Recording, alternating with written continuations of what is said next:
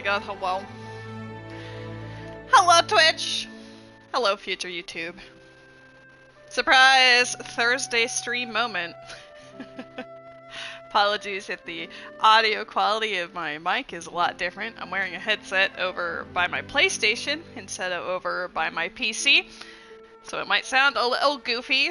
Might sound like we're on the Xbox 360 era of microphones. Honestly, the quality of this was probably better before my cat chewed on it, but you never know. Hello, Ruby! How are the friends today? I want to get Skirk, so in order to get a character you want, you have to put in the time! Which, unfortunately, you know, I put a lot into this. I'm 64 wishes into pity. Soft pity starts around 76. I don't know if I'll actually make it there or not, but we'll find out. Hello, weird brother! Happy Thursday, friends. Hope you're doing well. It's almost the weekend. I'll probably be doing more randos this weekend, so I'm like, well, might as well do my Genshin stuff while I have the mind for it. I don't know what to do with my dailies, like, ever.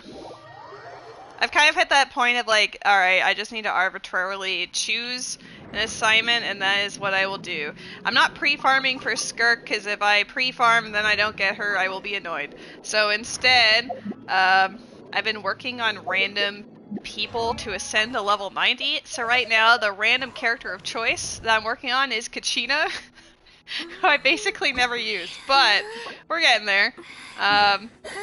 So yeah, let's focus on that for now.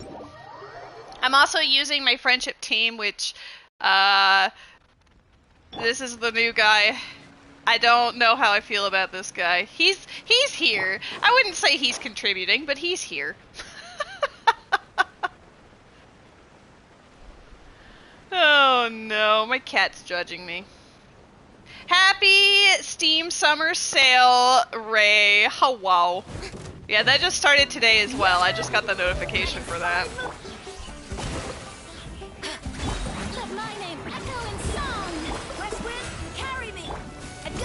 If my friendship team is not good, don't judge me. They're very goofy. Oh, I think Aoife actually maxed out on friendship yesterday, so I could replace him if I want to. I actually enjoy playing around as him, so I don't know if I will. Alright, he ate the thing, so I need to just keep rotating. Keep rotating! Haha! He'll never get me! Ooh. Shower me with the pinnacle of excellence, you guys. Nothing personal. The last one's Genshin Impact. I just left the stream tags up for what I had previously. I generally make it like my most played games, but lately my most played games have all been Zelda, so, yeah. Oh, my handsome boy wants a cuddle right now. Hi. It's like you know. Anytime I sit on the couch and I'm talking to no one, he's like, are you alright? Oh, okay. Alright, he's on the lap, he's purring. I can't really fight the next one with him here. He knows this.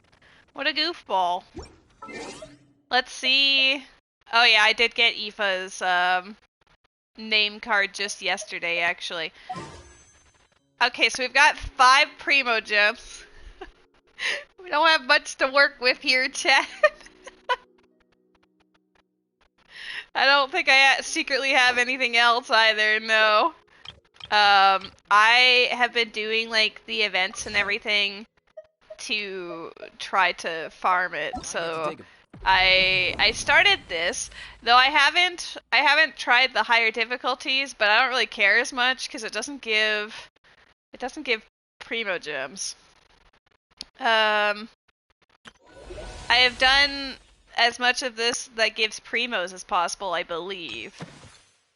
Oh! I need to play it one more time to get 70 gems.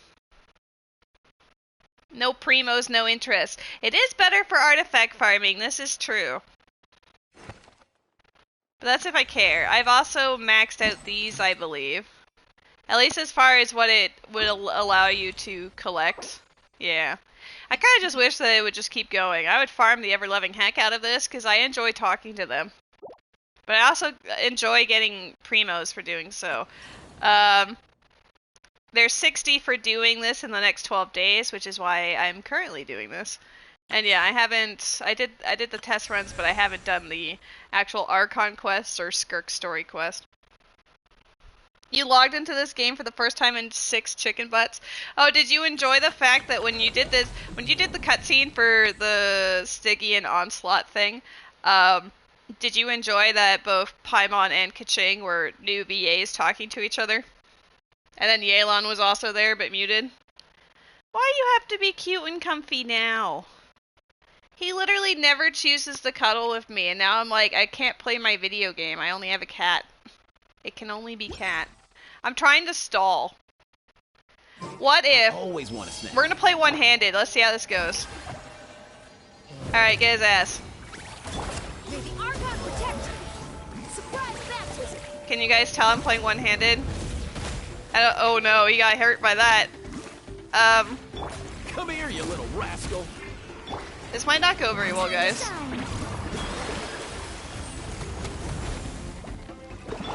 West wind, carry me. A little amuse-bouche. Juice on the loose. Yoo-hoo. Sorry. Oh no. I tried. I don't think you tried very hard, but it's because I didn't let you. Ow. Off to the freezer. This is not going very well, chat. Let my name echo in song. I'm actually surprised that we're still living, though. Oh no. Oh god, camera, rotate. Rotate camera. One-hander. Get his ass! Go Farina buddies! Oh, that's the wrong button. May the Archon protect you. Strike a pop. Oh my god, we did it!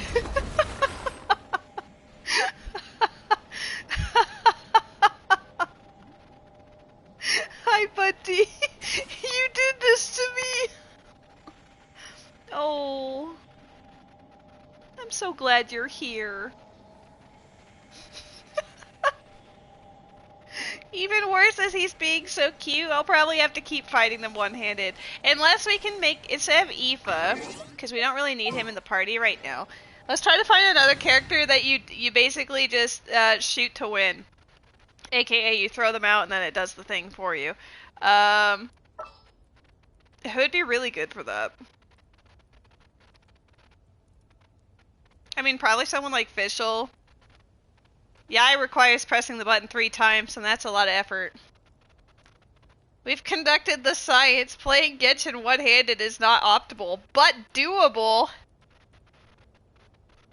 May I interest you in a nice amber? I mean, I do have amber, but I don't think Baron Bunny's gonna do very much here. Where is Fischl? She's gonna die in 1 hit, but... Shit, that's not how you do this. You press that, and then you press this.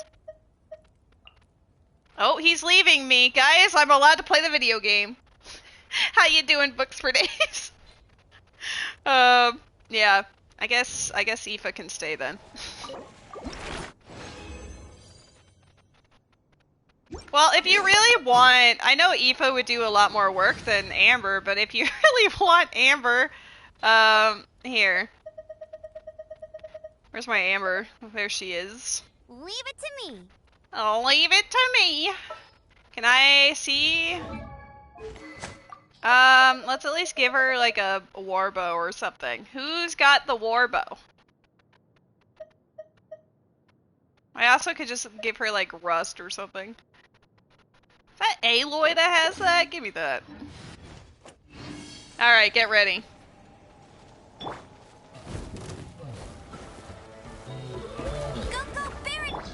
Let's stir things up. Yoo-hoo! No recipe, no problem. Let it rain. Let the world collide. Oh my god, she does nothing! Just say it's animal art. At first, the flavor. Oh my god, look. No escape. Shower me with Okay, I honestly thought it was gonna like explode, but then it didn't, so now I'm confused. Go, go, Baron Bunny!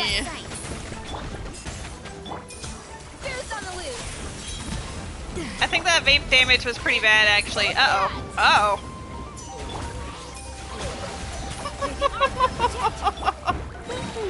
Alright, charge attack! Yeah! 4,005. What is her normal attack? Hold on. 5? Well, it's not bad, considering. Upgrade priority, normal attack, then her burst, then Baron Bunny. Alright, fine, here.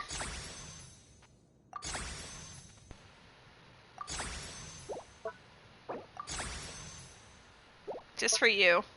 That's literally just for you. There's no other reason. No, not again!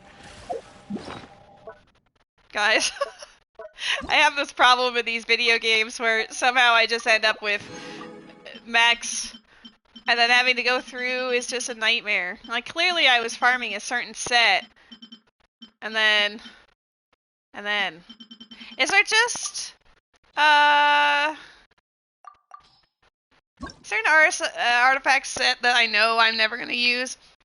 You have Cypher now? I thought you already had her. I thought you got her like yesterday or something.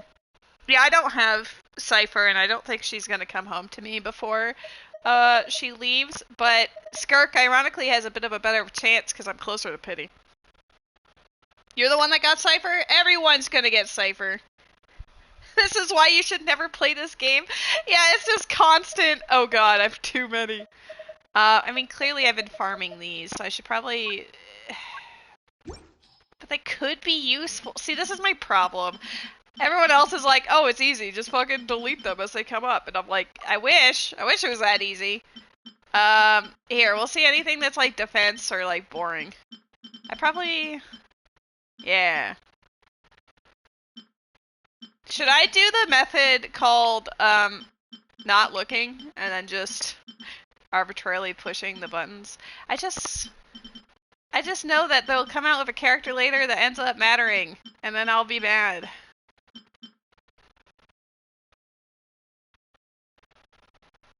Yeah, and that's also exactly the fodder for, like, better sets down the line and everything. You're trying for Cypher's light cone. I'm actually pretty close to Pity on the light cone banner, so if I do get her, I can try to do like a Teehee emergency pull, but if not, then I'm set up for whoever I do end up getting. God, can it just like choose the worst for me? Because I know in Star Rail, they have this option that's like, delete ones that are like not applicable to any of your characters. I wish it had that for this, but this probably would just not find anything of interest because there's like so many characters that it might be like, hey, this is relevant. I don't even want to get rid of this just in case it all goes into energy recharge and crit damage, but I have one that's a light. That one's better. Lady, just if it has 2 flat stats, that's get rid of it. That's your new objective. 2 flat stats equals dead. That's how we're gonna do this. This is my true daily experience. Oh, there is an event Pokemon in the chat. Well, yeah, if the flat stat is elemental mastery, that's a little bit different. I am keeping an eye out for that. I'm not gonna just, like, YOLO murder that or anything. I know this is extremely exciting to watch at the beginning of the stream, but... Alright, is that enough? That was only 9? Shit. It's gonna yell at me every time, chat. I wish it would just automatically get rid of these. And, like... In Star Rail, if you don't like one, you could just mark it for deletion, but here you can only save them or favorite them and lock them. Can I have the opposite, where it's like, eat it up? It's keeping me here, right, lady? Drag it out as long as you want, because when it gets to story stuff, you're turning into foam. Uh-oh. Oh, wait, do I even need any more of this thing? I've just been beating it up for fun. No, I did not need to fight it that last time. That was just for science. Shit, I don't have these. Alright, well, let's move on to another boss then. Who's our next, person? I mean, Aoife... But he probably needs a stupid boss. Huh? He does need a stupid boss. I don't like this boss, therefore it's stupid boss. It has, like, weird mechanics, and I don't like it. If I, like, remembered to have pyro characters out. Yeah, let's just use pyro team. Hey, nice work, Ray.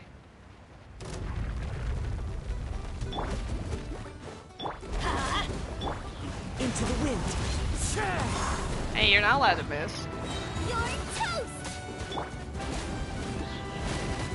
I'm going in! The wind knows me. Fallen leaves adorn my... It's just weird that it's like a lava monster, but then you want to use fire attacks on it. I know there's like things you can do, like different elemental reactions on it. Like you can heat it up and then cool it down with like water or ice or whatever, but... The wind knows me. One with wind and cloud. Eat this! Nice and spicy. I don't know if this is exactly fast though. I feel like I did faster on the other one. I'm going in!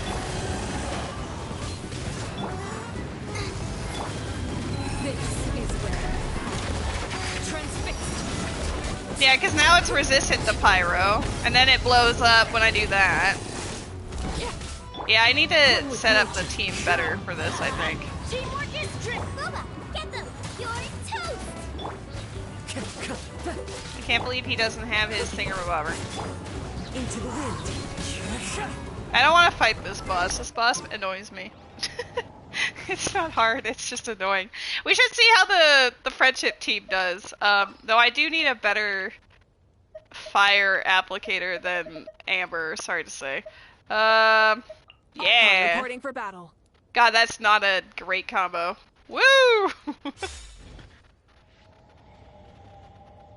Did I ever do that rando you redeemed? No, because I had to do Jimmy's first because he redeemed one before you. But I am doing your rando this weekend. Also, I don't have enough resin to fight it again, so I guess we're saved from that particular misery. I'll have to decide who I want on this team.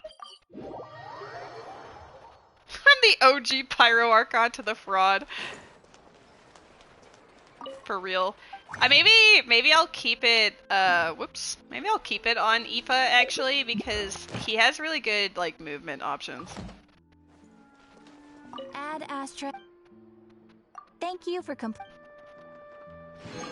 You did make the Cypher Pyramid scheme? Welcome to the I'm a little jelly. I really hope I get Cypher, but I don't believe she's gonna bless me. Before we start on story stuff, because otherwise Ray will turn into foam. I do want to get those 70 primos from the event, because there is one ongoing presently. It's kind of whatever. How far do I need to get? I think it said that I had like 8,200 points and I need 10,000 for it, so we just need to... I don't even know if there's a... I could probably do either. What do you even do in this event? There are two different kinds. There's one that's more like a fruit matching game that's actually pretty fun. And then there's this one that's slightly like RNGesus take the wheel, in my opinion. Like, there is some degree of strategy, but for the most part, it's just YOLO and cry.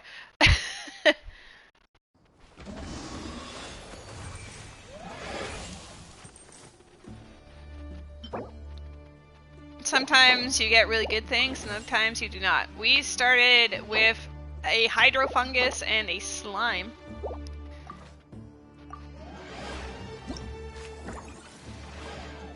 But yeah, it's just a little, like, strategy game, but it's very RNGs just take the wheel.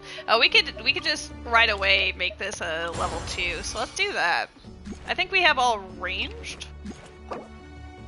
Oh, this thing's actually melee. That actually works in our favor. Alright, so we're gonna have this bad boy in front. And we'll have these two off to the side. Max HP. We're gonna put both of these on the front guy. Because he's gonna be the one holding the aggro. Yeah, it's basically XCOM. Genshin XCOM.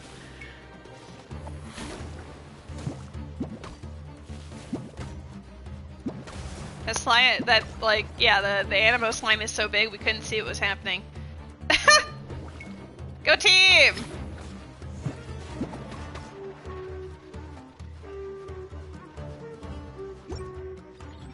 So yeah, we just have to play this until either I lose or I get far enough that I get 2,000 points. So we're gonna vibe for a bit.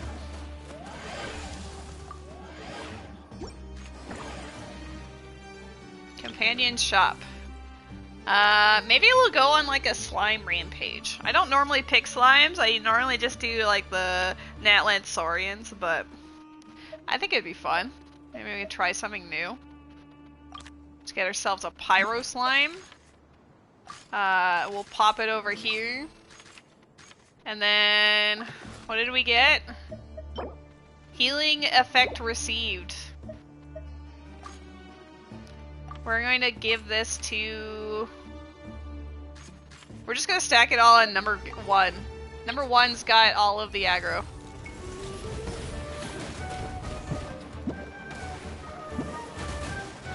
I actually do have the Mario X Rabbids game, and I played a little bit of it, but then I never got back around to it, because the Rabbids kind of remind me of Minions, and I don't like them.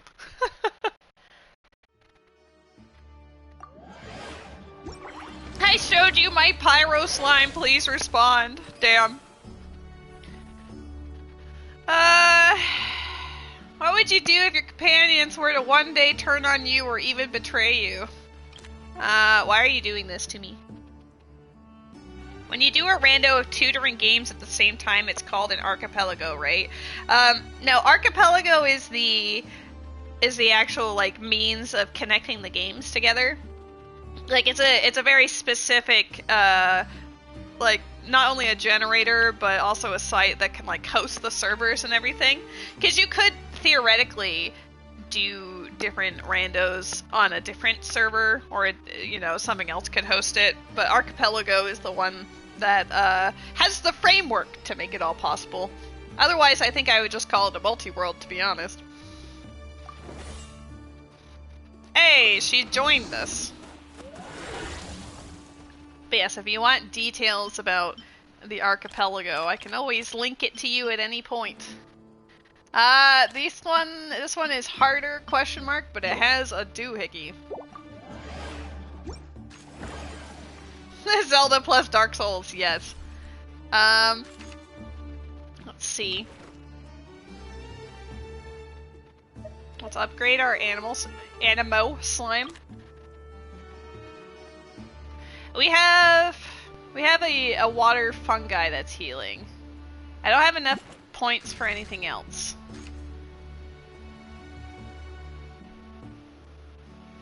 I think it's an amazing idea. It's something that, like, I never thought would have been possible. It's something that you sort of, like, think about, like, wouldn't it be cool if you could do this thing? But then, like, when is it ever gonna happen? Except, it's happening. Right here. Let's get rid of this and put it on... We'll say whoever grabs the next aggro. Probably you. And then we're gonna add 1,000 extra HP to this guy. There we go. We are also going to just, like, to battle.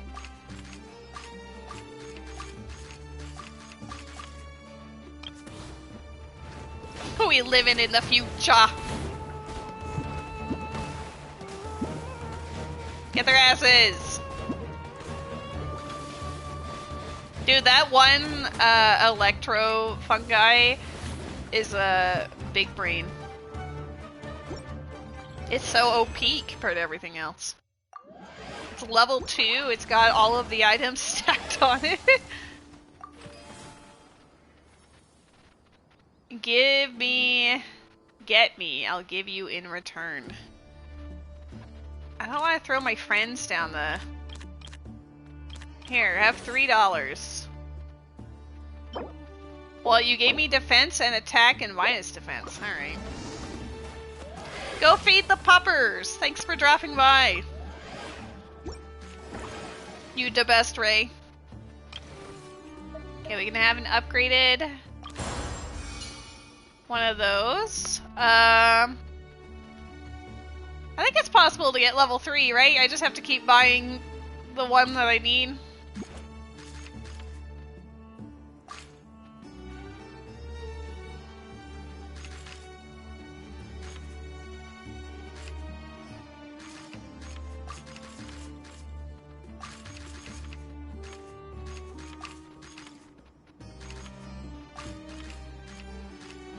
Maybe like that, and then have these two just like troll all over this way.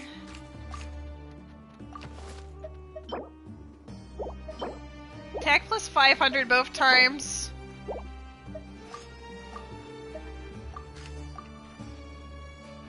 You're playing Star Rail Japanese? Are you enjoying it? 650 defense. How much defense does this guy have? 975. Oh, I should be making one of these slimes tank. Damn, this one right here has 1750, and that's with a thing that's getting rid of 200.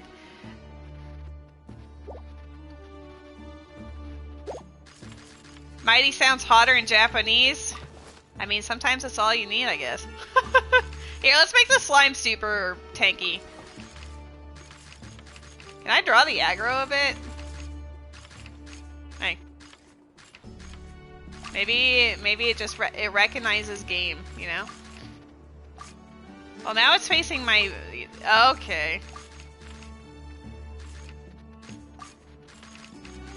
Because if it goes up here, it sees the... This is gonna be... This is for science. I don't know if this is a good idea, but it's for science. I want the Animo Slime to do it because the Animo Slime has the most, yeah, defense out of everyone. Though I guess I should have put the Healing Slime near the Animo Slime. Yeah, get his ass! Uh-oh.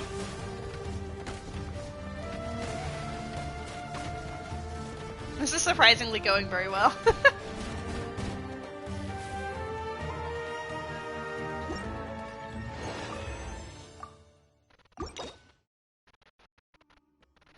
Random reward. You can now receive interest on the adventure cards you hold. Get an additional 1.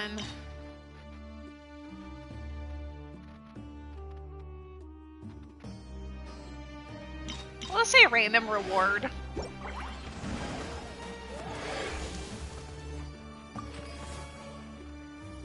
Oh, well, I guess I don't really have an option. We're just gonna pull it out.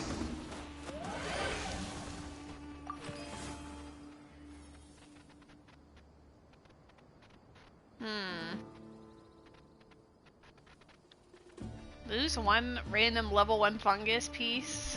All deployed fungus pieces will have their max HP decreased by 20. Ew, no.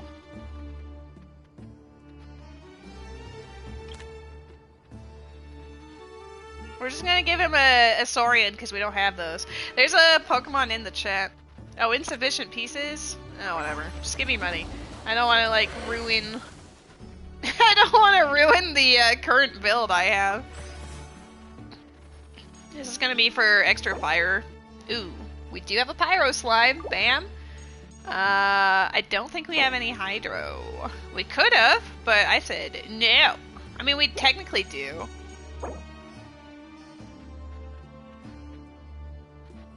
Oh, that's actually fantastic. We're gonna add that to that slime that we're using. Defense 60%. All right, hold up. We're making a beefy Animo Slime. Electro Ward. Uh-oh, my main guy is Electro.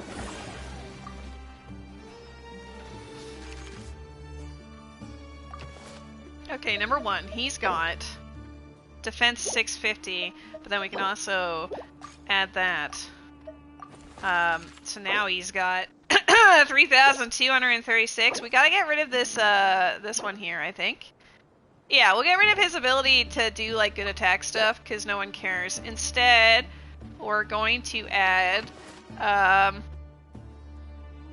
this. No. Where's the other one? Was that what I meant to? I thought I had one. There we go, as a shield. 3,400. He's got defense 650, shield, and 60%. I could give him more HP as well, but that would be a little goofy. Let's add Pyro to you.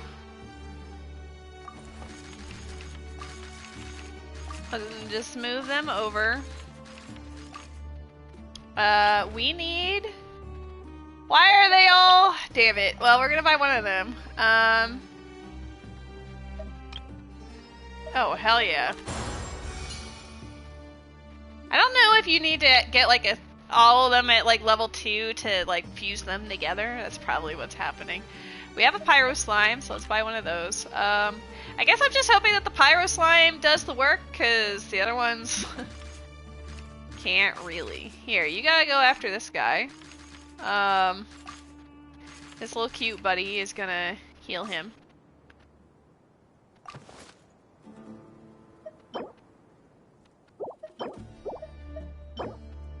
I'm gonna give that extra health so it doesn't die immediately. And then we just have, what, these two left? Attack 500, max HP. That... What does the Pyro Slime have? He's got 500 minus 200. And this one's just... oh, he's got... Oh, I see. So if we get rid of this and then put... I mean, whatever, you can have that, I guess. Put the scary thing on the scary Pyro Slime. Yeah. I just wish Pyro Slime was level 2 at this point. This is a little awkward. Not that I really want to give you... Oh, you can't put identical equipment on. Okay.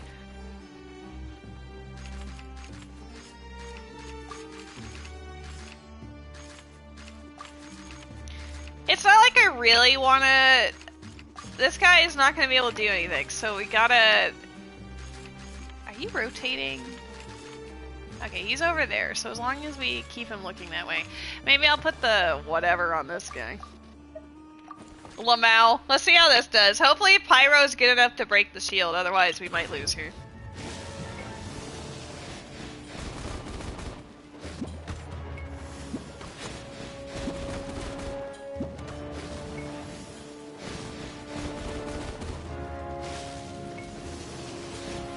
Annabelle Slime is doing very well.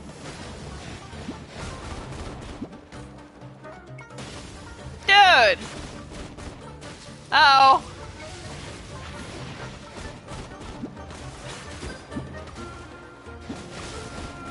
As long as... Ooh, that's close. As long as the Pyro Slime doesn't get hit, we're okay.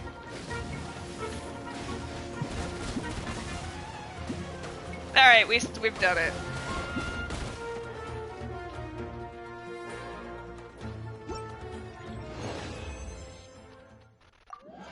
I don't know how long we need to go for to get those other points, so I just figured that as long as we zoom as much as possible. Oh gosh darn it, you guys, I got a missed call from British Columbia. Happens every time. Withering Zone? I don't want to deal with a Withering Zone.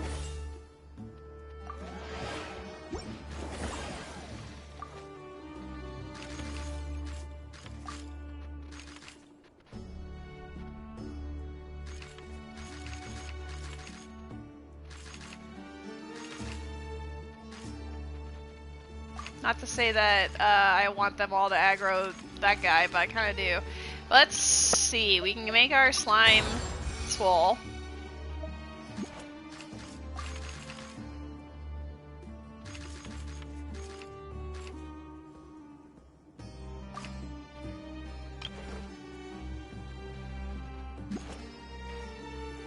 wish we had more hydro fungus guys. There's one.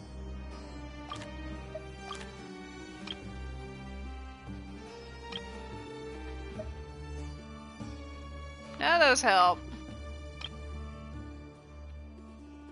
Cryo. Gosh darn it. Well, we could put Buddy back on the map. I just don't... We know we want this to... How about we have you come over here? This might not be a good idea. Attack by 30%. What do you have? Attack by 400. Healing effect received, max HP. Maybe, get rid of this one. How do you unequip? Remove. And then put this on. How much do you have now? I feel like it was still 1600.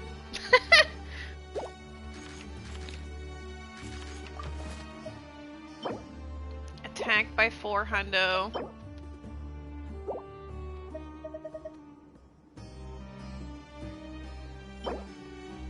Level 1 copy of the original piece. If we use that on this. Yeah! Upgrado! This is so... I'll have to put it like on YouTube, like, alright, quest starts at whatever, because girl's a little busy. Let's see how this goes. I might die here. I tried to get them to all aggro the Animo Slime. Oh god, they are aggroing the Animo Slime. Oh, they're kicking their asses over there! Oh!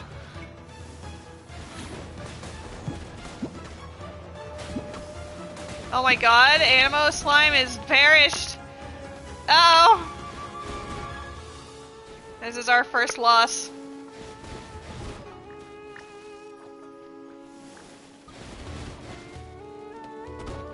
Well, okay, the Animo fungi are really scary. We need to take care of them sooner. Oh no, we lost the Goofy blade.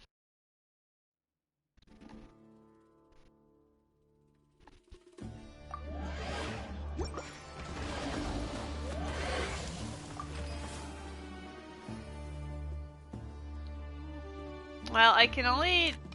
No. I can only do the common equipment, and I don't think that'd be interesting. There's a lot of ice. Let's do that. Why are they all in the corners? Why are you all just hanging out in a corner like a creeper?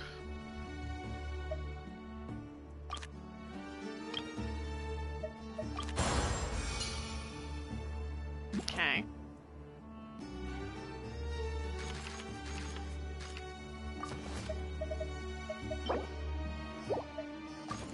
So what if? I feel like those are melee, these are ranged. We should... Oh, they're all melee. I did not know that.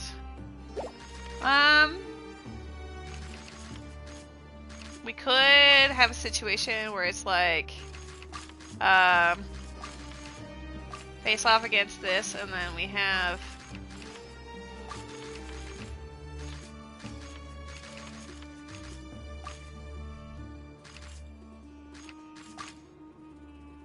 I want this for healing, oops. Healing purposes, but I don't think it'd be useful otherwise. I guess we'll see what happens. Is that everyone's favorite experimental phase? Yeah, we'll see what happens, I guess. We're gonna put that all on this guy for now.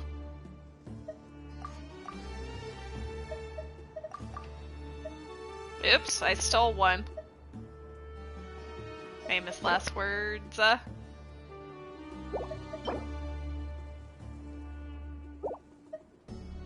Because I think this... Yeah, I need... Oops. Which one was it?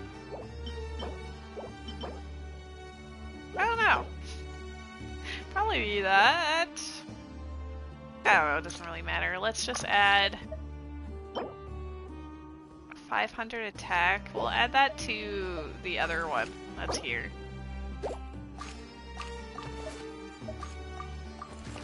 Alright, whatever. If we win or lose, that's fine.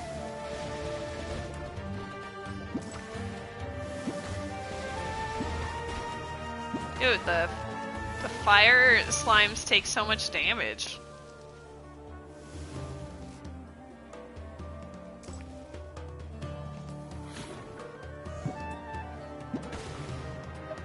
Oh, the other slime is still alive. It's just my pyro fucking died. So I just have to hope they go for ammo and then that the other guy heals them. This is so goofy. Alright, you guys. Enjoy. Oh no, they're gonna win because of, like, when this happens, if it goes for too long, you lose HP, but the other team doesn't, which I think is very unfair. Like, we could have won them, but instead the game was like, no, you suck. Alright, whatever, moving on.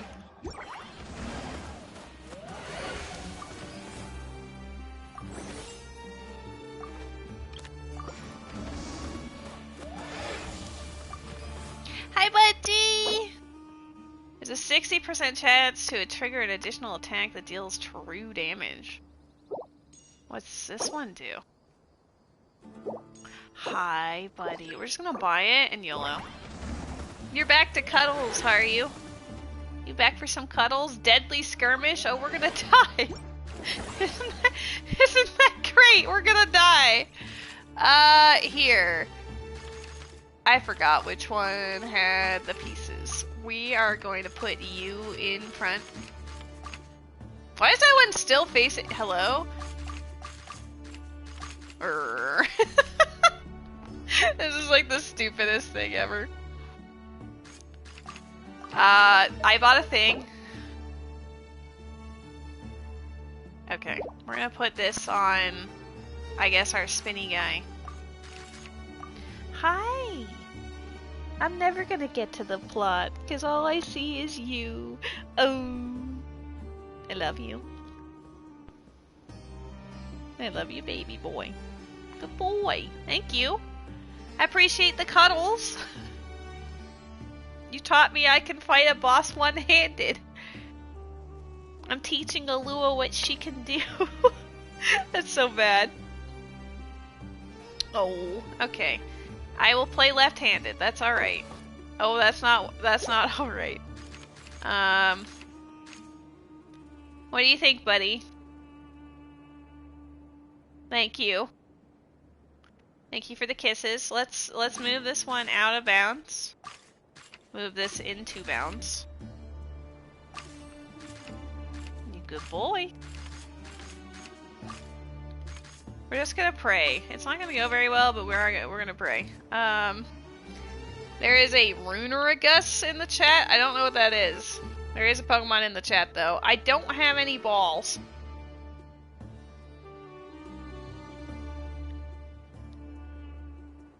Oh, actually, I think I do know what a Runeragus is. I'll buy 20 balls. That way I don't have to think about it. Hi.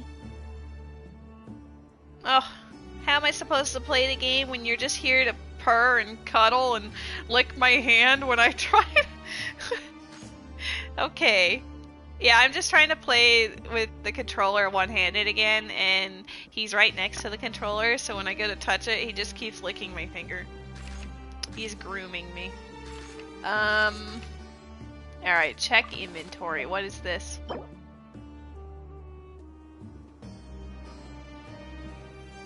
I don't really care for it. You know what? Strategy, fuck it. We're YOLOing. What is this other...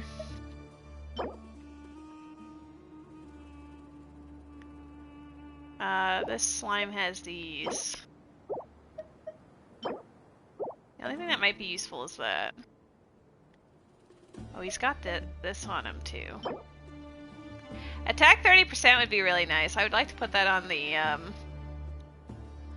literally anyone else. Or instead of having effort, we're just gonna do this. I don't care, kill me. Oh my god, they teleported behind me.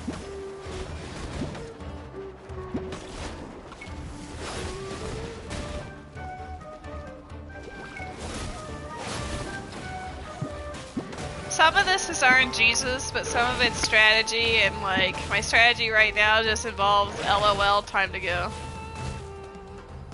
Oh, oh, they killed the healer. Aha! But then it's gonna become a dire situation and I'll die again, right? Yep.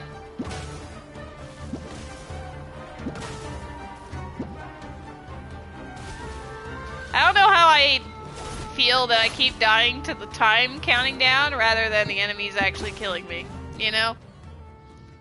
Whatever. Please say we got enough. Please say we got enough from that. Oh no, Nightbot's up! Hold up, guys, do not do it. I know the temptation is there. Do not perceive Nightbot. Wait. I'm 200 points shy! Oh, golly gee willikers. Oh no. Let me see if I have Nightbot up here somewhere. Do I not? That's kind of surprising. Alright, well that Nightbot message is okay. I just don't need the other Nightbot. You guys don't need to see the notes that I'm not taking for, Genshin. Dashboard.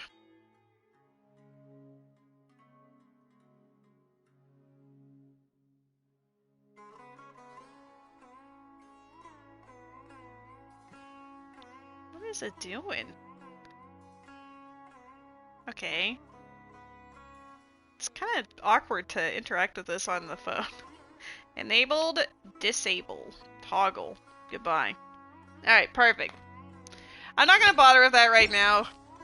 We'll come back and finish it in a little bit, but right now I want to prioritize story.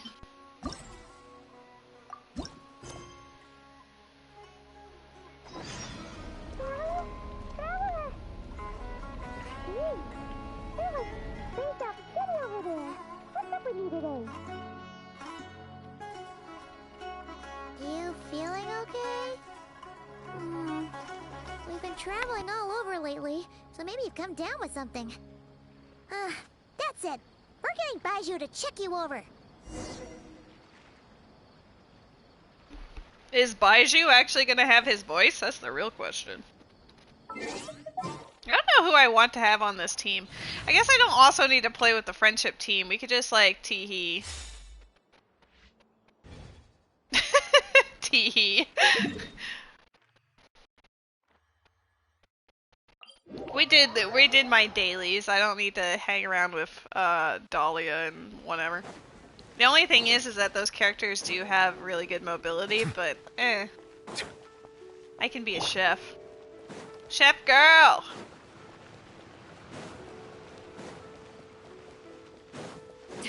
Oh.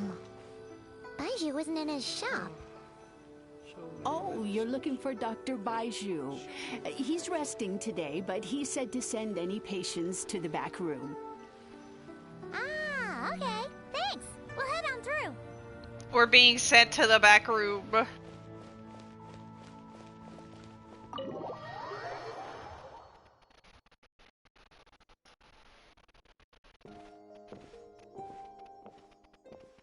Ah. Traveler, Paimon, welcome. What can I do for you? But we do have a Baiju. It's the Traveler. She looks absolutely beat these days. She has these huge dark circles around her eyes, like she hasn't slept a wink. And she keeps spacing out. You have to call her name several times before she snaps out of it. What do you think it is? Is she sick? Oh, is Himigimi prone to sickness? I find this surprising. I guess I could be. Very peculiar. In all the time we've been acquainted, this is the first time you've come to me with a health complaint. Come, let me take a look at you.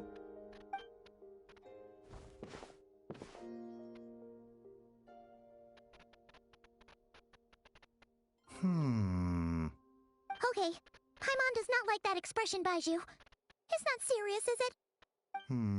Complexion is good, eyes are clear, breathing is steady, pulse is strong. Physically, you appear to be in good condition, traveler. In theory, your energy level should reflect that. You should be feeling right as rain. And yet, I do feel like something is off. Hence my concern. A clean bill of health is usually a good thing, but in this case, it likely means your situation is more complicated. Physical illnesses come with detectable symptoms that can be used to diagnose, medicate, and cure the condition. But afflictions of a non-physical nature, they fall outside a doctor's realm of expertise. Huh? What do you mean, non-physical nature? Curses, dark magic, it's hard to say. It could just as easily be a simple case of mental fatigue. Well, Moon. Why don't you rest here for a bit?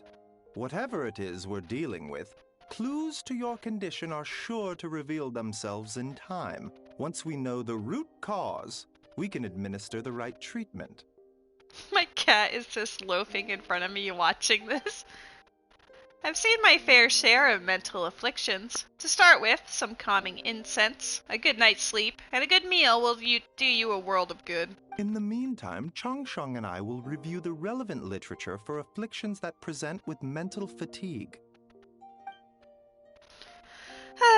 Still, we're not experts on this kind of thing. I say we should strongly consider calling in a specialist as soon as possible. Yeah, maybe Mizuki. Oh, must be a rare condition if not even Baiju and Changsheng have seen it before. I'm sure we'll be fine. All we can do is take their advice. You look like you're about to collapse anyway. Just get some rest. Paimon will be right here by your side. Fingers crossed you'll be all better when you wake up.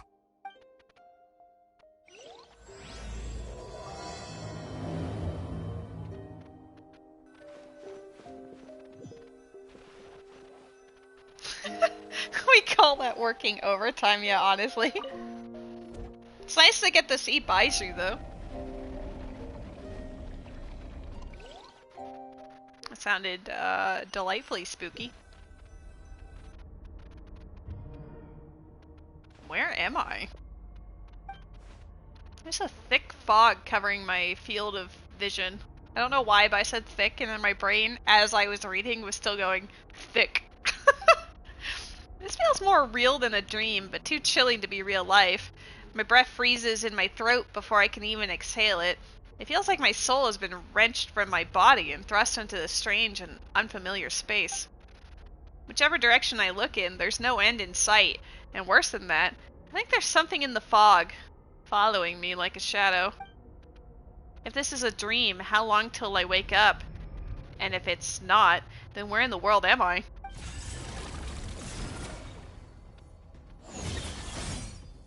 Oof.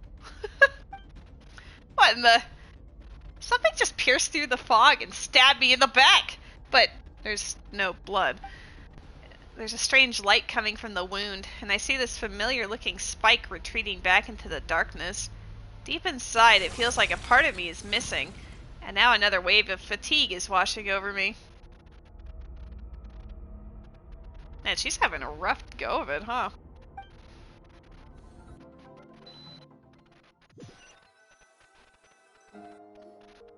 Meanwhile, calming music. Yeah, how was your sleep? Rise and shine. Time to wake up. I feel less rested than before. For once, you're making Paimon look like an early riser. It's already afternoon. Hopefully all that sleep did you some good. Feeling any better? Paimon, I need you to check if there's a cut on my back. A cut? What? Did you scratch yourself in your sleep? All right, let Paimon take a look.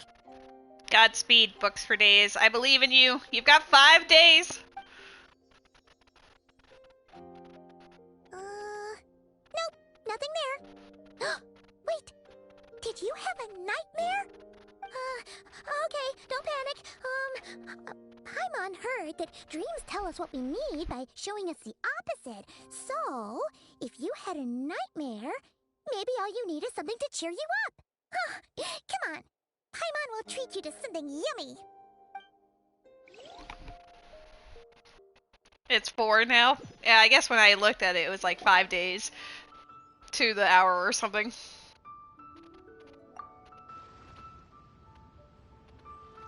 What? So, in this dream, you were trapped in a weird place with thick fog everywhere, and then a spike came out of nowhere and stabbed you in the back? Yeah, I think it's a reoccurring dream, Paimon. Oh. Okay, well, that's a new one. Are you sure it was a dream? Because from the way you describe it, it sounds like you were really there. But then again, you woke up right where you went to bed. And you were definitely in a deep sleep this morning. I don't know what to make of it either. Maybe it was just a very lifelike dream. Then, it's decided. Paimon will stay up and watch over you tonight. If anyone tries to mess with you, Paimon will beat him up. You're 15 pulls away from max pity. Well, if max pity is 80 for the light cone banner, and you're at 65, then you're gonna see the light cone probably in the next 2. Or, wake you up first, and then we can beat him up together. Paimon's smile has a way of putting me at ease. But what I saw is still bothering me. That dream was so chilling, and it almost feels like there's something watching me from some corner of the world even now. Something stabbed me in my dream, but when I woke up there was no wound. Still, if I focus on that area, I feel a vague aching. Almost as if deep underneath the flesh, something is... Something is missing? Did you just say something? You heard that too. The flesh remains whole, but the soul is incomplete. Left unresolved, the mind will wither away along with it. Ah! What the? Wait! Paimon remembers you! Your child's master! Skirk? Skirk! Okay, Skirk's actually a great name for her. Skirk. Right! What are you doing here? The last time we saw you was at the Primordial Sea in Fontaine, right? But then we left and never learned where you went after that. Child's been looking everywhere for you, by the way. What brings you to Wanmean Restaurant of all places? You came here looking for us? And were you the one behind that hocus pocus just now? It's the Booba woman. I'm trying to get Booba woman. Tell me, what is it that you saw? Tight-lipped, huh? I suppose that's fair. You. I'll take a glass of wine. You! Hmm? Oh, of course. Coming right up. We make this one in-house. It's not too strong. Enjoy. What if she wants the strongest you have, Chef Mao? There's a Pokemon in the chat. It is a weekly Pokemon. Chef Mao, I'll take a grilled tigerfish over here. Coming right up. If I knew we'd be this busy, I wouldn't have approved Shenhe's vacation. Shenhe's on vacation? At the end of the day, what happens to you is of little consequence to me. I'm not here to try and win you over. Trust me or not, the choice is yours. If you want my help, now's the time to speak up. You have until I finish my drink. What do you know about this situation? I was investigating an abyssal disturbance in the area and happened to notice you. Part of your soul is damaged, and the wound bears traces of abyssal corrosion. Need I say more? Neither of those things sound good. Skirk seems to know something, and given what I've seen of her strength, I bet she can tell what happened to me. I don't know what her goal is, but in this moment at least, I don't think she has bad intentions. Well, should we trust her? What do you think, Paimon? Chef Mal, don't flop this. You have a chance to see Poopa Woman. She mentioned an abyssal disturbance. Maybe that has something to do with what's going on with you. But we could always find a different expert on the abyss to help us out. Not on short notice. Yeah, And that thing she said about your soul being damaged is scaring, Paimon. Definitely something we should fix sooner rather than later. Skirk's an interesting one, that's for sure. But from what Child's told us, she doesn't seem evil, at least. 1, 2, 7, 10. That'll do. 10 gold for one Well, have you made up your mind? glass of wine. What I saw was a dark space shrouded in a dense fog that wouldn't disperse. So, that's all we know, Miss Skirk. Ma'am, can you help us? So, you couldn't disperse the fog. I understand. Come find me in the Gwali Plains when you're done here. Oh, and I left cash for the drink on the table. Settle the bill for me, will you? Oh, okay. Huh? She disappeared. It makes me wonder if Wait, it costs hold more on. than that. You overpaid. Oh. Here's your change. Oh, no. This includes the drink, so it should be the right amount. I didn't think you two ordered a drink. We didn't. It was that lady who came and sat with us, remember? You brought it out to her yourself. You sure? I could have sworn there were only 2 of you at that table. Oh, jeez. What? What'd you put in their dish, Chef Mao? Some kind of hallucinogenic mushroom? You got them seeing things. Seeing things? Wait, so neither of you noticed her? Young lady? About this tall, wearing a purple dress? She ordered a glass of wine.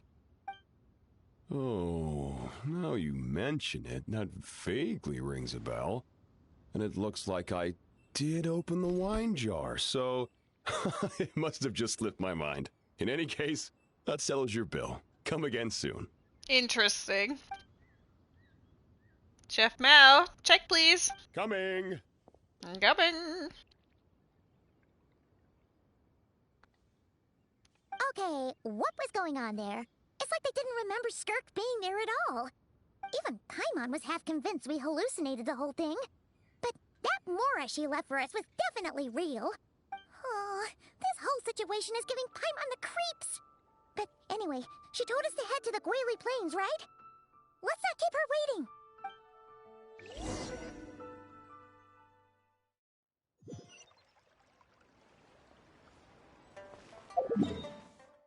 Oh, we're right next to an anecdote.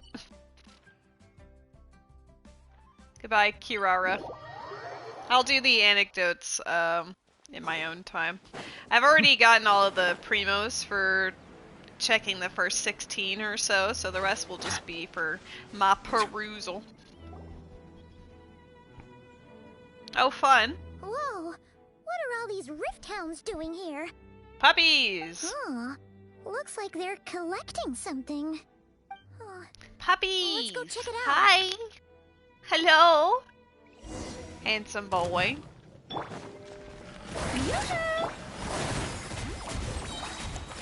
Lolling, it's Papa.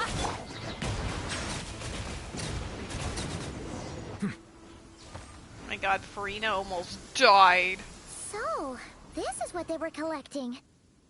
It looks kinda like... God remains? Yeah. What is going on here? From the moment they are born, all beings with great power have an impact on this world. Even if their body is sundered and their soul extinguished, their influence remains. She walks so slowly. Gods are the most common example of that.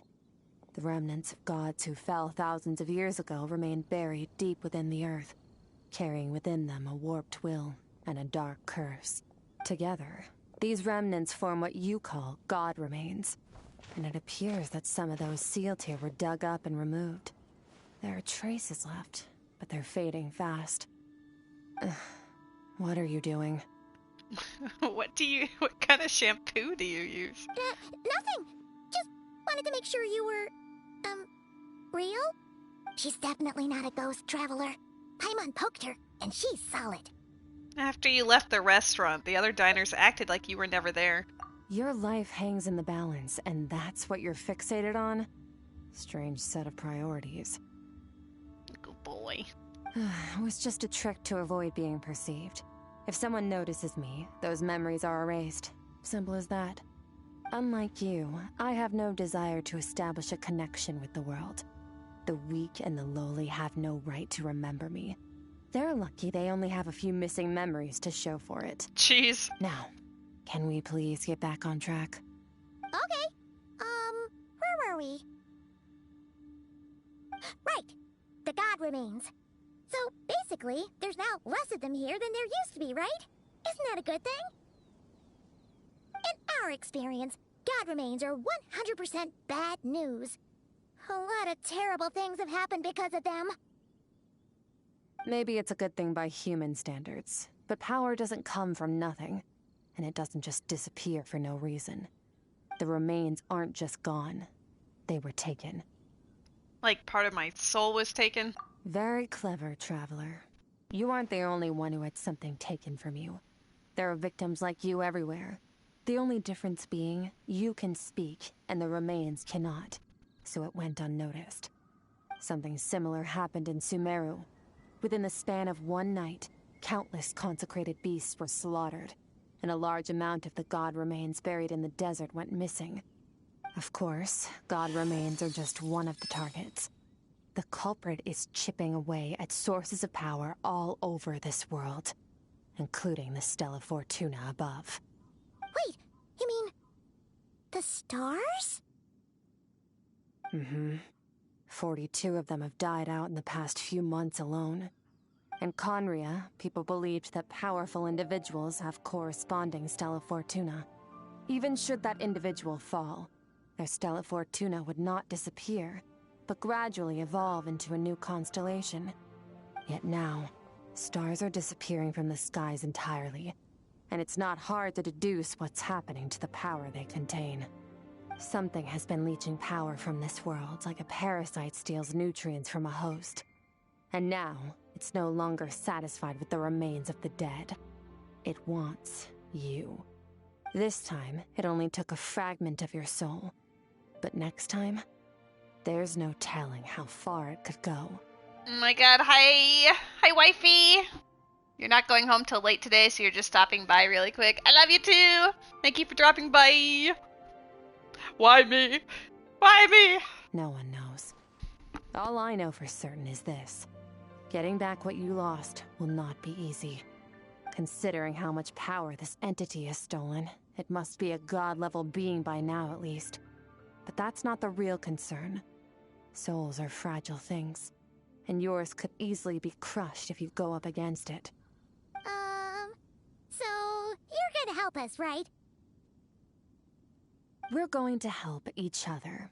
You are my ticket to uncovering this thing's true identity. Well, great! You seem super strong, and you know a lot about the Abyss, so Paimon will take it. Okay, honestly, though. Don't get all mushy on me. All I'm doing is helping you get back to normal after a sudden crisis. And I should warn you, getting mixed up with me can have unforeseen consequences. We're on very different journeys. You don't want to be in my debt, trust me. You help me uncover the truth behind this entity, and I'll help you recover what you lost. This is a transaction, that's all. You would do well to remember that. Now, come along. Yeesh! You'd think she'd be a little friendlier since she's agreed to help us. But nope, she's just like when we met her in the primordial sea. So cold. Well, whatever. If that's how it's gonna be, then she doesn't deserve our friendship. What she does deserve is a super embarrassing nickname. Ah, Paimon's got it. Frosty the Lavender Melon. Serves that ice queen right. That is extremely lame. I think it would have been better if she just stuck with Skirk.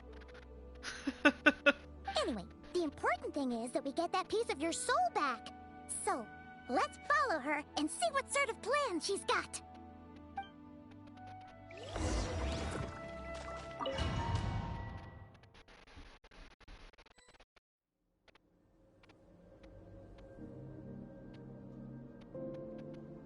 Whoa!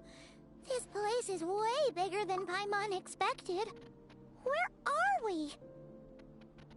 This is where I live. I suppose it's the closest thing I have to a home here. It seems more like somewhere in the abyss. It is.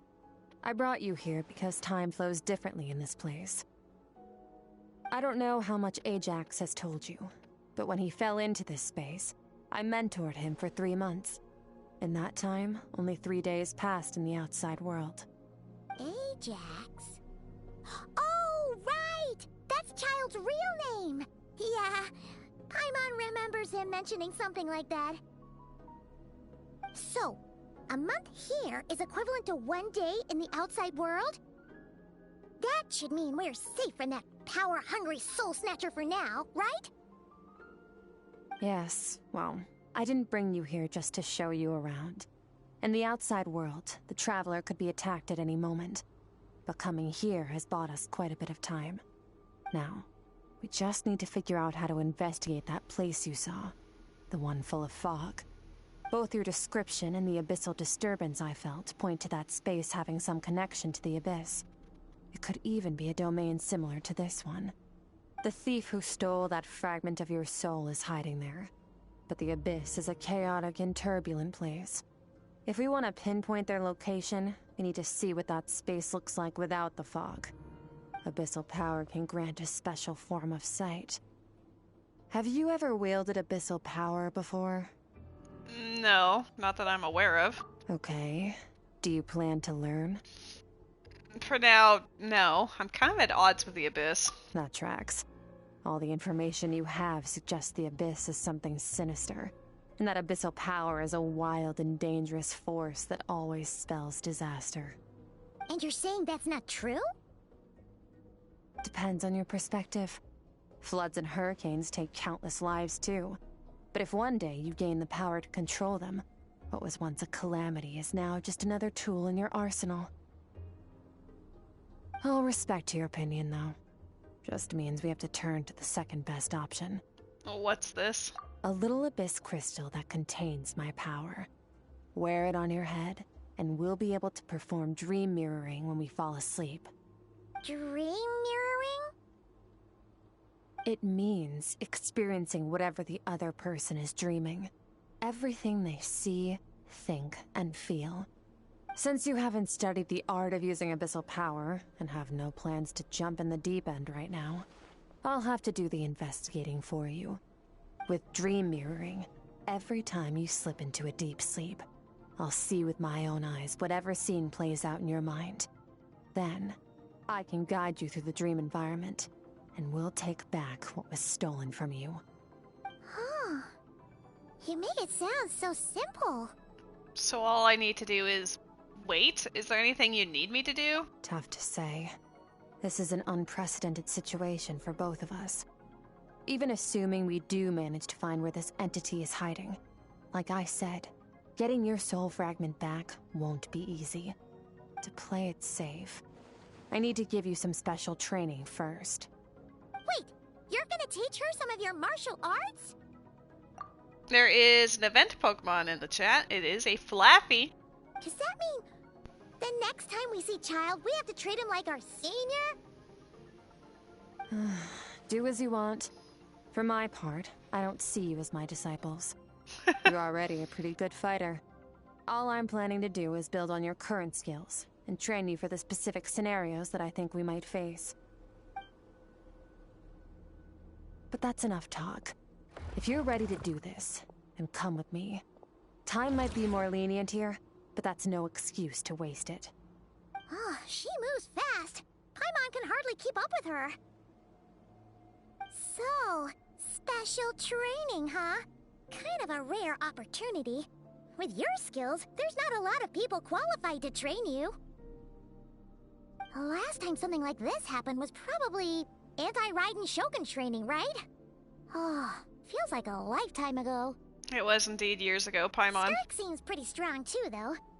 Remember how she said that the all-devouring narwhal was just her master's pet? Maybe we really will learn something here.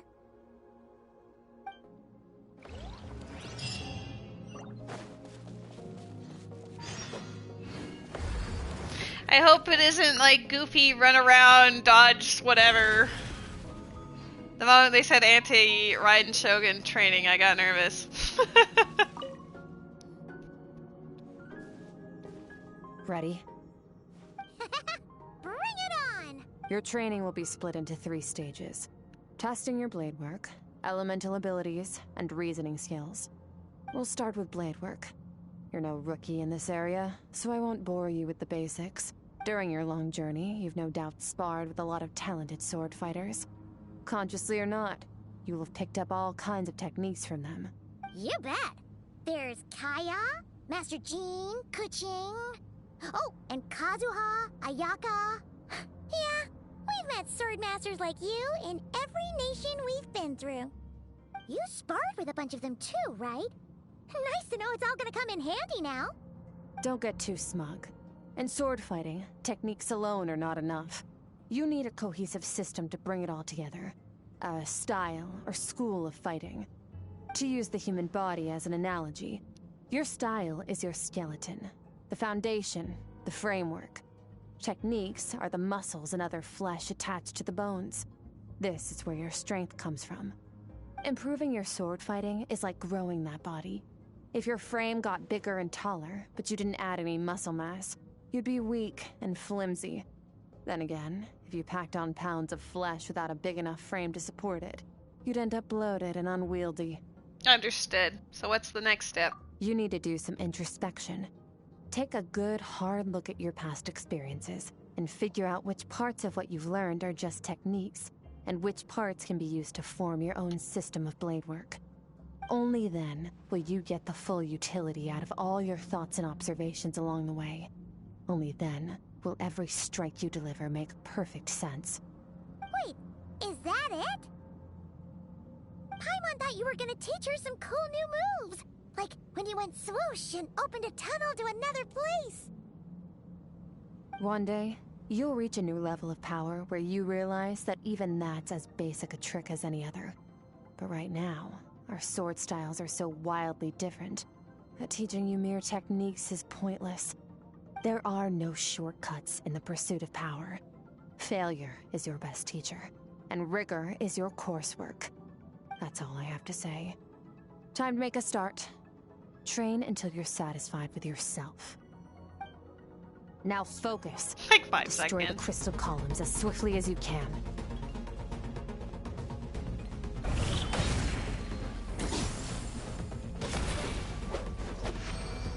Oh my god, we did it. Oh shit.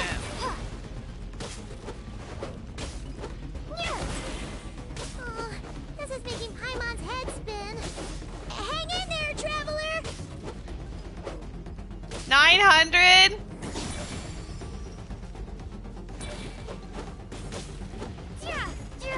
Yeah! Oh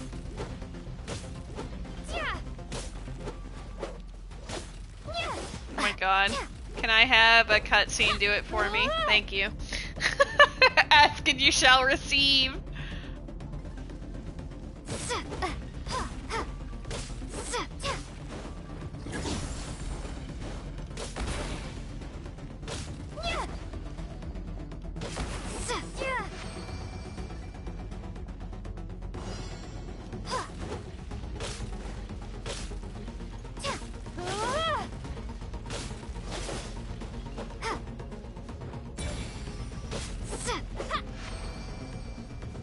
Stay calm.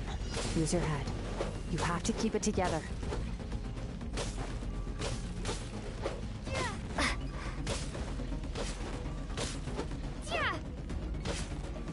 I'm just thinking of Child doing this.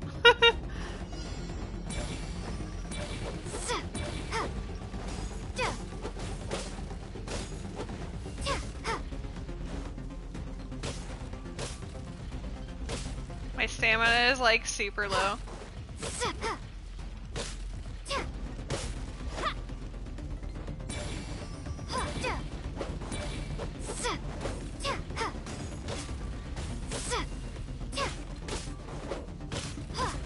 I like that they're just hanging out there together.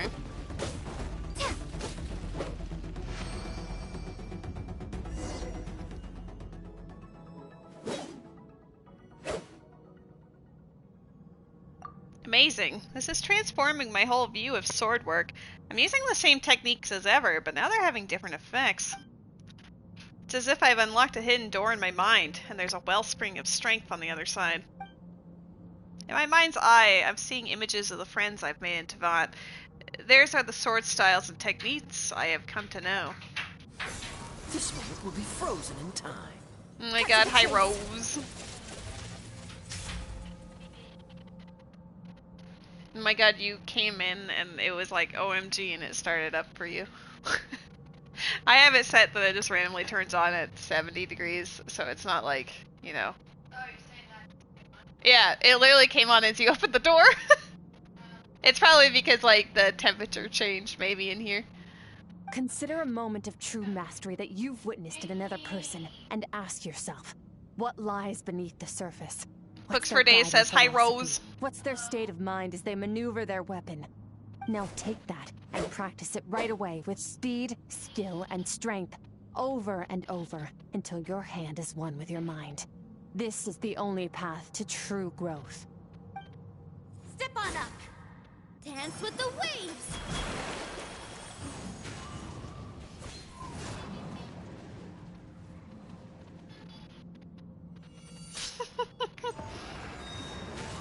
Wow, they really wanted to show us Kazuha, huh? Oh shit, it's because he's supposed to be talking. I was watching Rose and the Cat. My sword style, my journey.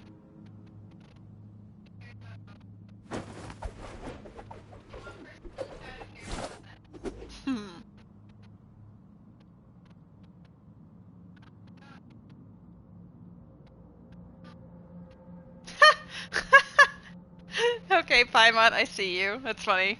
If you start to tire, empty your mind, but do not stop. Stay in that frame of mind as you keep up the fight. Get rid of all redundant movements.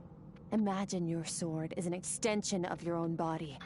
Wield it just as you wield your arms, hands, and fingers. 'Twas on a deserted, moonlit night that the hero approached the vile dragon's limpid lair. Rain Cutter! Feathers fleeting wet, the white heron treads water, a sight without flaw. Master of Inazuma Kamisato art Tachijutsu. Yes, we're gonna use all of their techniques. With each slash of my blade, I feel my strength increasing. I don't know if my weapon can contain all this power. I'm in the zone. Limitless power is surging through me. Ugly power. Hiya!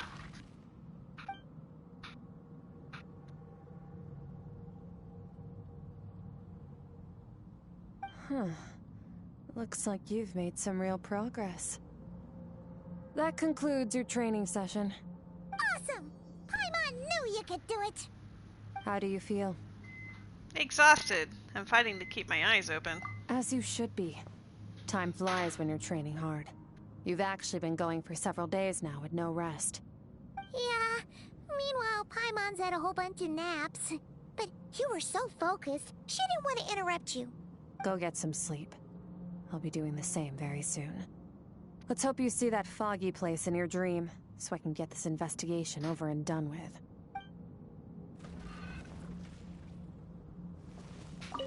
Sometimes, you have to practice a single movement 1 million, maybe 10 million times, before the breakthrough moment comes. Nothing in the outside world can help you in this process. The most important thing is to remain patient.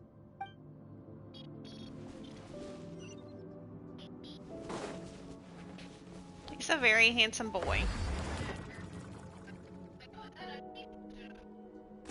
No one says is that ugly, they're just like, no, cutie, handsome boy.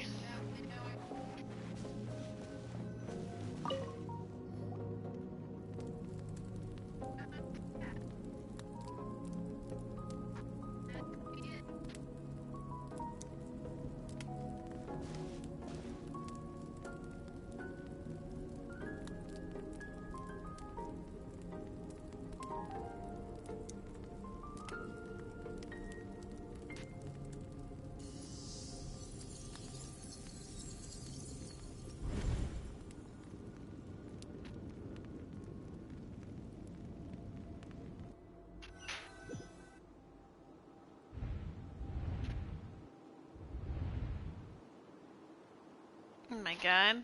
We're in a different place. What is this place? Have I been pulled back into that place again? But Skirk said the dream mirroring would kick in when I fall asleep, so why am I back here? No, on closer inspection, this isn't the same dream as last time. It's dark and gloomy, but there isn't that chilling fog that made my hair stand on end. Hold on, if dream mirroring is a two-way process, maybe I'm seeing inside her mind while she's exploring mine. If this is her inner world, it's pretty bleak. I can occasionally make out a sound of a flowing stream, but other than that, it's so empty. What is that? What a strange looking creature. Where did it come from? I think it wants me to follow it.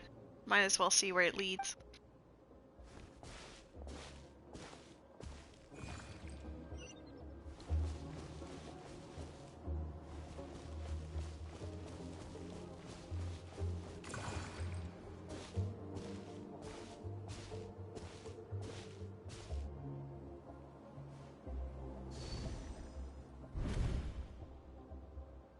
Skirk, why are you skipping classes again? We've talked about this.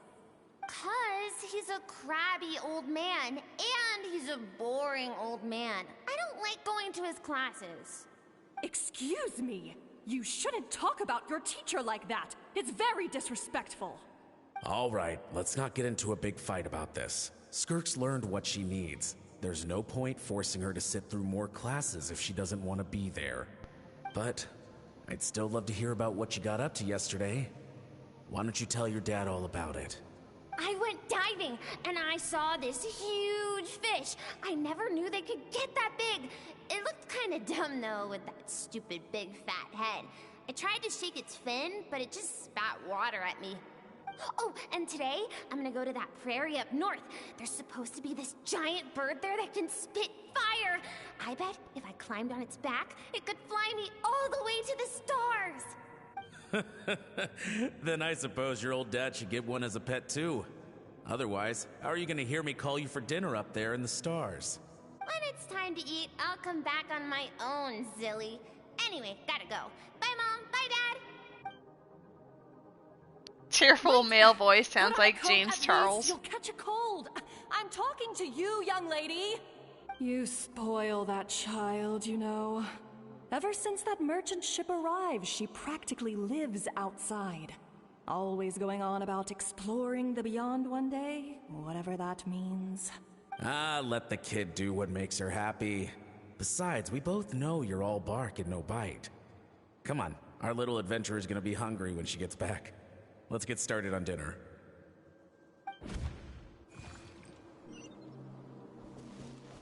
How was your day, Rosa? I'm out.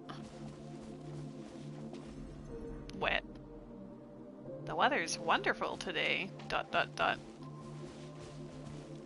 There's a Pokemon in the chat, says her memories. The stars shimmer high above. But what lies beyond the stars? Mountains as far as the eye can see? An endless snowy plain? Or maybe buildings taller than the sky, like the people from the merchant ship said? I can't be the only one asking these questions. The universe is fascinating. If only I could meet some other people like me. We could set sail together and explore every corner of the world. I'm sick of being a kid. There's so many amazing things out there, and I'm ready to see them all. But for now, I'm starving. Better get back.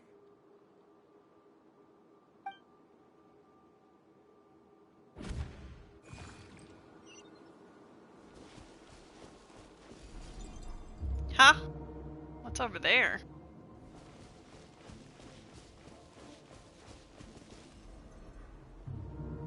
Something's going on?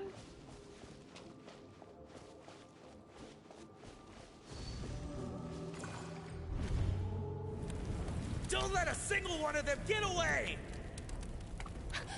No, please, spare the children! Stay back! They're coming! Run! Help! Eliminate the threat. Take him down. Take him down. Don't be scared. Ah! This way! We'll never make it! Fire. There's fire everywhere. What happened? I told you we shouldn't have trusted these outsiders.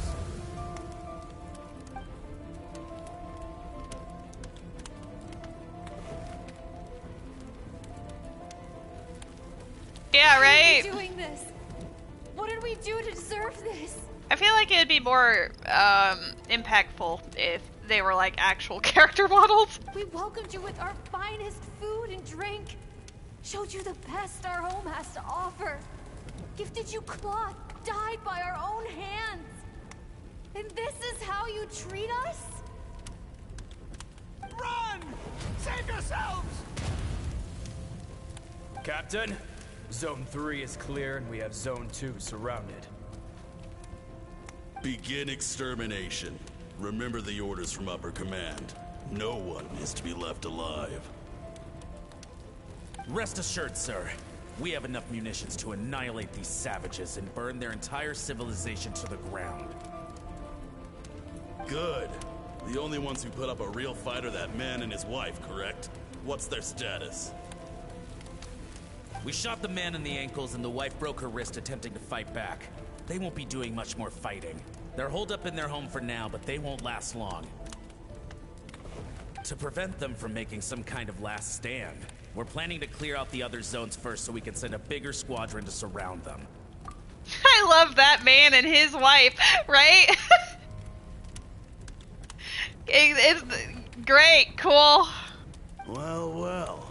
Turns out some of these beasts do know how to use their claws. Now the threat these savages pose will be undeniable. No, it's not that kind of callous. Let them cling to what's left of their lives for a little longer. Once the other zones are cleared, I'll cut off their heads myself. Rose, I'm gonna smack the dumb out of you. It smells like something's burning. What's going on?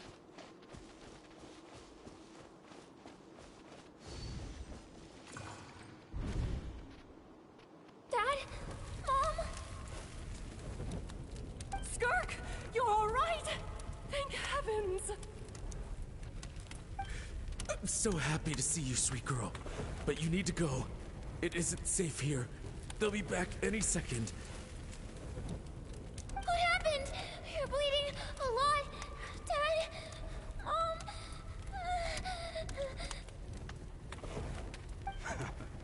This is the place. Alert all units. Prepare to surround. Run, Skirk!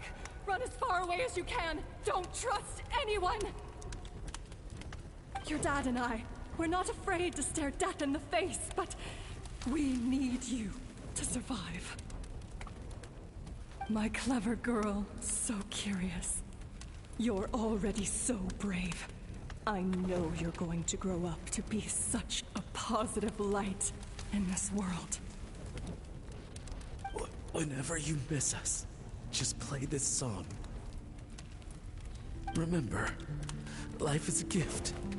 Don't let darkness claim it. Break down the door! Look what we have here. A savage that can pluck a tune. Well, the show's over.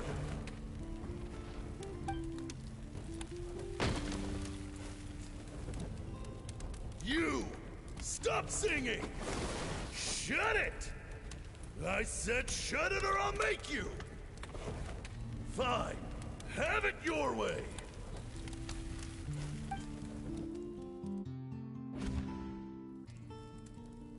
What was that?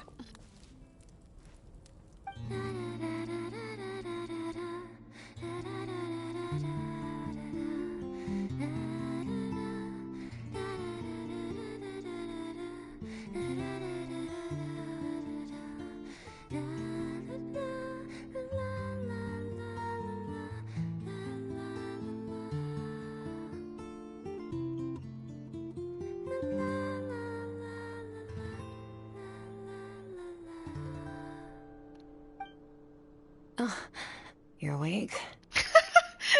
Sings the whole tune, strumming the instrument. Oh shit, you woke up?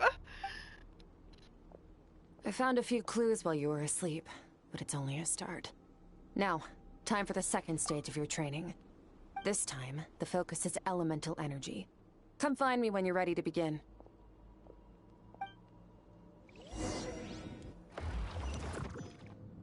Slurp. Paimon. Oops. I didn't think it was gonna let me out. Paimon! Oh my god, Paimon's abandoned me!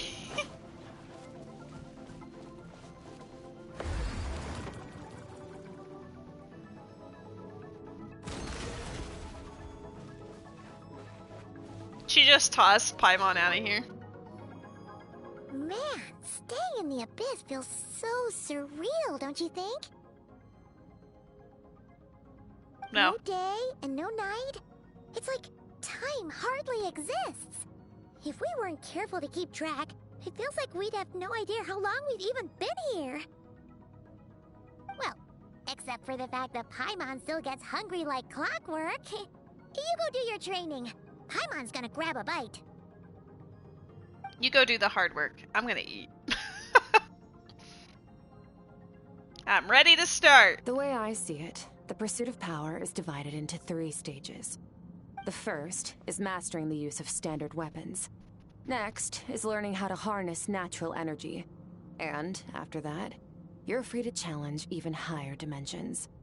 The natural energy of Teyvat is, of course, elemental energy. But that's not my area of expertise. I draw from a different source of power. A different source of power? That must mean... Abyssal power, yes. Also known as the power of the Void Realm. My master, Sertologi, is a true expert in that area. After all, he was one of the group of 5 that infamously stole the all-encompassing power of the Abyss. An act for which the people of khaen'riah gave them the epithet, the 5 Sinners. The elemental energy of Teyvat, on the other hand, is derived from the power of the Light Realm. These 2 forms of energy exist in direct opposition to each other. Suffice to say, there's not much I can teach you this time. But there's something familiar about the power you use. It almost seems related to cryo in some way. A keen observation, traveler. Call it respecting local norms. The Abyss stands in direct conflict with the will of this world. So, to make my life easier, I disguise my power to make it appear cryo-like in nature. It's a technique I learned from some khaen'riah ruins, known as the 7 Shifting Serpent. If you ever change your mind about delving into abyssal power, I can teach it to you. Abyssal power doesn't suit me. I have the ability to purify abyssal power. So I've heard. You seem to have a knack for removing abyssal power. But is purification really what's going on there? Like I said, power does not simply disappear. What are you trying to say? Just thinking out loud. Let's focus on your elemental training. That's what's gonna help us if the situation gets tricky.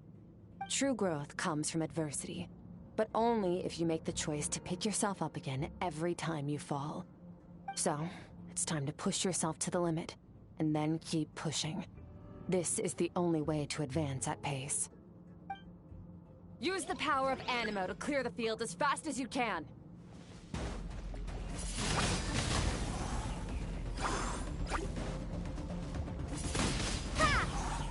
Ha! Windblade.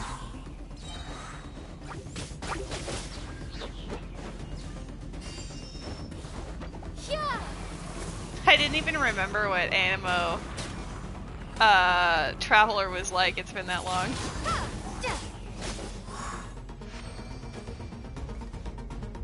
Observe your surroundings.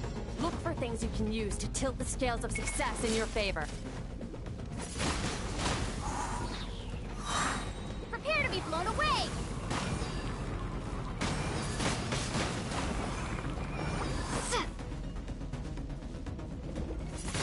Windblade. Windblade! I kind of miss hearing the Travelers. It's good to know that they'll be coming back. Windblade. Ending with Hydro? I don't know Hydro. Use the power of Hydro to destroy the spikes. Pew pew pew pew. Faster. Don't give them a chance to strike you. You need to be quicker than you were in your dream. You can't afford another injury like that.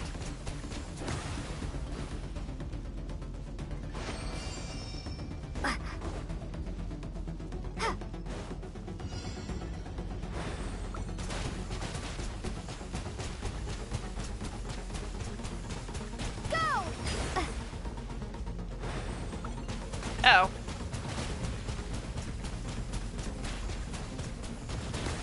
My god, I can't believe she would do such a thing to me. Water jet! Water jet! Ha!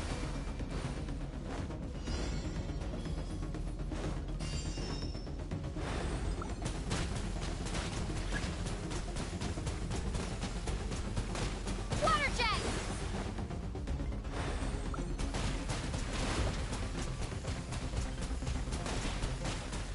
Go! Ha!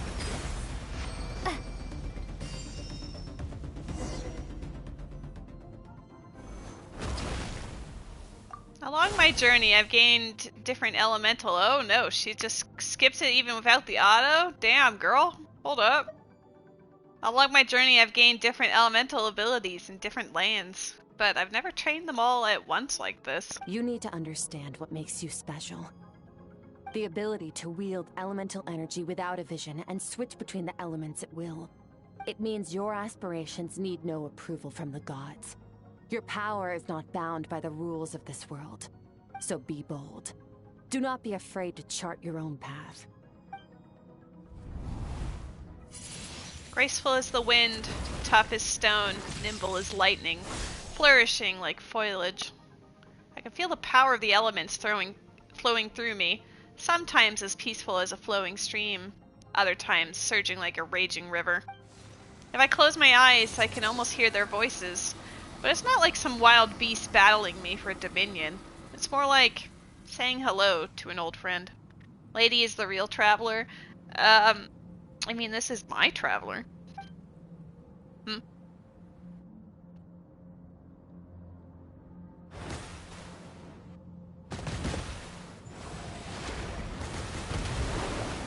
Very good. It seems you've reached a deeper level of connection with the elements.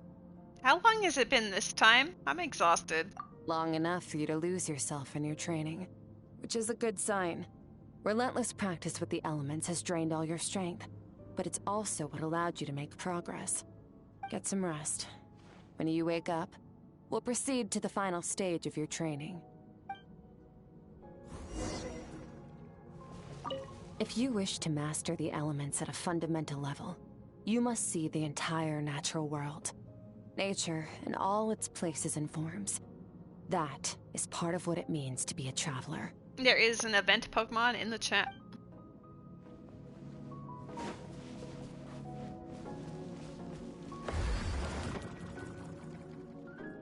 Time to go through more of Skirk's dream/memories, I guess. I like how Paimon just like disappears for bits and then reappears.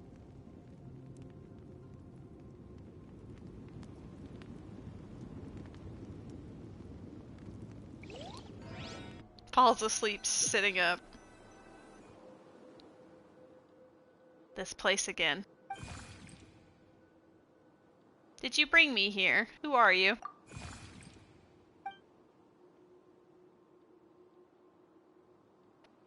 No response. The strange creature just floated away. What is that thing?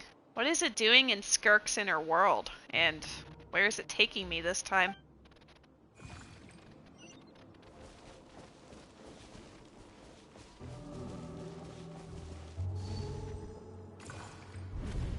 What is the secret to power?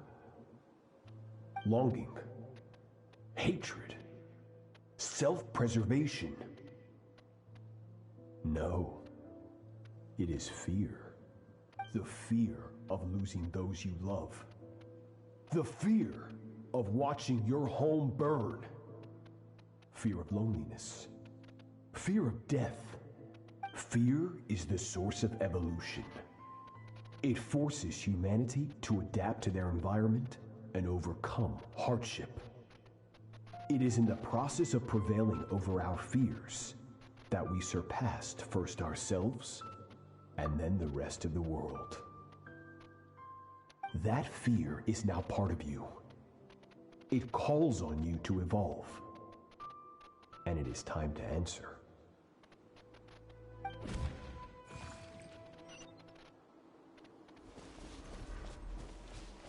Ow. It hurts. Daddy. Mommy. Mommy!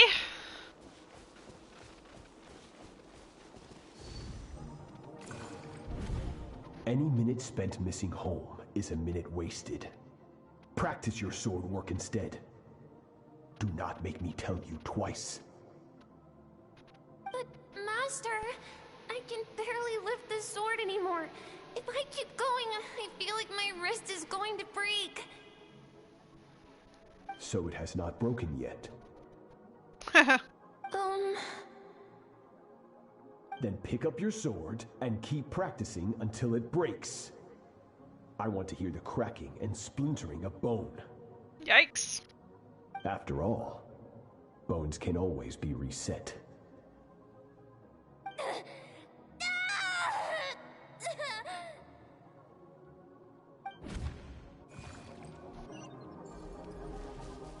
I can't breathe.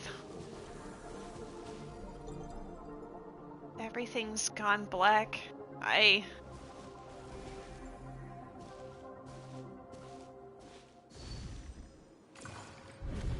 Good, Skirk.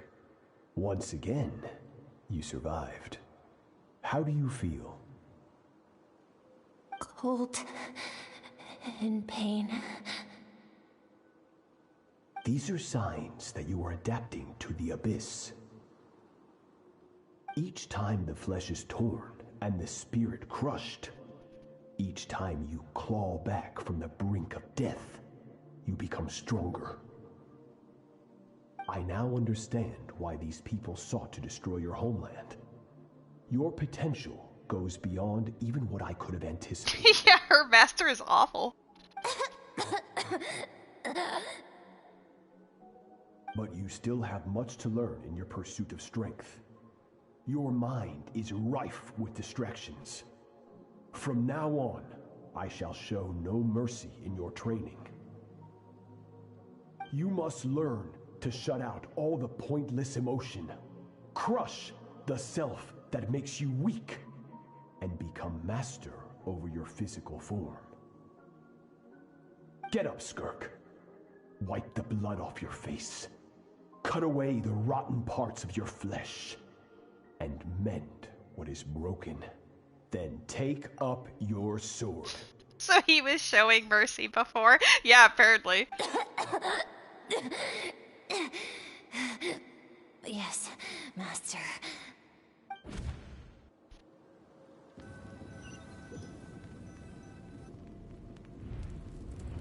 I dare say she's nicer than he is. The dream is over, but I can't get that suffocating, oppressive feeling out of my head. I have so many questions about Skirk's past. Where does she come from? What has she been through? You're up! Hopefully you got some good rest. Skirk said to tell you that she's ready to start the final stage of your training whenever you are. If that's mercy, I'd hate to see unmercifully. Yeah. So, want to head over now? Or did you want to wait a little? I really want answers, but right now it's vital that I complete my training.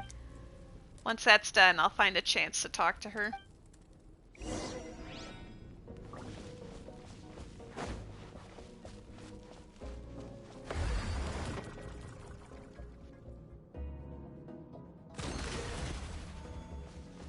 Hi! From your training so far, you have gained better command of the sword, and more control over your elemental abilities. Thank you. It's all thanks to your guidance. That's only part of it. Experience is the real teacher.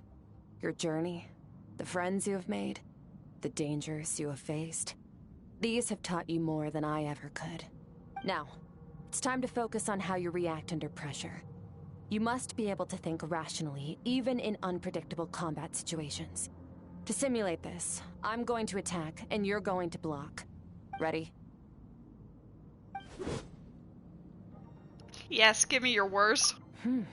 Not bad. That defensive stance looks near unbreakable. Just like your brother. Oh, that reminds me. You still don't know what happened to him, do you? The fuck? What a bitch. Hey, no fair! That's cheating! You think every opponent has the same moral code as you? You can denounce their deplorable methods all you want. But only if you live to tell the tale. The dead don't get to complain. Strong emotions will always arise in combat.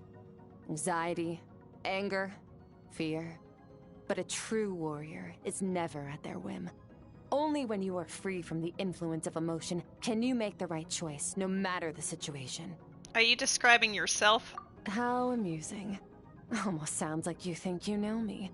But you don't. You can choose your own path. We are not the same. Let's begin. Try to use reason over emotion. Make the most rational and advantageous decision in any given moment. This is your final training session. Look alive. Same drill as before, but this time I'm going to interfere. Hold your focus.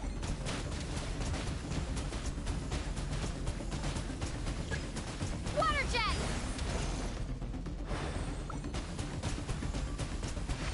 I was half expecting more of like having to parry.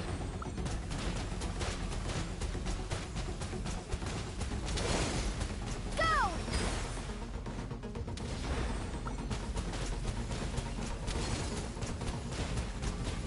Oh.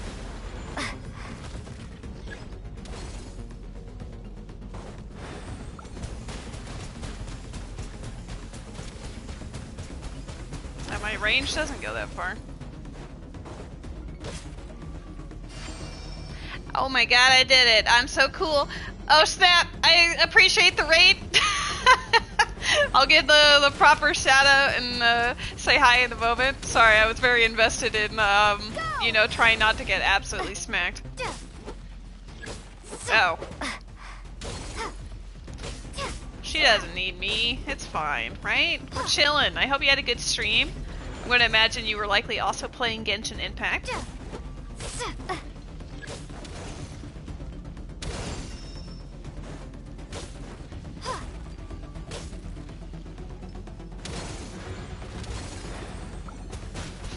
The fucking hydro gun. Water jet! Water jet! Alright. We just need these and then we're Gucci. Water jet! I need 3 more. Spawn before me! No? Okay, fine.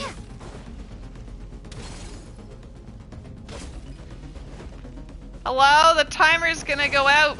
I need more spikes! There we go. I guess I just need to smack enough Not things. bad. Better than I expected. Ada the Invader, how was your stream? It's not easy to control my emotions, but it is easy to give a shout out. Less so on my tablet, but we'll do my best here. There we go. Nope, that's not doing it. Uh-oh. Usually I just have to type in the name, like at whatever, and then it does it immediately. But this one is not. Uh-oh. I'm over here like, where's my underscores on this tablet? Is it this? Oh, I figured it out. We're cooking now. The underscores will be the enemy, but I will do it for friendship. Oh, you're playing Ape Escape too. Never mind. I was like so certain you're playing Genshin, but also, you know, it's whatever you're in the vibe for, right? Hopefully you had fun with that. We're in the midst of playing Skirk's story quest. I'm enjoying it so far.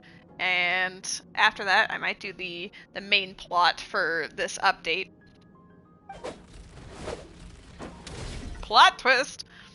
The battle is overwhelming, but If I can just focus all of my attention on what my opponent is doing and how I should respond, it's almost like my emotions take a back seat. You're getting the hang of it. The first step to controlling your emotions is controlling your mind. You want a unified train of thought. It all comes down to focus. Focus. Focus on the battle.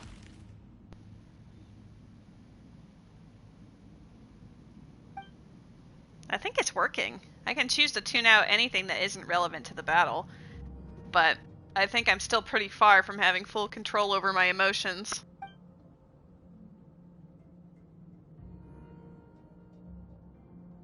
Your mind is rife with distractions. From now on, I shall show no mercy in your training. You must learn to shut out all the pointless emotion. Crush the self that makes you weak, and become master over your physical form.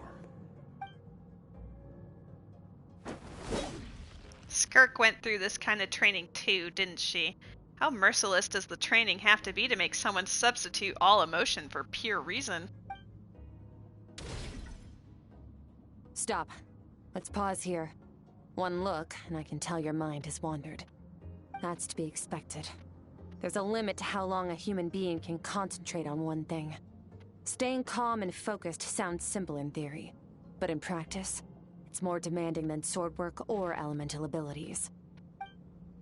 Skirk is right. Now that I've stopped, all the emotions I was suppressing are rushing back to the surface. Pain, exhaustion, frustration, doubt. But exhaustion is the main one. I feel like I could fall asleep on the spot. Get some rest. No point training further if you're already dead on your feet. Like I said at the beginning, the only goal of this training is for you to reach a point that you're satisfied with. You managed to push past your limits, which is a good start. You can be proud of that and sleep well knowing that you've earned it. Yeah. Oh, it's only 5. It's only a 5er, but still. That's 5 more than we had, baby. Look at this.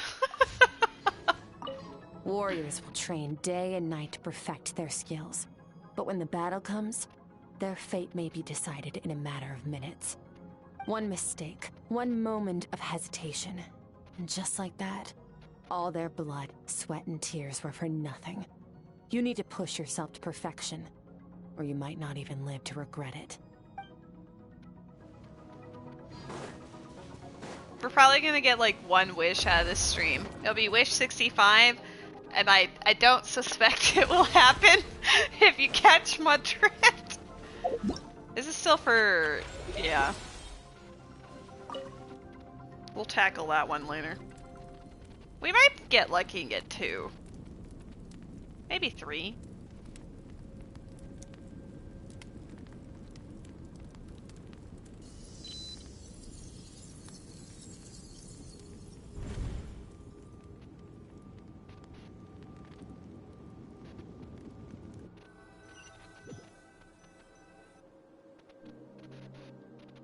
There is a Pidgeot in the chat. One wish and a dream is all it takes. That's true. It's better to have tried than not at all. I don't see that strange creature this time, but I think I can navigate this space on my own now, even without it here to guide me. I don't know how to leave, so I'm stuck here until I wake up. Can't hurt to take a look around while I wait.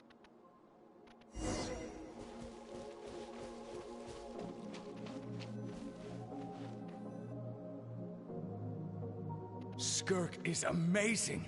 She faced down that terrifying giant and cut its head clean off. Oh, she got hurt though, didn't she? I heard it was pretty bad. Yeah, well, that's a given. That's a given. But the moment she was on the mend, she got right back to practicing her sword work. I heard Master suffered a grave injury once too. Lost an arm and a leg and still came back stronger than ever. Skirk's becoming more like him by the day. Incredible. I wonder if I'll ever reach their level. They're always so resolute, so unshakable. I don't think I'd want to reach that level.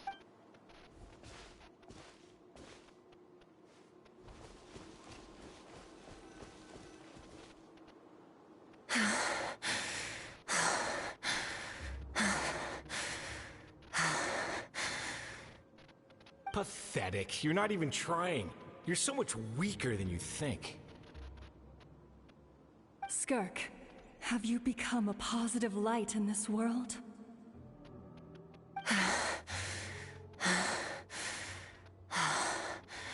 Do you even remember how many of us perished in that fire?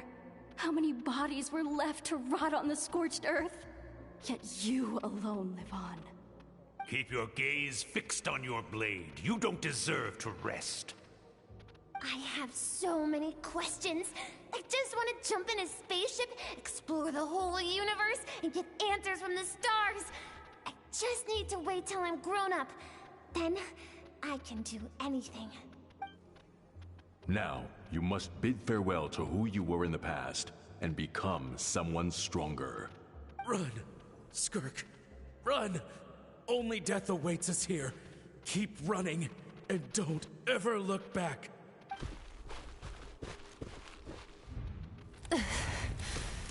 She's doing great.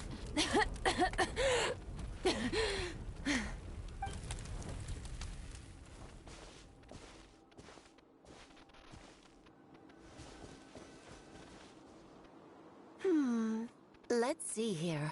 First things first, you need a new identity. Going around telling people you're from somewhere beyond the stars won't do, now will it? How about saying you hail from beneath the earth instead? I don't think that's helpful either. As the khaen'riah saying goes, venturing out into the universe and down into the abyss are the same in that both are braving the dark unknown. Well, I'm a visitor on this planet, so I'll follow the rules. Ah, splendid. That saves me quite a bit of trouble. Let me offer you a piece of advice in return, although it might not be what you want to hear. I know the pursuit of strength is important to you, but taking a moment for yourself every once in a while is never a bad idea. Ignore her existence for too long, and there will come a day when you can no longer hear her voice.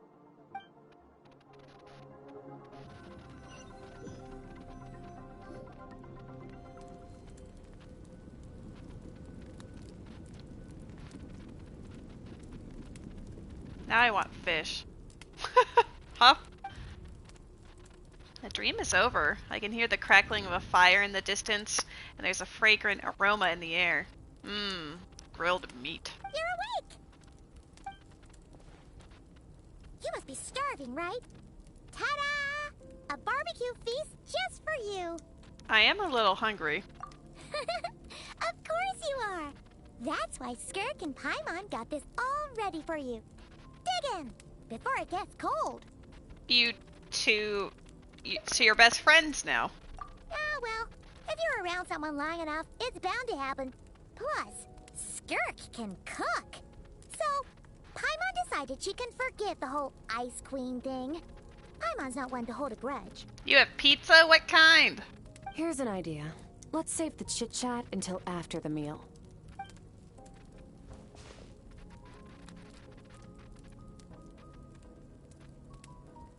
Ugh, so full. Okay, it's Paimon's turn to sleep now. Wake her up when it's time to go. Ooh, pepperoni pizza, nice. I had some spaghetti earlier. I have good news. First, your training is complete.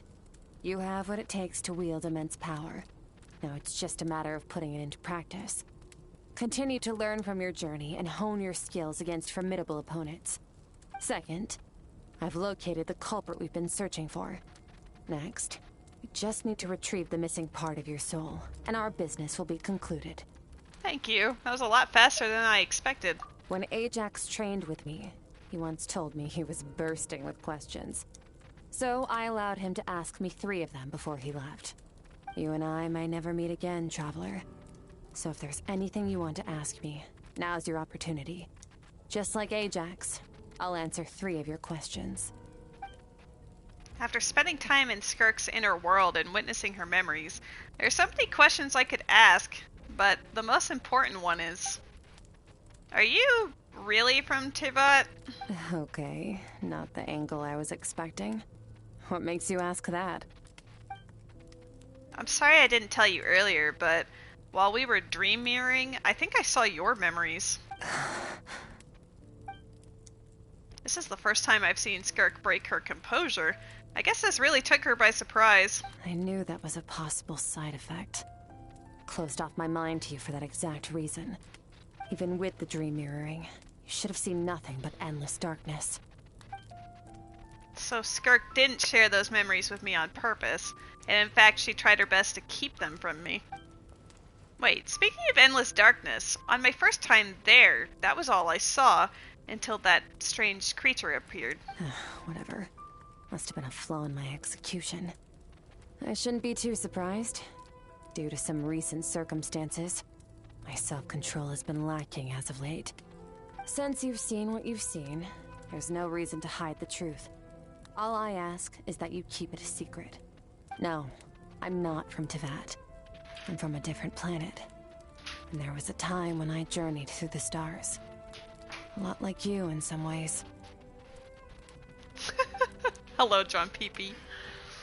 Like me, do you mean you're also a descender? No, we're different in that respect. You're influencing the fate of this world. But me, I'm just passing through. Several hundred years ago, my master, Sertologi, opened the border between worlds and sent me here. But this is not my home. And one day, I'll return to the vast unknown of space. So, there you have it. On to your second question.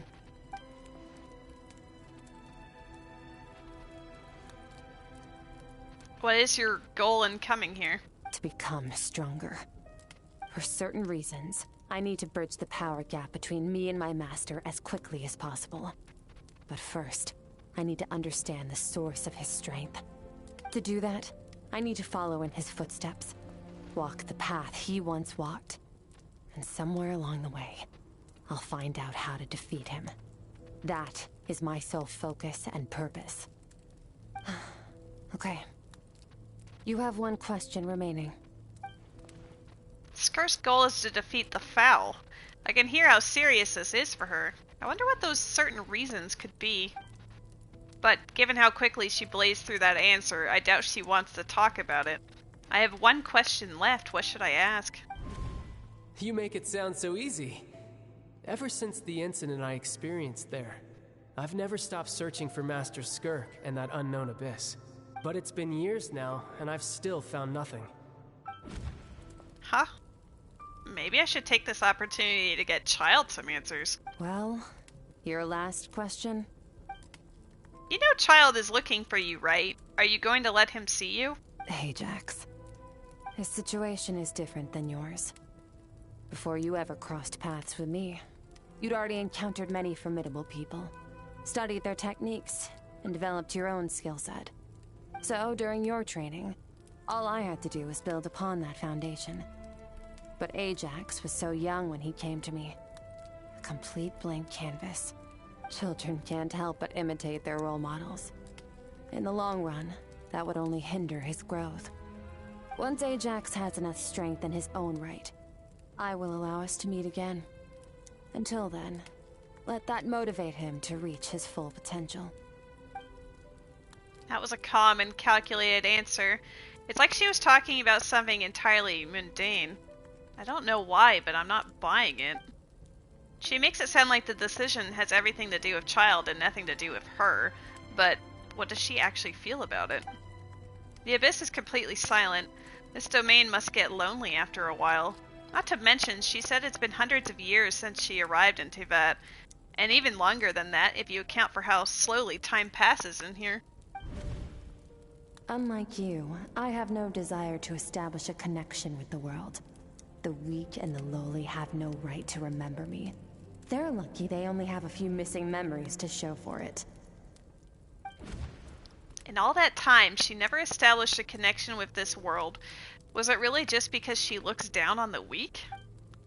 I doubt she'd give me a straight answer if I asked. Besides, I already used up my 3 questions. She was happy to give me cold, hard facts, but I still feel like I haven't heard her true voice. Wake up your companion. It's time to go. Oh, and everything I just told you. Best keep it a secret from her as well.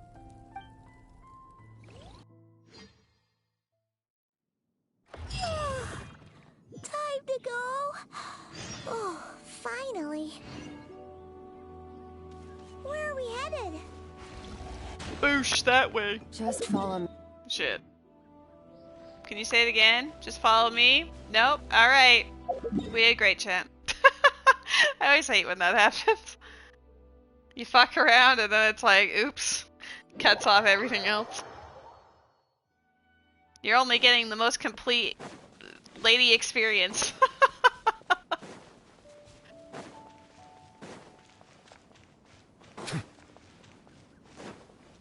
Got 3 Fontanians and 1 Natlan.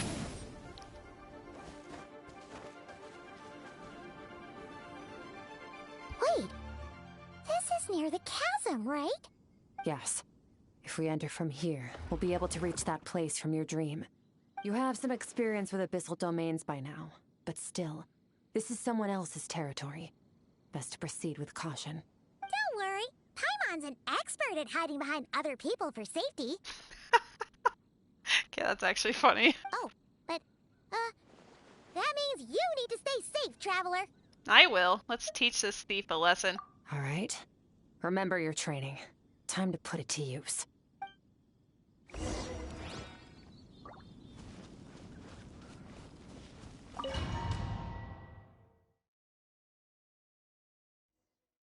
Oh my god, she made me a hydro bitch.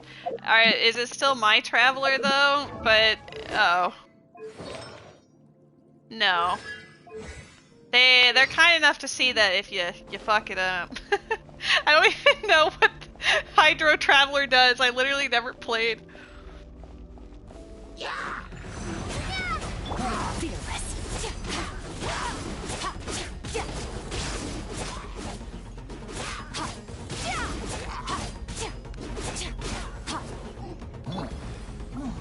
Yeah!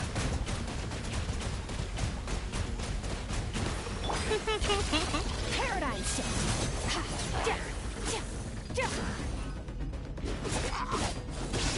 I like how floaty she is.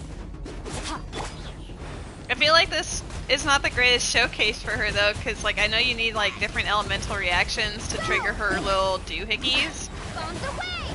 Which, we only get the 1, but that's okay, I guess. New seed! Hi, Bet! How are you?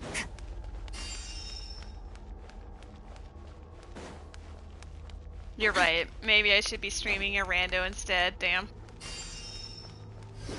Whoa! Look at all these spikes! Careful! Don't get hit! You know what? Paimon's just gonna float behind you. Come on, you got this. Boosh. Boosh. Water jet! Boosh.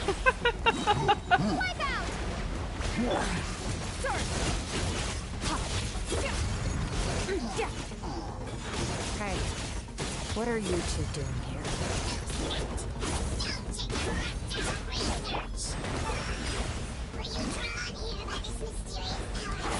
Alright, get it. Like an abandoned house. Let's press on. Give!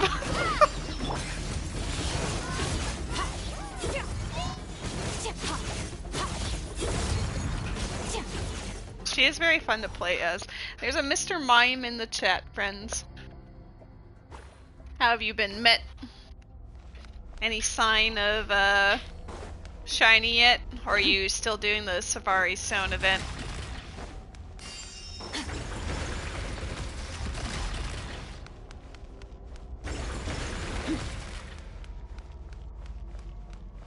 You haven't really been doing that. That's fair.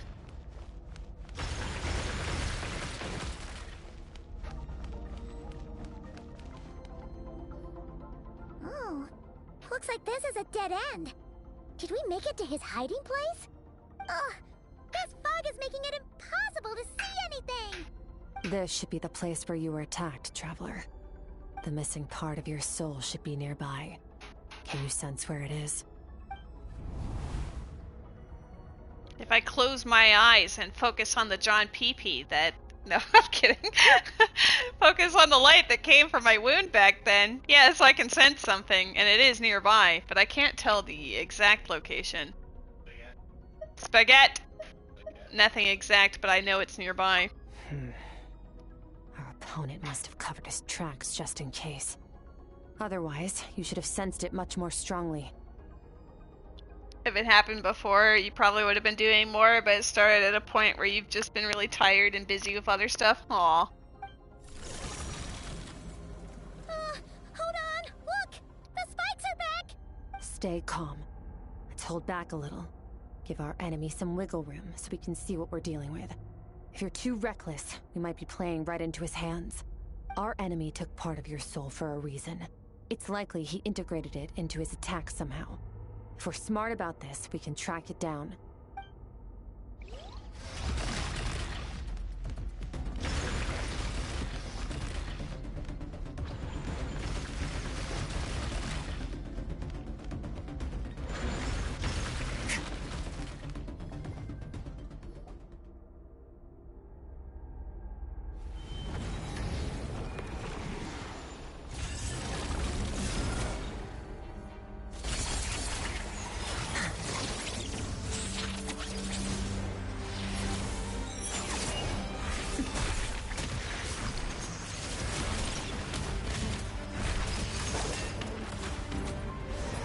From the start, the attacks have been focused on me. Trying to break through my defenses? I see.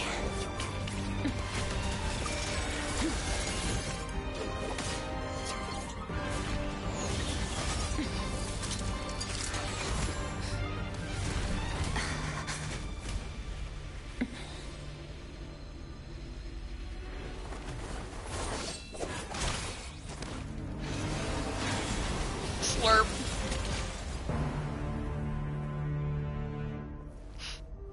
You alright? That thing was...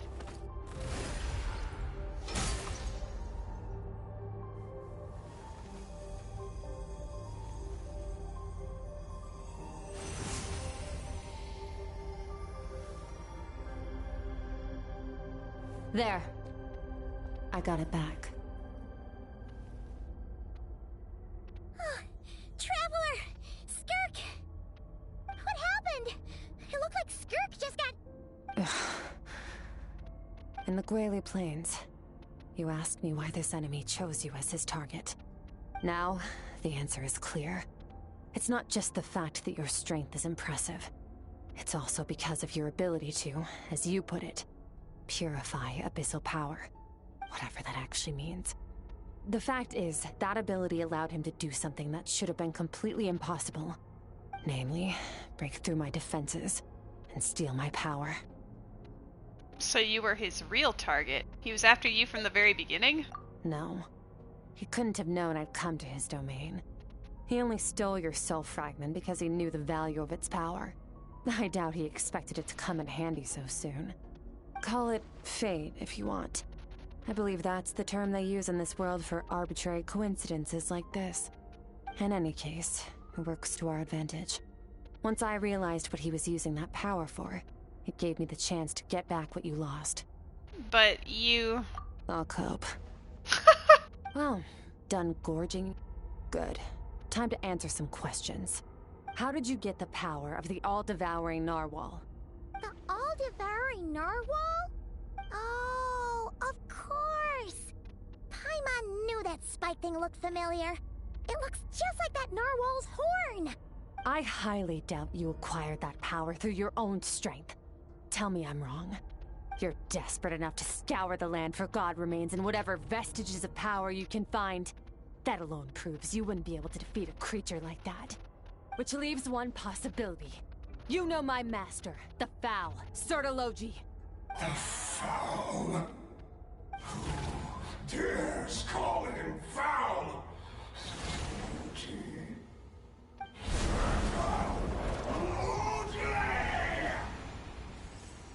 What's wrong? Bit off more power than you can chew? You're struggling to hold a basic conversation. Just a little longer. I'm still... Look! It's back! Those obsessed with power will let it devour them before abandoning their pursuit. What should we do now? Keep calm and use reason to decide the best course of action. Skirk was stabbed by one of the spikes while retrieving the fragment of my soul, and in the process some of her power was stolen. The culprit is hiding somewhere beyond the fog. I have a good understanding of his attack pattern from the fight just now. If we pursue him, our chances of winning are high.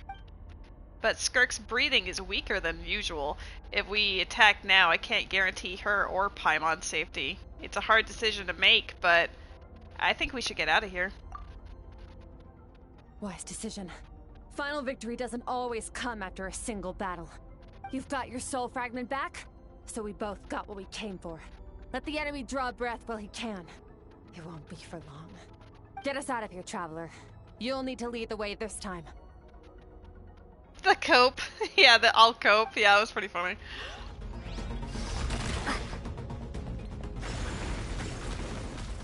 Skirk, is your shoulder gonna be okay? The wound is minor. It'll heal in no time. You should focus on getting out of here alive instead. Uh-oh! Falling spikes! Run! What if I hadn't run? It was just like immediate, you fail.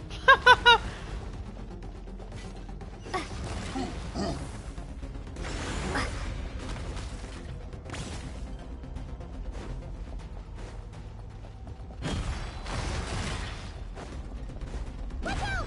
Looks like this place is about to collapse! Uh-oh.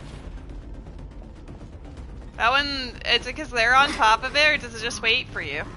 That would be so funny if it just soft-locked you. This guy's power has something to do with the all-devouring narwhal. Did you know that all along, Skirk? I had my suspicions. That's why I decided to investigate in the first place. But suspicions only get you so far. I needed to verify it for myself.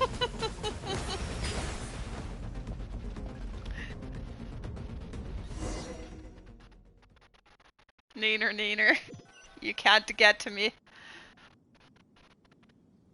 Phew. Oh, we should be safe here, right? I no longer sense his presence. Can't have followed us out of that abyssal domain. Weaklings like him will find that my power is not so easily controlled. He won't be leaving that place until he's managed to digest it. The all-devouring narwhal. With its power, he even managed to steal from you, of all people. You seem surprised. I suppose that's fair. You've seen but a fraction of what that whale is capable of. That gaping maw could swallow a planet whole. It's called the all-devouring narwhal for a reason. Devouring is what it does best. It can extract power from anything, dead or alive, as long as it manages to make physical contact. Hello. Howdy. Should I call you Davy or Da_V? Da. Yeah. When we had our run-in with that thing, Neverlet mentioned that it has an instinct to devour. Wow, Moon. Your dragon friend recognized the nature of its abilities and used the power of Hydro to protect you. That worked because it was in a satiated state, so it was somewhat less aggressive than usual. It's a different story when it has no more power to feed off of. That's when its true voracious nature kicks in. It could devour everything on the planet in that state, which is why I cast it into that void space. But I hadn't counted on there being anyone left on this planet capable of wielding its power. To me, that says he must have encountered the whale a long time ago. Meaning, he must have known my master. Yeah, hearing you say the foul definitely got a reaction out of him. Exactly. It told me everything I needed to know. Hence why I said we both got what we came for. And I believe that brings our transaction to an end. Now that you're whole again, you can get back to your own journey. I'll handle the rest of this situation myself. No way! We can't leave now! Something was stolen from you because of us! We have to help you get it back! This isn't my first taste of failure or losing power. When you fall, you get back up again and become stronger. That's how it is. But what if that monster finds you before you're all better? Plus, how are you gonna get home? It's not like you can just go swoosh and open a door to the abyss again. Not without your full strength. So, sticking with us for the time being doesn't sound so bad, does it? It's not out of pity. You said I don't want to be in your debt. Well, I still am. I am doing well. How are you? Fair enough. Then take this. What is it? The bag of Mora. Nothing in this world is free. I know that much. I'll leave the planning to you. Hurry up and decide where to go. We shouldn't linger. I mean, I would just take her to my teapot. No one would ever. We should take Skirk somewhere she can rest. But where? Yeah, let's go take her to Baiju. I get the feeling Skirk wouldn't like being around a lot of people. Oh wait! Baiju said we could rest in the back room of the pharmacy, didn't he?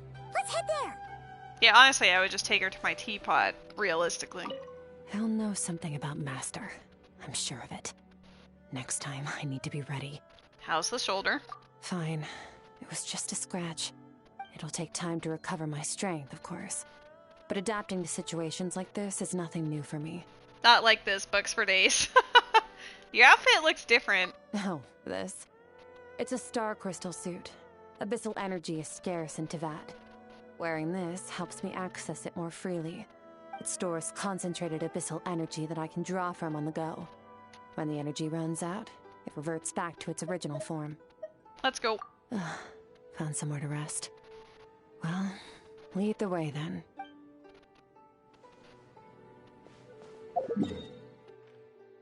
All roads leads back to Baiju. Should have known.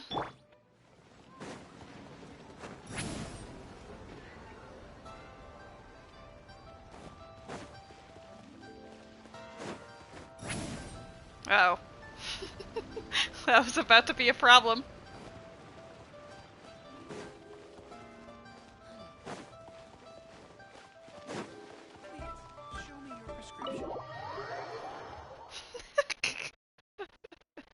Davey acting like a bot for real, for real. This bag from Skirk has a ton of Mora in it. Why is she so rich for being a person that never interacts with the world? Does she have a job or something? Wait, no. After what we saw at Wamin Restaurant, that seems impossible. Can you imagine? It would go something like... I'll be collecting my paycheck now, boss. Oh, sure thing.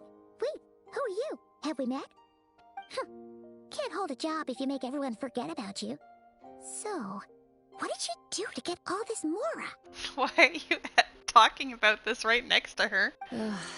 Claimed some buried treasure, took care of a few monsters that were causing trouble. Nothing untoward. It's safe to use. You heard all that? A sonorous voice like yours is hard to miss. I wouldn't be surprised if the sound of it traveled to the nearest mountaintop. Then, did you by chance happen to hear Paimon's little, joke earlier? You mean when you called me Frosty the Lavender Melon? Guess you did, huh? Paimon's whispering needs some work. No, sorry. Paimon totally misspoke just now. She didn't say that at all. It was, a Paimon lookalike. Yeah, she's a piece of work, that one. Always impersonating Paimon and giving people weird nicknames. Okay, fine. The truth is, Paimon didn't like you all that much at the start. But things are different now. You helped the Traveler in a big way, so... What do you say? Friends? What do you say, bucko? That would be my reaction. I noticed there was only one bed. Go ahead and get some rest. Wait, what about you? I don't get tired, and I don't need rest. I'm going to practice my sword work. That should help me regain some strength. But your shoulder... Hey, don't just leave! Whatever. Let her tire herself out. She'll come back eventually. Let's get some sleep, Traveler. That comfy bed is calling, Paimon. Oh no, there was only one bed eyeball emoji. Skirk is stubborn. Even if I tried to convince her to take it easy, I doubt she'd listen. Paimon is right. Skirk will stop and take a break once she gets tired. I hope. I should get some sleep.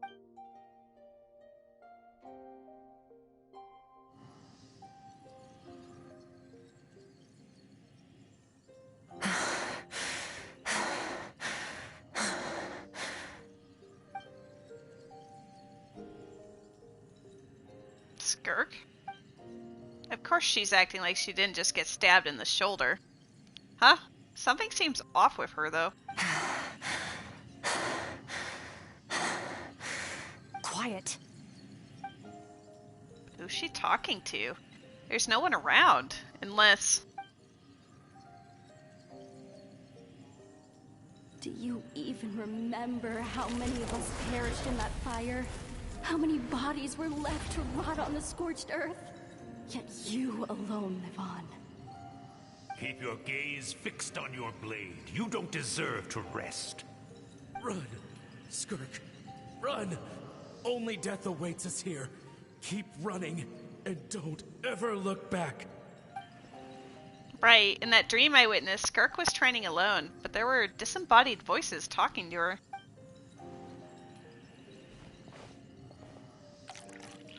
Why did that mention a fire? I wonder what happened exactly. If only she could just talk to us.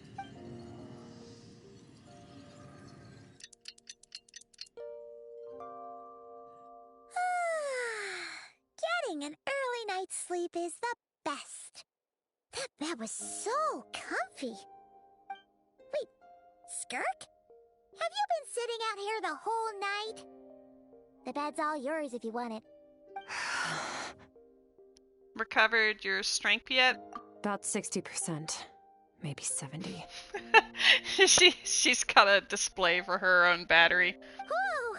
Paimon thought it would take at least a couple of days. That was fast. No, not fast enough. That's 20% less than last time. Same training regimen, same intensity. Nothing felt different, but somehow the outcome fell short. Maybe it's because of the spike that stabbed you. No, I think the problem's with me. I need to meditate for the next 2 days. Deep introspection should help me find the issue. Ooh, sounds intense. We'll watch over you in the meantime, then. Thanks. See you in 2 days.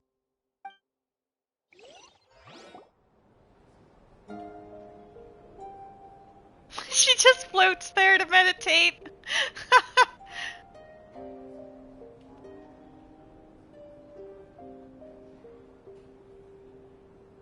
Morning!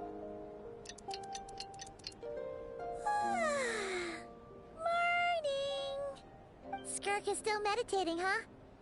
It's been 2 days already. Shouldn't she be awake by now? No idea. Maybe it's not going too well. Paimon can't think of anything we can do to help. Oh, wait! Breakfast! That's it! Paimon will go get breakfast! Skirk is gonna be starving when she wakes up. Be right back.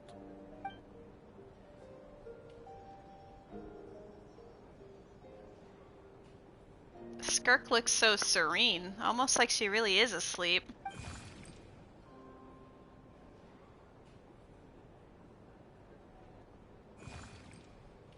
You again? What are you doing here?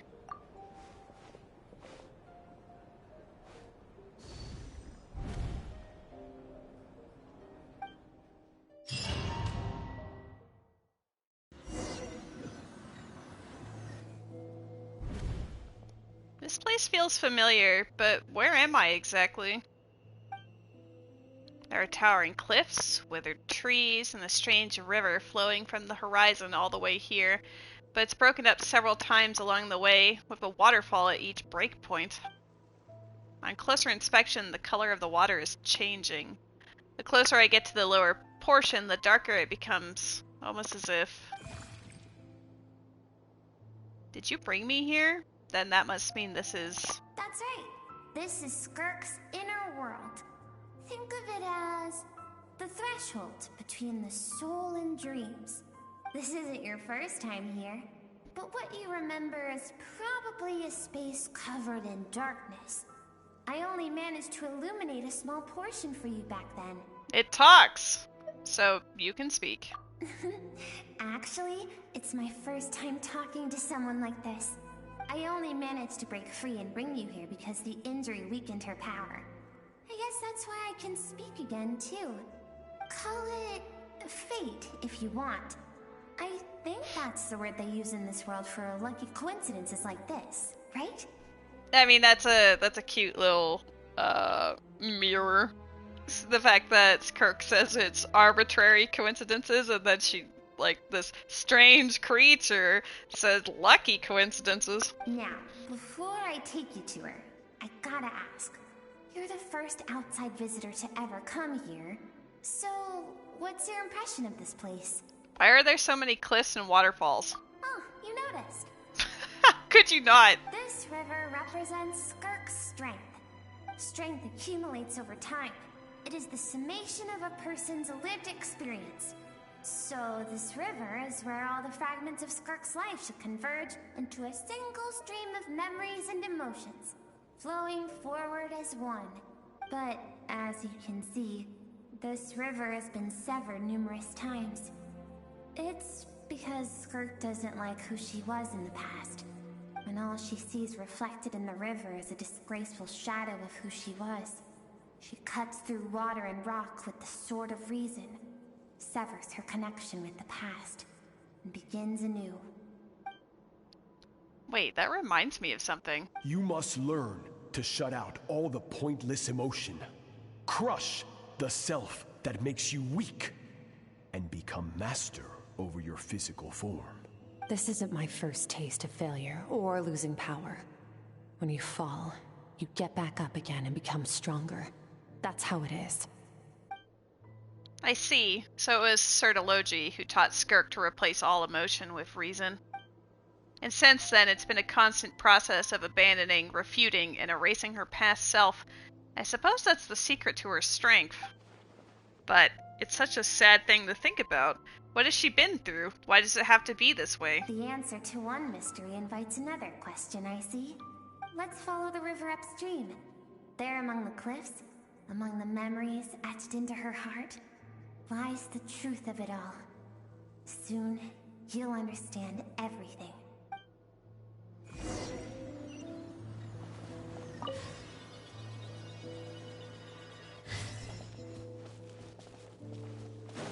What do you mean? Sertology is like the best father figure.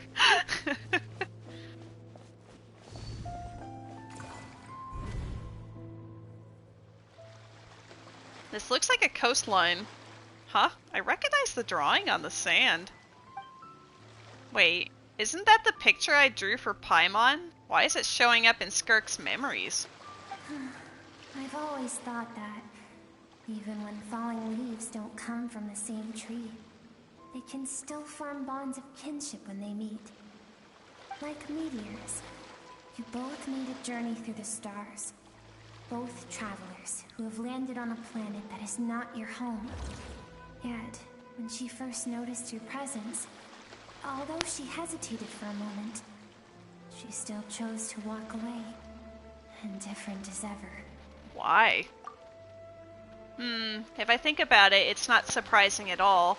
After what happened at Wanmin Restaurant, it's obvious she prefers to disappear from other people's lives. She hasn't seen Child in years either. I doubt she's ever made a connection with this world of her own volition. What I'm seeing now is a microcosm of her entire life. Seems like you've answered your own question. Skirk sees herself as a trespasser in this world. She's made a conscious choice to avoid altering its path. But the reason for that decision stems from events much earlier on in her life. Let's keep going. It's still a long way to the source of the river.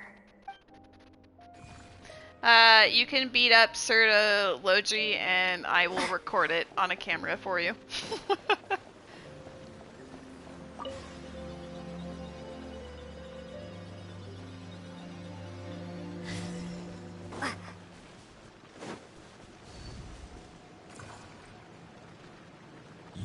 shall have what it takes to wield immense power.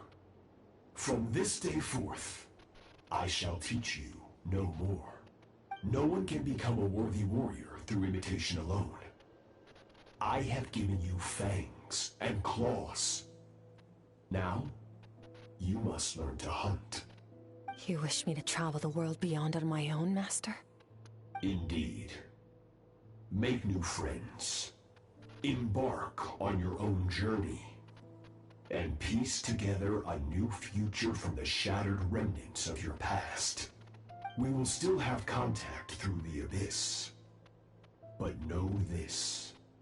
One day, I will take the life you worked so hard to rebuild and reduce it to ashes. Just like the fire that haunts your mind. Yeah, go make a life for yourself, but then I'm absolutely gonna fucking steal it all. Why would you do that? I have told you before. Fear is the catalyst for human evolution. You have tasted loss. You have known fear, so deep it can be felt in the bones. But as living beings, we all have an instinct to detach from that which harms us. And thus pain dampens over time. And the acrid taste of fear becomes but a distant memory. Yet now, I have bestowed upon you the gift of fear eternal. It will drown you in the nightmare of your childhood, or it shall drive you to defeat me, whatever the cost. That figure next to Skirk sounds familiar. Right, I saw the same figure during the battle against the all-devouring narwhal. That is what Skirk's master, the foul Sertologi, looked like at one point in time. At one point in time, so he can change form. Of course. As a higher being, physical form is a triviality to him. He could appear as a beast, a human, or even a monster that defies description. The form you see him in here, clad in abyssal armor, is the one he usually wears when traveling through the stars. I used to think Sertologi and Skirk were just master and disciple, like Skirk and child. Now I see why Skirk chose to distance herself from humanity. Sertologi told her to put down roots here, while at the same time threatening to destroy whatever life she managed to create. For certain reasons, I need to bridge the power gap between me and my master as quickly as possible. But first, I need to understand the source of his strength. To do that, I need to follow in his footsteps, walk the path he once walked, and somewhere along the way, I'll find out how to defeat him. That is my sole focus and purpose. So that's what she meant, but I still don't understand why Sertologi would do that. From what he said, I didn't pick up a conflict between them. I'll let you in on a little secret. The real Sertologi is terrifying. There is an event Pokemon in the chat. The scope of his power is impossible to understand until you experience it firsthand. It is absolute. The power to crush all things. Shall we keep going? Let's see. We're about halfway there. Living on a prayer. Take my hand, we'll make it, I swear. Whoa! Anyway.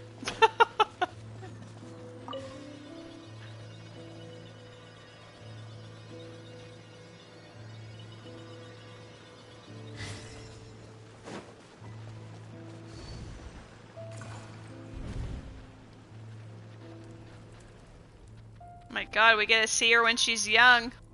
This must be Skirk when she was a kid. We've made it quite a ways already. This is Skirk, when she first began training under Sertologi. I have set your broken wrist. Tomorrow, you're to train twice as hard. No tears this time. Good. Attempting to garner sympathy through tears is a habit of the weak. A pitiful, useless ploy. How did we both not catch that? Can I ask a question, Master? Why did you save me? I keep thinking, maybe it would be better if I had died. I wouldn't be haunted by that fire all the time. I wouldn't have to go on like this. I saved you because I have a plan for you. It has been too long since I fought a battle that demanded my full strength, and I hunger for it. Every so-called genius and prodigy I have faced has crumbled like sand underfoot. Before me, even fate bends the knee. I'm bored. So, I will teach you everything I know.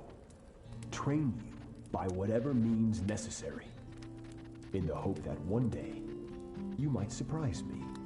But I don't want to draw my sword against you, Master. What you want matters little. Among the boundless sea of stars, the cries of the weak are but faint murmurs that disappear into the void. You of all people know that well. Yes, Master. From that day forward, all she knew was grueling training, emptiness, and fatigue. After some time, her talent bloomed, and she gained control over her emotions, like her master. How should I put it? It was not that human emotion disappeared from her heart, but that reason came to dictate all she was allowed to feel. I suppose it was at this point that she became the Skirk you know today. So, Sir Logi saved Skirk from a disaster when she was a child and never even tried to hide his ulterior motive. I suppose that leaves one final mystery. What really happened with the disaster back then? Sir Logi's final words to Skirk were cold and cruel, but Skirk's reaction made it seem like it was a truth she knew all too well. I have a feeling it all comes back to what happened back then. We're nearly there. I almost don't want to reach the end.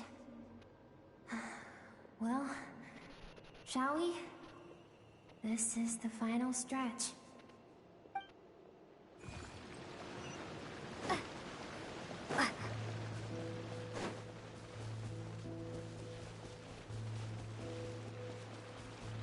Oh my god, I'm winning the race.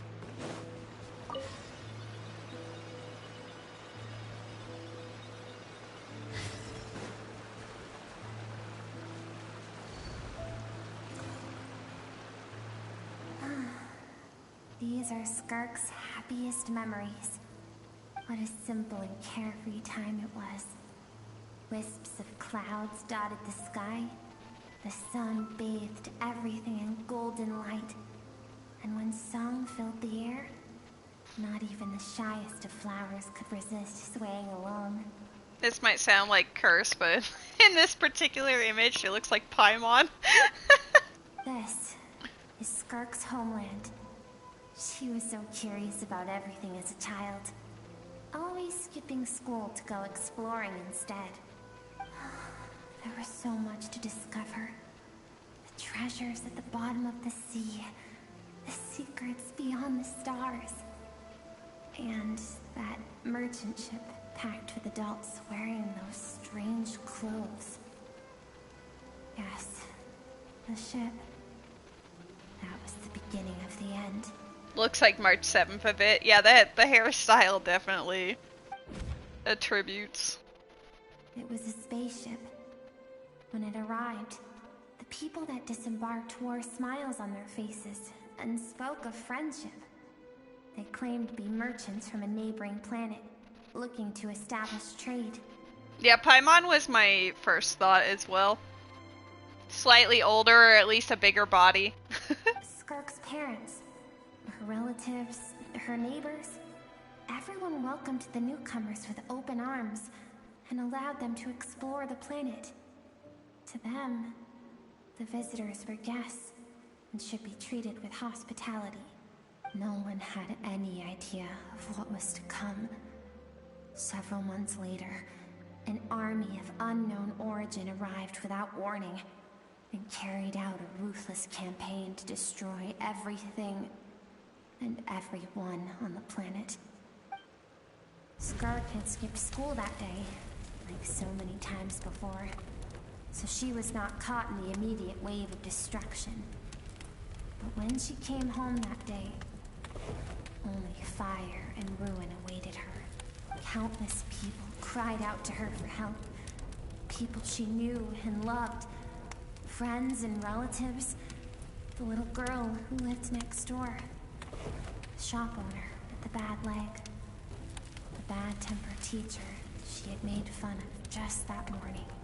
Their lives were discarded like worthless trash as the fire consumed one life after another. Skirk was helpless. All she could do was run.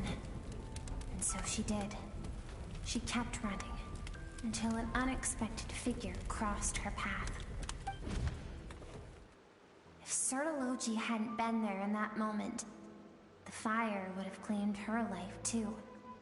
And there she would have remained, left to rot in the scorched earth, with no answer as to why any of this was happening. So, why did those people destroy her homeland? Because she and her people were seen as a threat. A threat? Did they do something bad? As the initial merchant ship explored the planet, they discovered that it hadn't always had the condition to support life.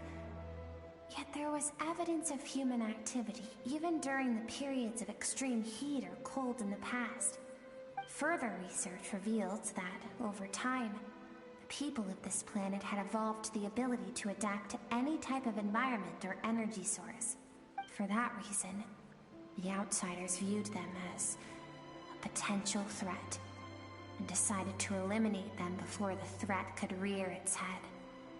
And so, the army was called, and the so-called danger was wiped from the face of the planet.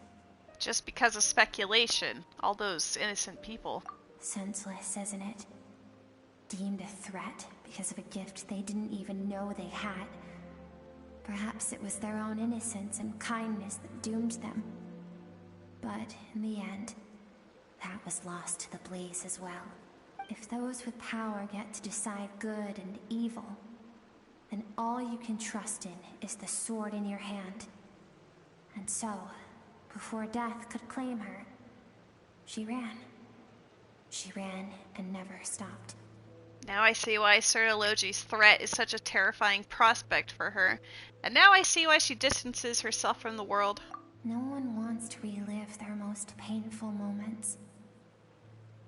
Well, that brings us to the end of the story. This is as far as we can go.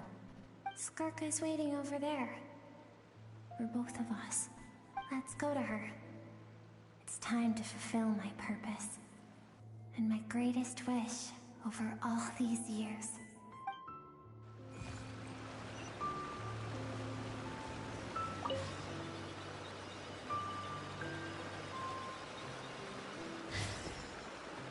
Skirk. I'm still thinking about how Paimon's like, yeah, you were that person. Skirk. That's really funny to me.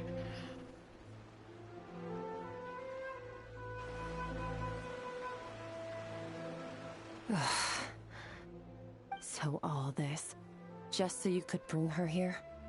I have things to say to you. Well, to me. I want someone to witness our reconciliation, even if it takes an argument to get there. And she is the best choice in this moment. Wait, then you must be... Her suppressed emotional self.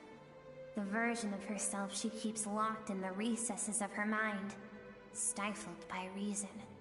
All those rejected impulses, those discarded aspects of your past selves, they are a part of me now. I am who you used to be. Someone you have refused to face for too long. So, I came to face you instead. You're wrong. I've faced you all along. And that's exactly why I keep you locked here. Your existence makes me weak. Moments of joy and longing are when we are most vulnerable. Don't forget, it was a penchant for goodness over reason that doomed our homeland in the first place. The vastness of the universe renders everything insignificant. Our feelings most of all. Even so, learning from the mistakes of the past doesn't have to mean erasing everything. Strip yourself of your so-called weaknesses, emotions like kindness and empathy, and what makes you any different from the ruthless soldiers who slaughtered our people? The difference is that I'm doing what is right, what is necessary. I allow you to exist, but with limited freedom. That is the greatest kindness I can offer. Did you know that Skirk spelled normally is Skirk? What a great little info dump you gave us there. That was amazing. Thank you. I've shouldered everything you couldn't carry. I rose above the numbness and emptiness, and it was cold, unfeeling reason that brought me this far. It made me who I am. It made me strong. That is the problem. I want to shoulder those things together. On the grand scale of the entire universe, maybe our feelings are vanishingly small, but why should that mean they don't matter? Emotion gives warmth to the cold expanse of space. It gives meaning to the world around us. No problem. That'll be 5,000 for the info. Damn, Matt, your very presence is very expensive lately. I mean, I will continue to pay, but like, shit. You unintentionally made a Flame Chasers team. That's cute. Who's on it? Hope you're having a wonderful stream. Thank you, Haru. I believe I saw you were streaming earlier as well. I hope you had a great one. Think back to those nights of gazing at the stars. Those afternoons of exploring the unknown. Think back and let them grant you peace. A brief respite from the pressure you put on yourself. Booyah! Oh snap! AFKing as well? Goodness, I'm over here like, oh hi guys. We're in like, you know, serious emotional moment here. You were doing a Zooter? Noise. I will be doing a combo rando tomorrow of Havel, and then one of my viewers redeemed a no logic Zooter, so I will be playing that this weekend as well. Should be fun. Casters, Mighty, Tribby, and then Locha, because two of them take HP like candy. That's true. We are exploring Tevat. It's been a while since I've actively streamed Genshin, so might as well. That isn't what we need. Exactly what we need. Aren't you curious about why recovering your strength has taken longer than normal this time? I do enjoy my combo randos. Finally, you get to the important part. That is the only answer I came here to find. Then look around. Look at your inner world. You cast aside your dreams and curiosity, and in doing so, you lost your original motivation. You severed all connection to who you used to be, so you can no longer draw strength from your past. I mean, Fremide shows up as a 4-star on the banners fairly frequently. I think the last time Linny had a banner, it was during Arlecchino's rerun. I could be wrong, though. Now, the only things driving you forward are fear and survivor's guilt. But these cannot take you far enough. And so, this river, the source of your strength, grows more polluted by the day. And you think that means I should seek help from a weak little thing like you? Your emotional self isn't weak. The fact that she transcended time and broke free from her constraints to come and face you, that proves it. Thank you for saying that. I knew bringing you here would be the right choice. To be honest, I'm not here to argue with you. This isn't about who's right or wrong. And in fact, I agree that in order to make it through the wake of that tragedy, we had to distance ourselves from the pain through reason over emotion. I like cute characters, and I'm also down for, you know, if they look very attractive. Doesn't matter the gender, gotcha. What is right at one point in time isn't always right forever. I know you will never forget that fire. I know the fact that you were the sole survivor fills you with guilt. And I know that among the voices that haunt you, mine is there too. Because deep down, you know that you didn't turn out to be the person you wanted to be. All those unfulfilled hopes are like knives to the heart. And I don't want you to hurt anymore. So even if you can't accept me, I hope, at least, that you can let go. I keep thinking, maybe it would be better if I had died. I wouldn't be haunted by that fire all the time. I wouldn't have to go on like this.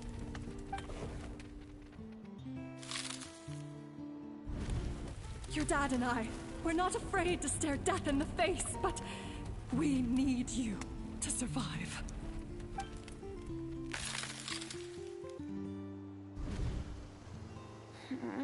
I'm sick of being a kid. There's so many amazing things out there. And I'm ready to see them all.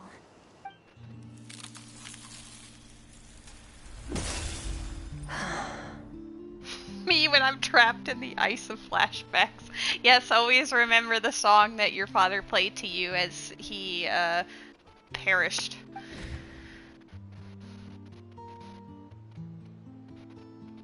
I remember. There was a song Mom and Dad always sang when we went out to fetch water. Dancing water. The sand along your path is begging for your song and movement. Will you carry this burden with you on your journey? You've heard they're planning to make Dottore playable, and I'm like, no. All Harbingers must be playable. Just ignore Senora. You know, that's fine. Peak character design. Literally has lore written in artifacts, but it doesn't matter. Nuker. I am not the dancing water, and you are not the burdensome sand. But if this is your wish, then I will carry you with me until the end. Thank you. I should be thanking you.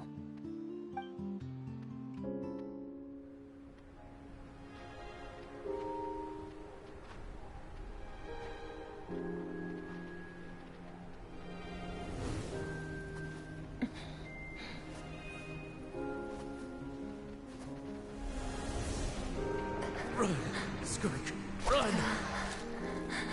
Remember, leave no one alive! Heed my words, Skirk. Let fear take root in your soul. Did you survive? Why was it only you? Skirk, did you become a positive light in this world?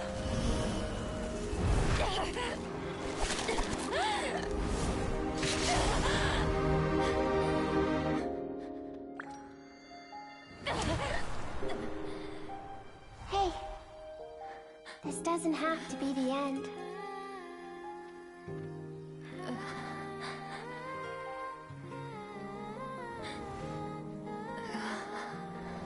Life is a gift. Don't let darkness claim it.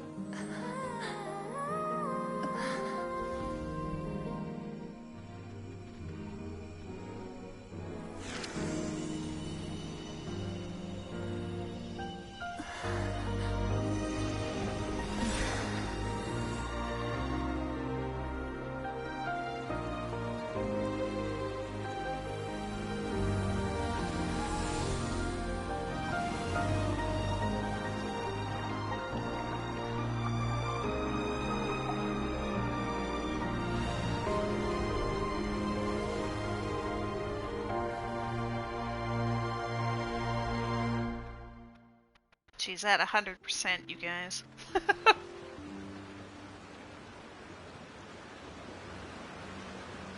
So, you saw my memories then. I once asked my master if survival of the strongest was the law of the universe. He said no. But in a world without order, those with no moral boundaries tend to be the ones who survive.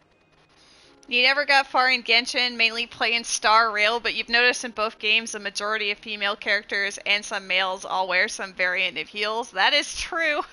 It's more shocking to find ones that don't.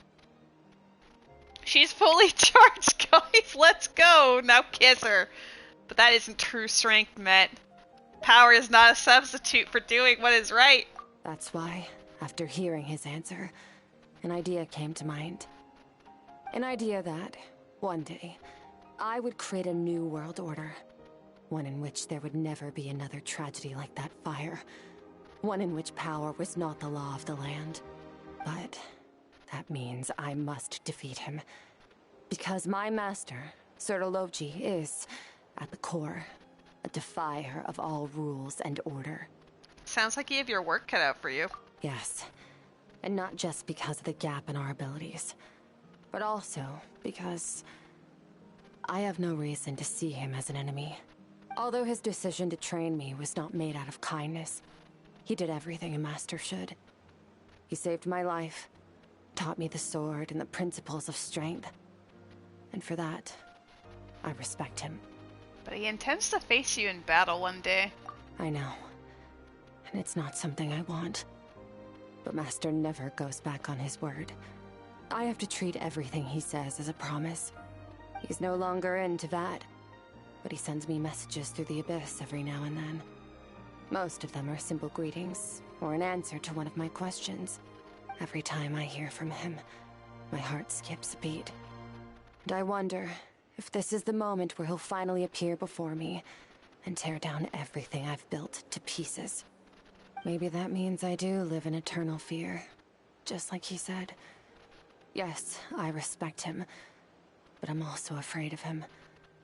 And for that reason, the pursuit of strength consumes every moment of my life. I don't know what Master has planned, but I have to be ready. If he does attack you one day, I'll help you. Help me? Why? This isn't your fight. Because we're girlfriends now. Because if we want to build the world we both want to see, everyone has to be willing to fight for it. If we all do our part, we can make the entire universe a kinder place.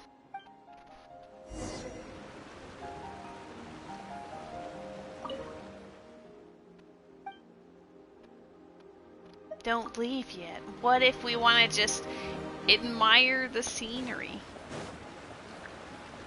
Can't admire the scenery, you guys. It doesn't want you to go that far. Fine.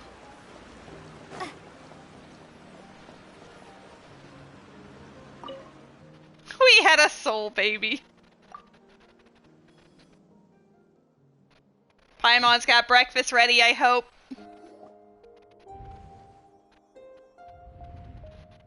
Are you dead? Oh, you're finally awake. It's been 3 days. Honestly, Paimon was gone for like 2 seconds and then she comes back and finds you both unconscious? Oh, you scared Paimon half to death. You're both okay, right?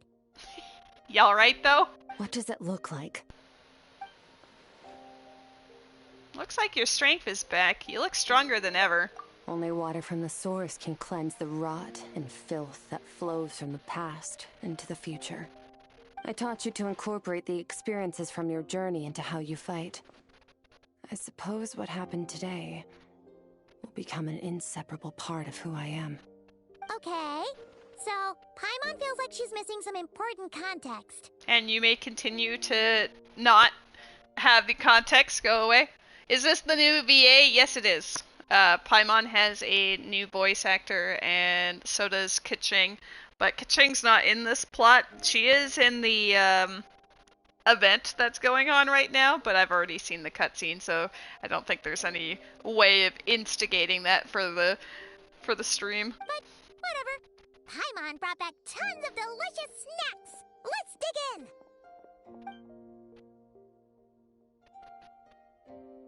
All right. It's about time we finished what we started. We're gonna deal with this thief for good, right? Finally, let's show him what we're made of. This time, I'm not going to tell you to hold back. But having digested even more power in the meantime, he's going to be tougher than before. The good news is, we have no reason to pull our punches this time. So, let's go. Same place as last time.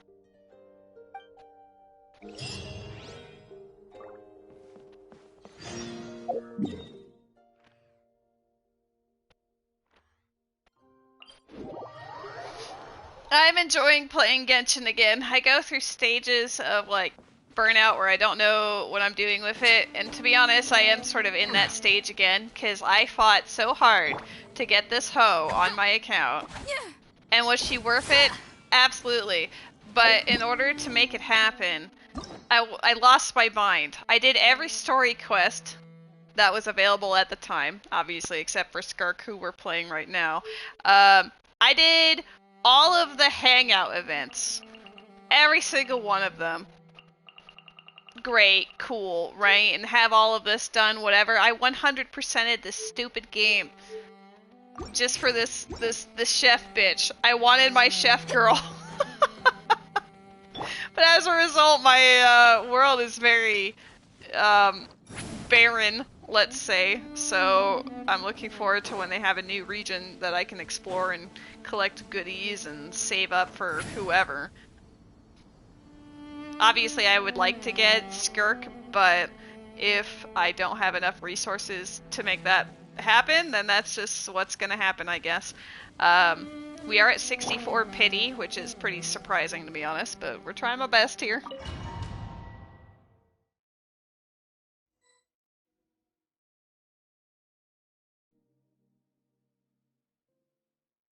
fog is gone! Wait, isn't that the form the all-devouring narwhal changed into? How come he knows that, too? That's Skirk's master. That's what the fowl used to look like. Really? So, you're telling Paimon that giant whale and this guy can both turn into the fowl? How does that work? It's a subconscious instinct. Any intelligent being who longs for his level of strength is bound to mimic his appearance. It's a natural response after encountering someone as powerful as Master. To them, he represents ultimate power. We know the person before us has encountered Master, and we know he stole a portion of my power. So it's not surprising that he would assume this form. 69 is the magic number. I mean, I don't know. I might hit 69 before her banner ends, but that's scary. You've dropped bans for Silverwolf. You've not spent money on anyone or anything else. I have to admit, I did have to toss a little bit towards Escoffier at the end because, like, I did all of the content, 100%ed whatever was left of the regions. I was hunting down hidden achievements for primos and whatever, and it just wasn't happening fast enough. So, like, in the final 2 hours before her banner left, I was like, okay, fine. So for the first time in like 4 years, I actually did spend money on Genshin for that one reason. Because I was guaranteed her, because I had lost the 50-50 on her, and I was like, okay, whatever. I did the math, and it ended up tracking. So I got her just at the very end, but I was like, damn. Left hollow as a result. Okay. Oh, the closer Paimon looks, the more intimidating it gets. Nervalette isn't here this time, so it's up to us. He won't have the nerve to steal again after we're done with him. Let's teach this guy a lesson. There is an Alolan Meowth in the chat. It is an event Pokemon. On the way! Pew pew pew pew pew pew pew pew. No fear, only pew pew. Never star goes out. Fearless.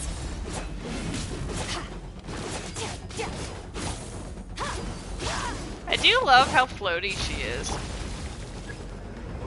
Haven't forgotten your training. Oh.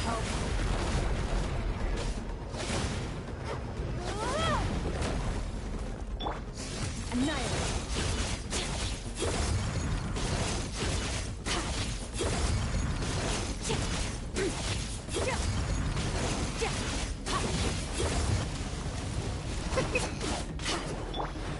Yeah, they're just don't move, just pew pew pew. Can you imagine, like, Traveler dies and they're like, okay, GG. Can you, like... Oh, I guess I could have shot at them. Whatever, I don't think it really matters.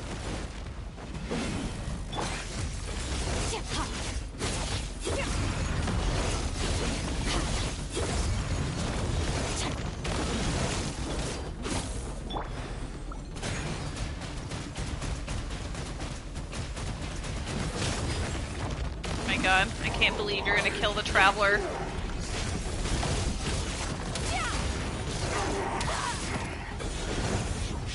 Beyond this world.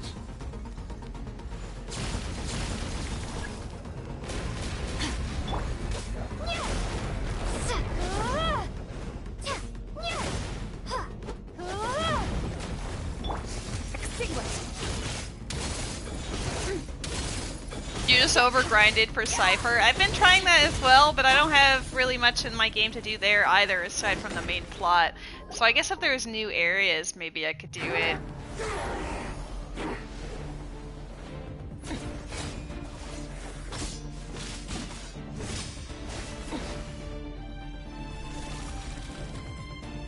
Not this time, watch out!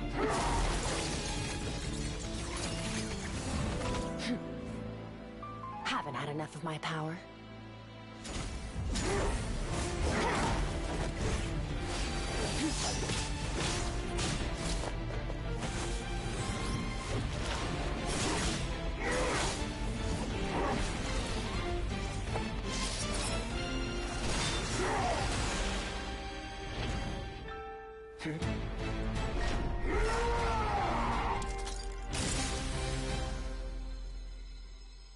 Well then, let's see how much more of this power you can handle.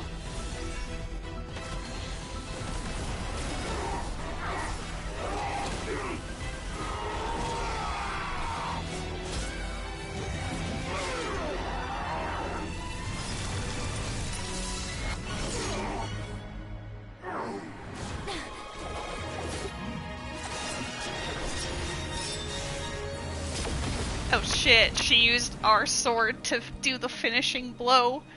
Flushed emoji.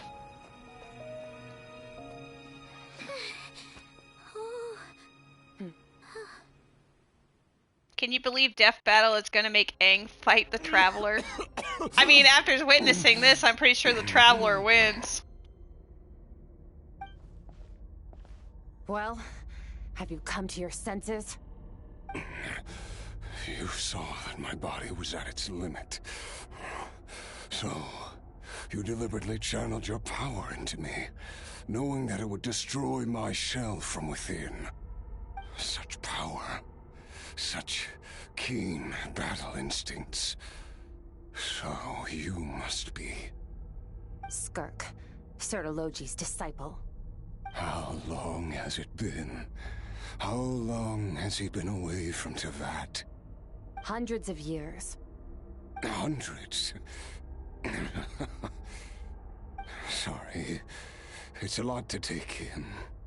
I should introduce myself. I am Skofnungar, a friend of your master and one of his followers. This is the first time I've heard your name, Skirk.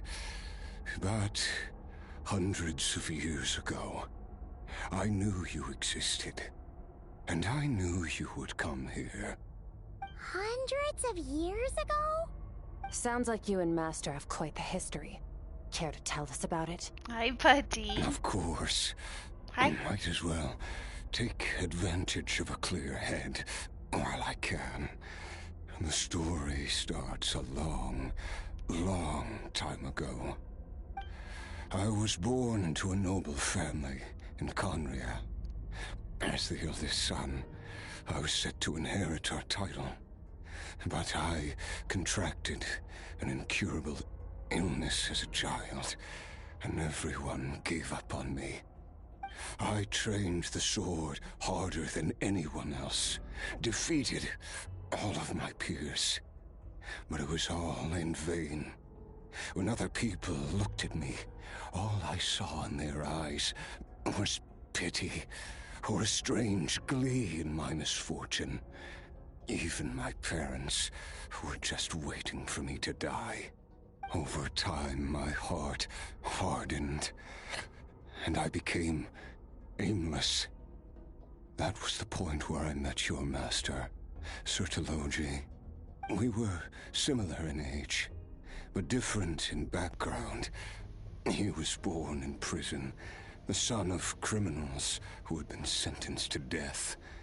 He spent his childhood wandering the streets, facing more criticism than the literary works in the Universitas Magistrorum.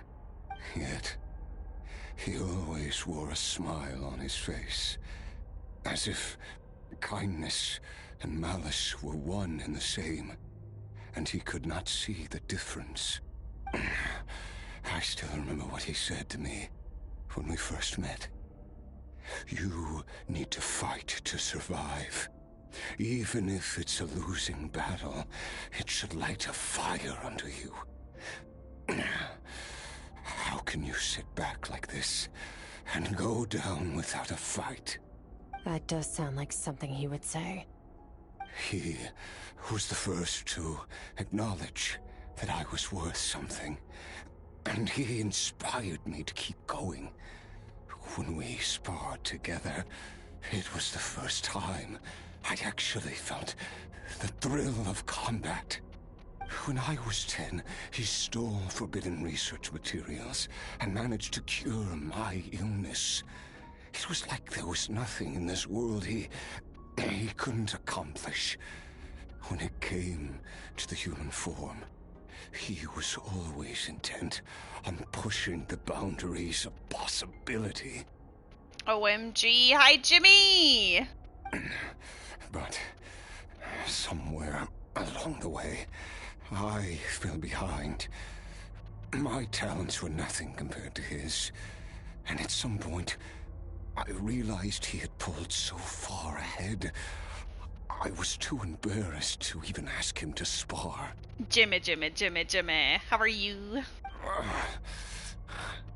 After his grand endeavor was successful, he sought me out and said to me, "This planet no longer holds anything of interest to me, so I'm leaving. But first, I have an offer. I can use a power I have just refined to break the curse of immortality for you. Your death was once what we worked so hard to prevent. But the immortality you now face is a different kind of pain altogether." I'll pass. Immortality doesn't sound so bad to me. Since I can't die, it means I have an infinite amount of time to get stronger. Maybe I'll finally catch up to you one day, and we can spar like we used to. Are you sure? I cannot say when I will return. Your body, or rather, your soul, might not be able to withstand this curse. All I can do is try. After all, a wise man once told me, people need to fight for their own survival. Wise indeed. Nevertheless, if you grow weary of the pain of immortality, and wish to experience a good sparring match before you wither away, seek out my disciple. Absolutely horrible, but you're here? Oh, I'm sorry to hear that. And apparently queer according to a previous stream. You know, sometimes you just feel a little different on Mondays. Disciple? Never thought I'd hear that word coming from you. Nor I. But Vedifenir said I was destined to find a disciple out there in the universe, and bring her to Tibet. Interesting. You know as well as I, Vedifenir's prophecies are never wrong. Well, now I'm curious about who this disciple of yours will be. All Vedifenir said was that one day, the stars shall bow in her honor. Sounds pretty impressive. Of course. Only the most outstanding people would have the right to become my disciple. Still self-assured as ever, I see. But you're not wrong. I'll be leaving then. Oh, and if you are serious about getting stronger, I left you a little gift in the primordial sea. As I've said before, walk whatever path you want. Freedom means even the wicked get to make their own choices. Waiting for me in the primordial sea was the all-devouring narwhal, already beaten into submission by Sertologi. No fridge for in you. its weakened state, I was able to cut off part of its flesh and sew it into my own heart. Your heart? That sounds like torture. How did you even survive that? Immortality. Because, of course, I bear the curse of immortality. So, you used the curse to turn yourself into a vessel for power. Even with that whale's ability, devouring power like that is not something the human body can withstand. With your body and soul constantly at the breaking point, it was the curse of immortality that sustained you. But that is not the path to strength. You have to pour your heart into it, work for it, dream of it. Instead, you stole something that didn't belong to you, and it backfired. You're right.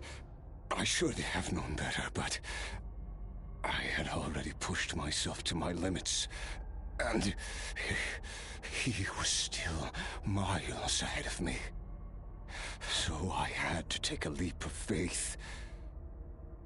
I'm doing well. I am trying to get the character on the banner currently, so I'm doing whatever is left to do in this game, and I also need to do the same for Star Rail, but I don't know if I will stream that or if I will just go balls to the wall, trying my best to get all the things off stream, you know? We'll see. Either way. I miss your master. I miss the days when we were all together, troublemakers without a home. I don't regret the choice I made. But if you'll allow it, I do want to apologize. To both of you. To the windows! To the wow!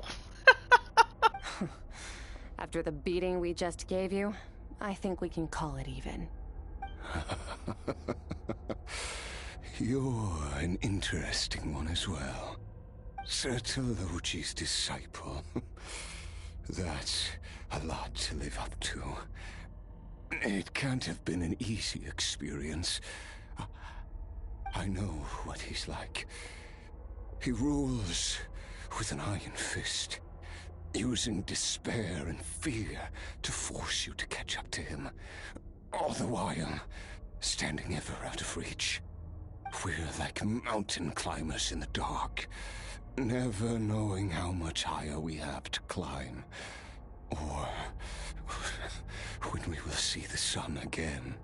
True. But I made up my mind long ago. No matter how dark it gets, I will not give in to despair. I will overcome it. Besides, after hearing your story, I suspect what Master really wants is not a battle that demands his full strength, but rather a defeat without regrets. Oh? Since you're his friend, you must have some things in common. First time we came here, when you stabbed me through the fog and stole my power, I felt no emotion coming from that spike.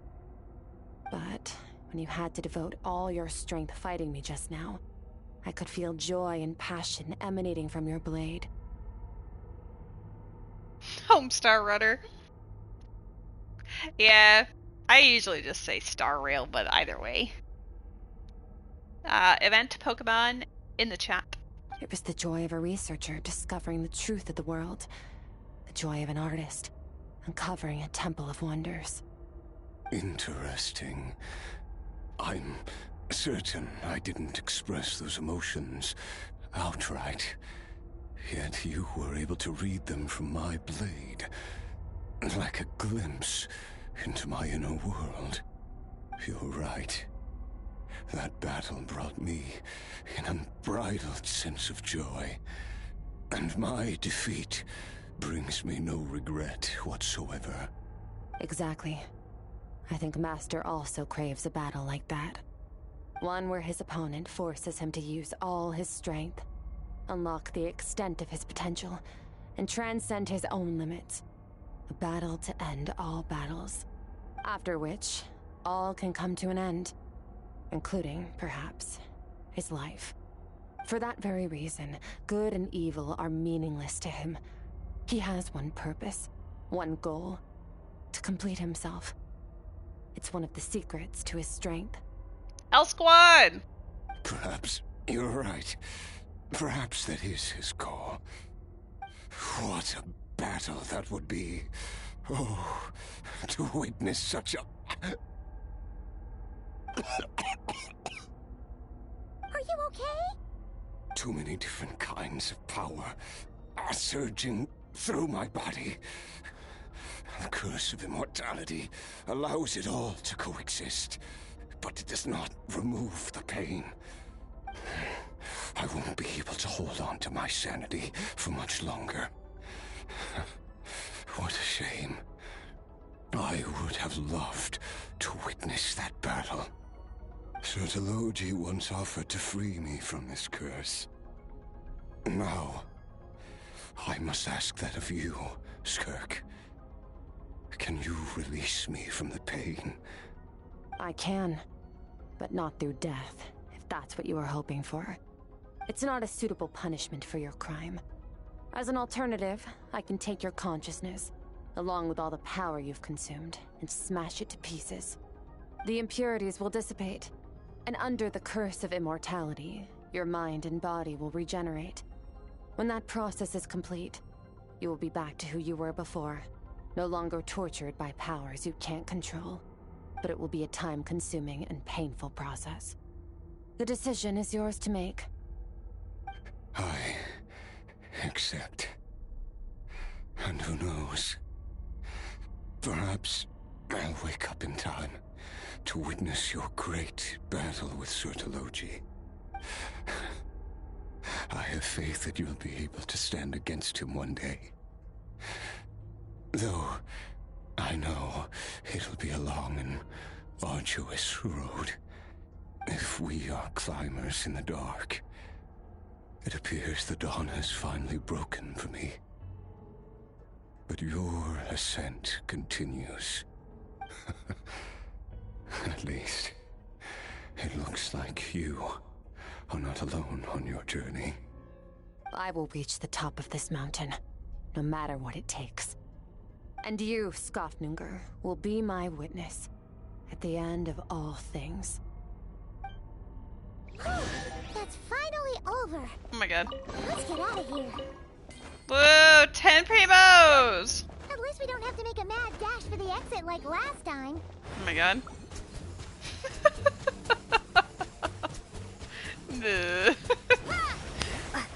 Anyway.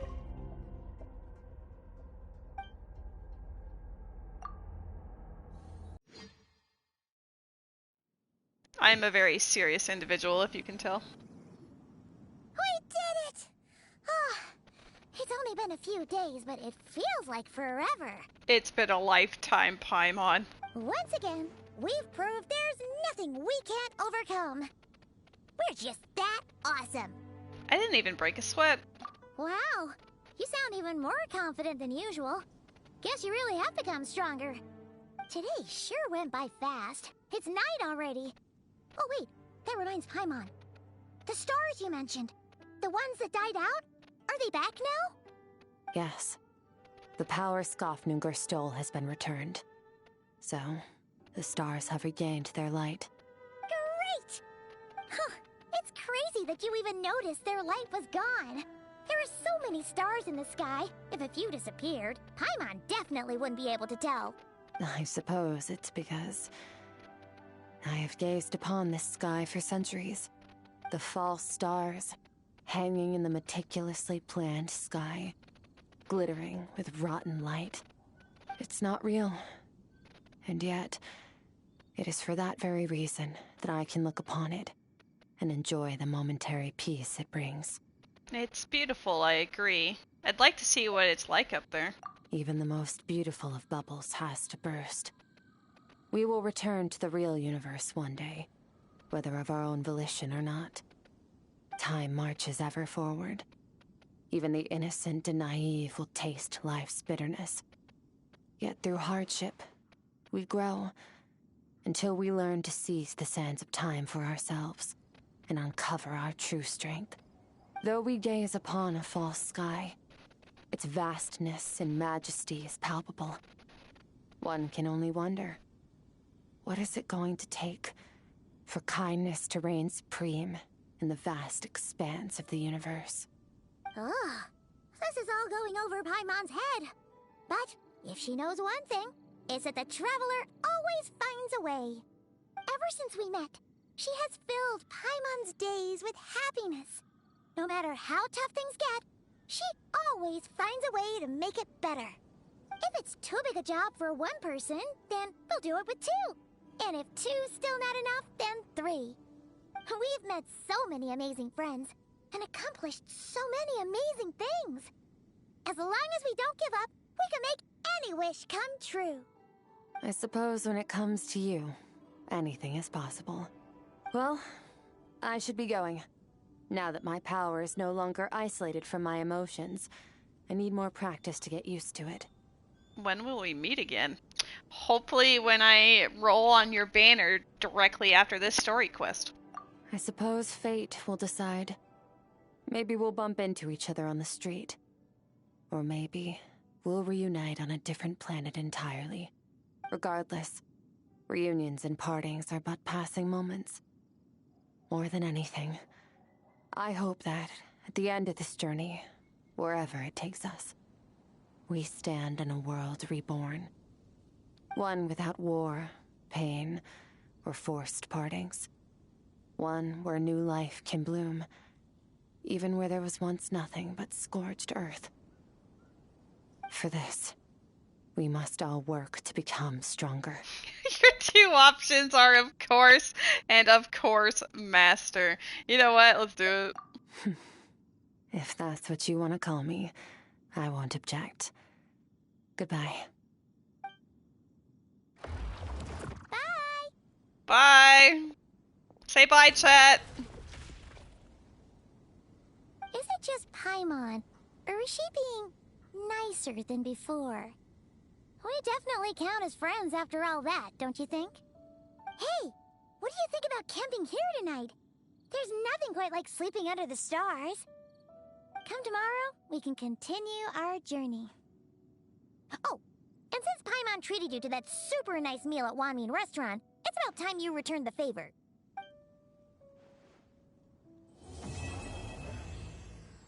Well, I did really enjoy her story quest. It's definitely one of the better ones and has some fun lore implications, because sometimes you'll play them and be like, what, why? You know, like why is this what they chose? Alright, how much do we have altogether? We've got 2 hundo. So after this wish, I'll have 40, and then that event will bring me back up to 110. I don't know where I'll get the other 50 from in one go. But surely after we have just had that experience together, she was just waiting for us to understand who she was as an entity and a person before we pull... Go for Shenhe. No, I'm just kidding. That's about what I expected. That was wish number 65. Dang it. Ah! Yeah, my luck on these games lately have not been the best. So honestly, we're also on a 50-50 here, so even if I did hit 5-star, it's not even guaranteed to be her. Is that not scary?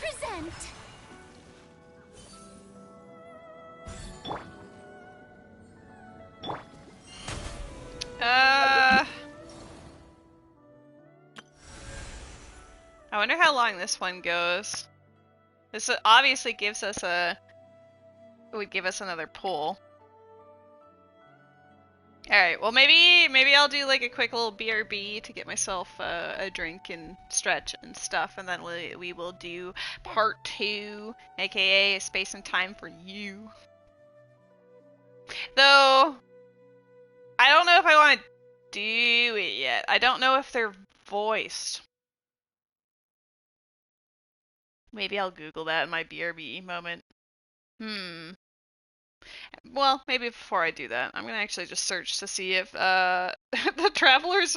I mean, I think I already know the answer, because during that Skirk part, there was definitely segments where my traveler was supposed to talk and she didn't. So now I'm like, I don't know if I want to stream this right now or experience it right now. I mean, I might have to before Skirk's banner ends. But maybe save it.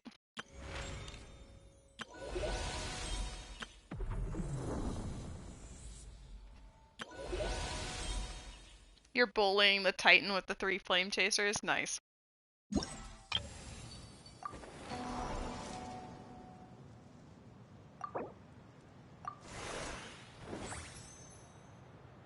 I only need 200 points from this. Isn't that not annoying? I don't get any primos for doing any of these anymore. It's just clear whatever, and I'm like, I don't really want to. How much do you think? Like, I got probably like 1,600 points by getting to the end of Act 2. So maybe if I only do up to like 1/6 or something, it'll give me... Can we do either? We'll do it on this one because it shows that I can get more points on this for the other thing. But does that count? I guess. Oh, maybe it's because I maxed out on this and I see. I actually do need to do it on this one. Or at least I believe so. Alright, we're back to strategizing to get our 70 primos that are left.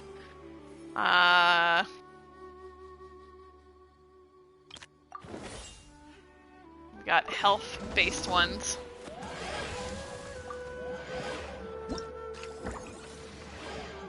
Alright, they picked the healing guy and a not healing guy.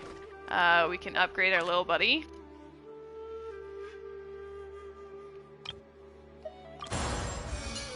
Alright. We're only gonna have 2 buddies. I don't know if that's a smart or a bad thing that I just did what I did, but whatever. YOLO!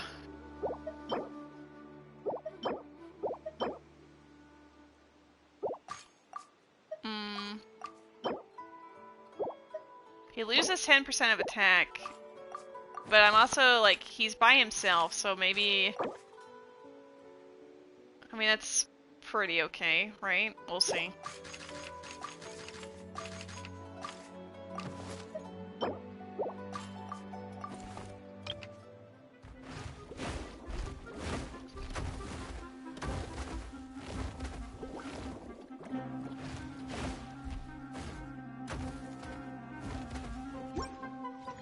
Well, at least pretty tanky for the early game. Star Rail is lagging, they might break the game. Uh-oh.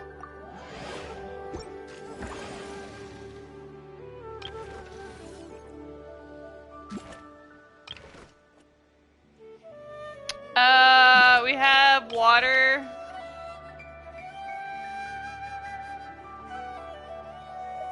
Go for... Oh, there's ice guys there. Let's go for this.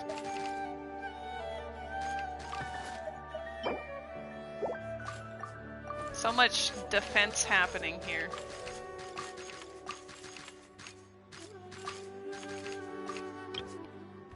There is a Pokemon in the chat.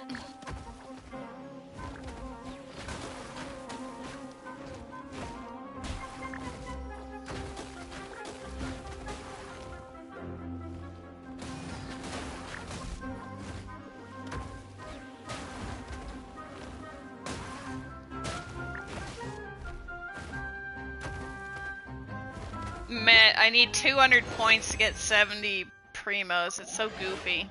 I don't know how far I need to go for it.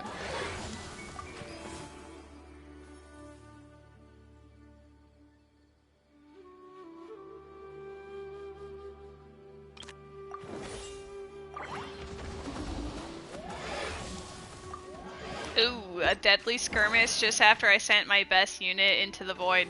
Great timing. Well, we can just go for one of these, and then, one of these, I suppose, or one of these. We'll do one of those.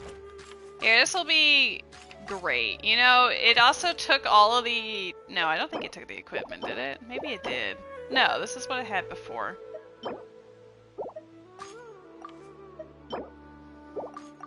Alright.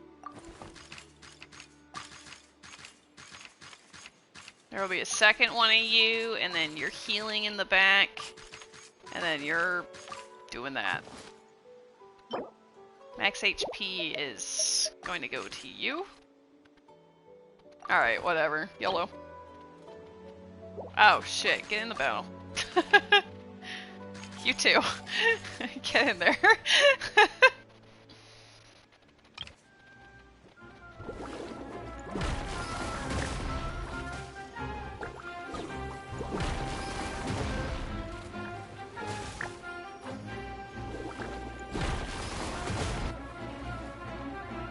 Trust that my little guy will come back as a level 3 beastie, you know? We haven't had a level 3 beastie yet, so this will be excellent.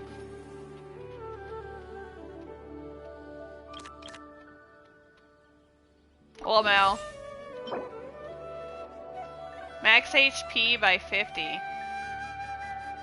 Alright, attacks increased by 50. We need to put that on a ranged unit.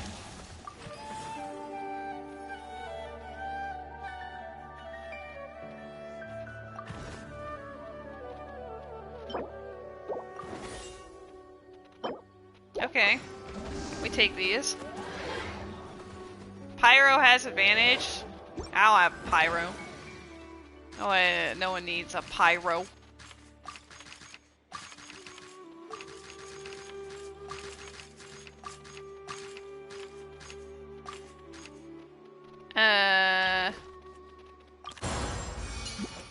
You have become Super Beast.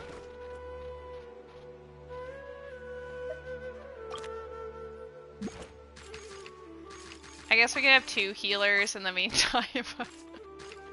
Oh yeah, I guess replacing the other guy. Hold up, you can be our like gamer.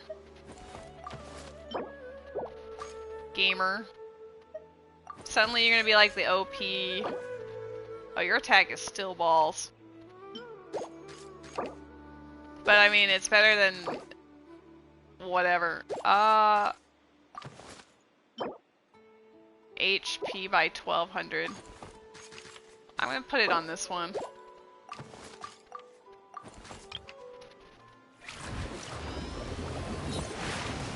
Oh, he does a beam. I should have put him on the other side, I guess. Oh, this is gonna be awkward. I might lose.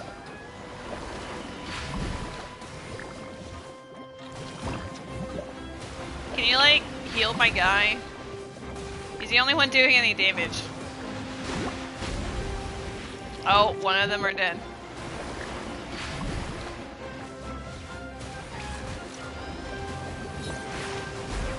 Yeah, I guess upgrading that guy then was not the play. Dude, that laser beam of death.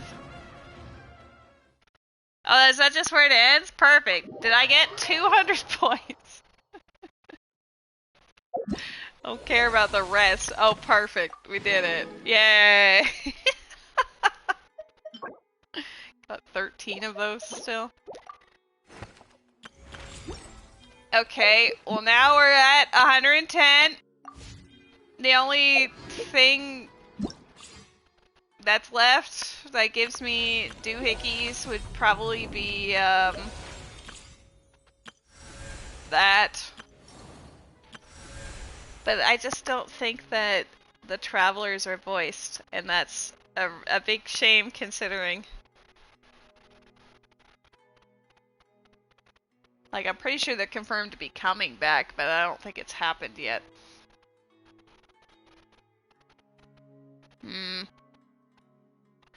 I do want to play... Oh, weird. Did none of this update for me for now? Oh my goodness, guys, like none of the chat moved for me for a while. I didn't see anything. I'm so sorry that I'm just like vibing, talking about whatever and anything, and you guys were all like, hello? My chat froze after we didn't catch the Applin. I didn't see anything. There's someone named Lady in your group and they're talking about her.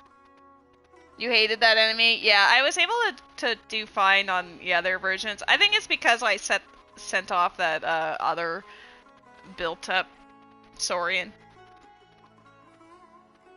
But also, hello, weird brother. We have finished Skirk's chapter. It was actually very good, and I enjoyed it. I rolled on the banner, and it was a blue, which is unfortunate. I'm 65 into pity right now.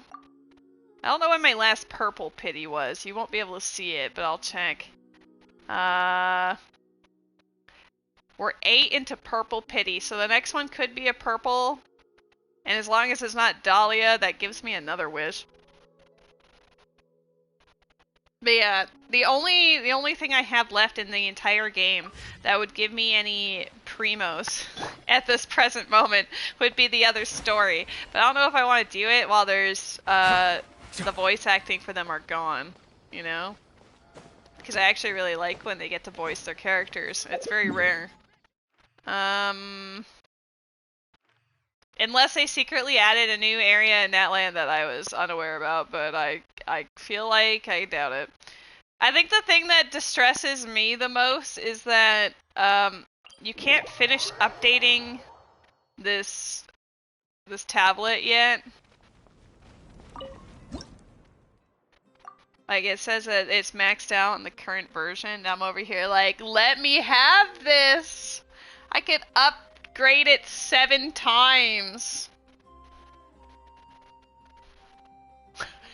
I could get those primos. I can upgrade it 7 times, chat! It gives you 50 every time! Like, seeing that I have it, but it won't let me actually turn it in is so brutal! And we'd get at least 2 or 3 of the regular acquaint fates. It's just like, man. Yeah, I'm getting bullied. I don't know what I should do. I guess I could play the event, but I should take like a short break at the very least. I don't know. I also need to play Star Rail. I don't really want to stream Star Rail at the moment. I'd have to like end the stream and then restart the stream, which is really awkward. Because the PlayStation only lets you stream based on game. So I'd have to like cancel the whole thing and then move it over and blah blah blah. I don't even know where we're going. I'm just wandering aimlessly. Stinky rail. But I want Skirk. And I'll probably do the story anyway. I just also wanted to say hi to the roommate, because if I do another story quest, she'll probably be in bed by the end of it. Well, you can have, I guess, a Escoffier idling, maybe. This is why you don't do character quests. I wanted her anyway. I was just, like, casually rolling on her, but now I'm, like, getting closer to soft pity, so I'm like, ooh, maybe. But yeah, Cypher's the one that I'm like, ugh, I'd have to do like 12 hours of story for, and then probably still not get her.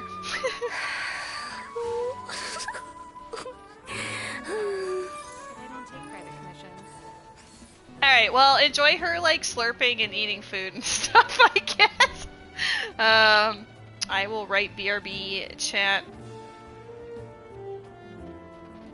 in the chat. Know of any new orchestral pieces? I like to swap out the background music in the kitchen once in a while. It's the quests are all gonna last for all of the patches, and character quests are gone for more character focus in the story. Interesting.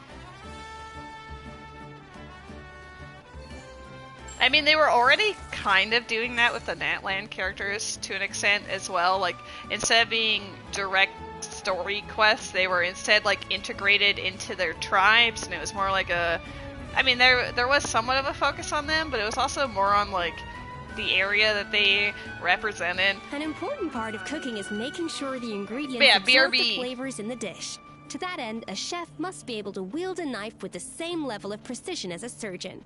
I'm trying to pin that. I'm trying to pin that message, but I honestly don't know how to pin it on here. But, alright, Met, have fun banning the masses. Don't be too goofy. I'm gonna have a drunk seat lolly hang out with you guys instead, because she'll probably be less annoying, maybe? I don't know. BRB! I'm sorry, but I don't take private commissions.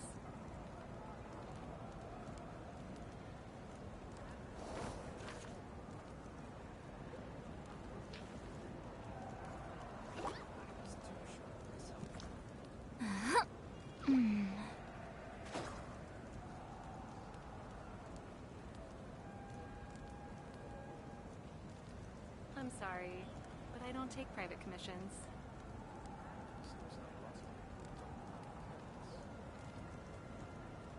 Going into a trance is risky for most people, so don't get any ideas.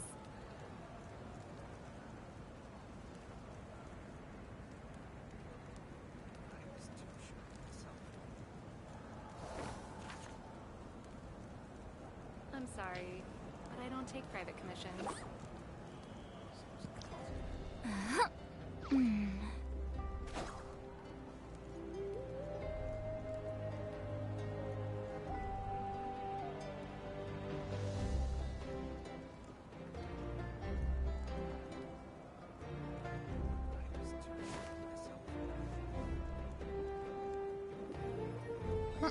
I don't take private commissions.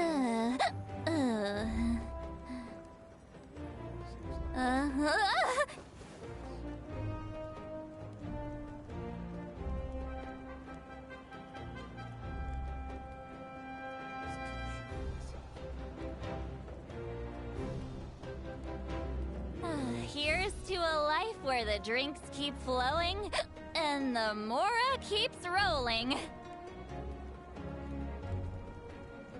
I'm sorry, but I don't take private commissions.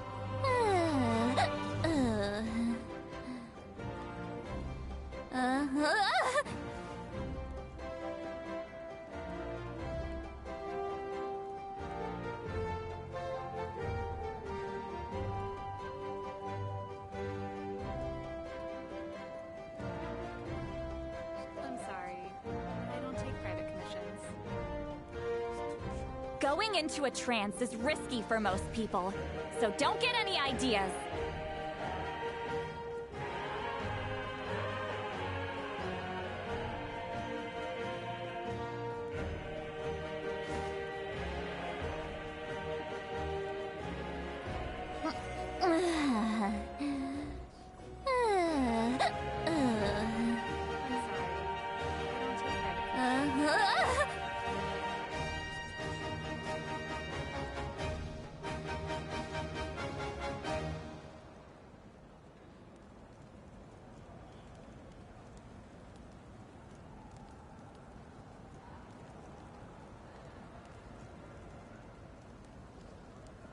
I've read almost every novel from Yai Publishing House. Pretty normal, right?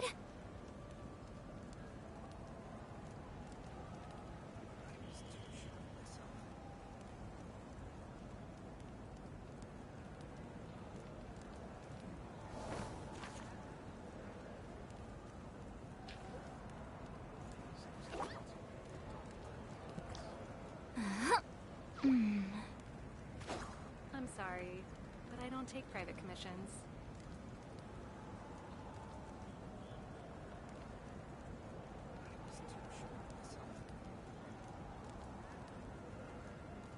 Going into a trance is risky for most people, so don't get any ideas.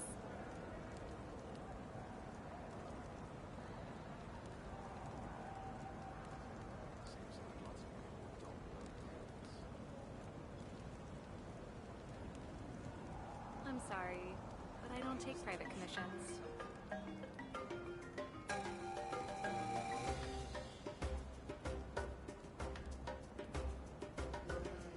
I've read almost every novel from... I have returned, friends. How's it going?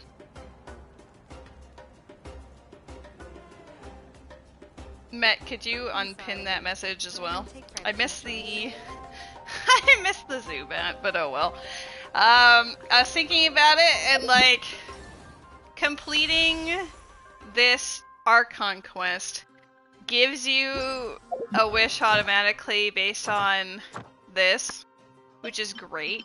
I think it might also give us 60 primos for having finished it, so doing it would actually give us 2 wishes.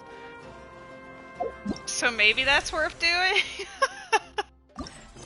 I just feel like I'm gonna have to read a lot.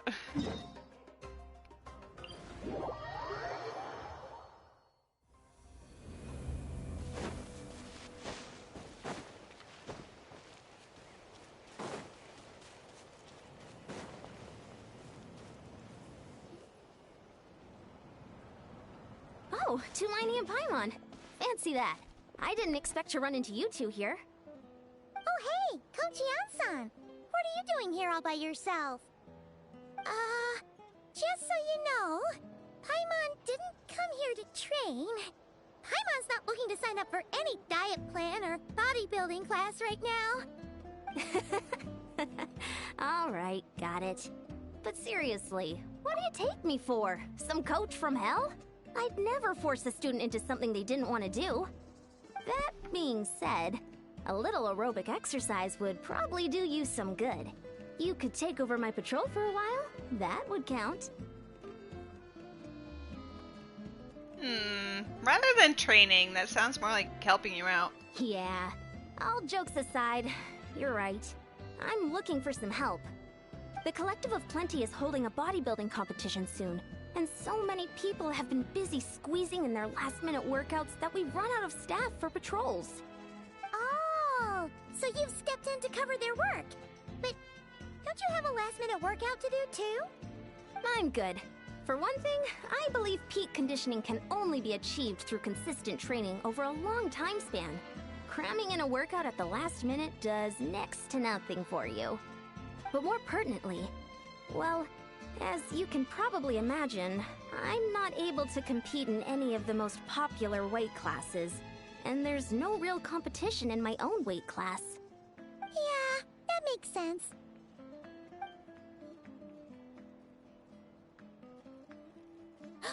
Oh no! Don't look at Paimon like that.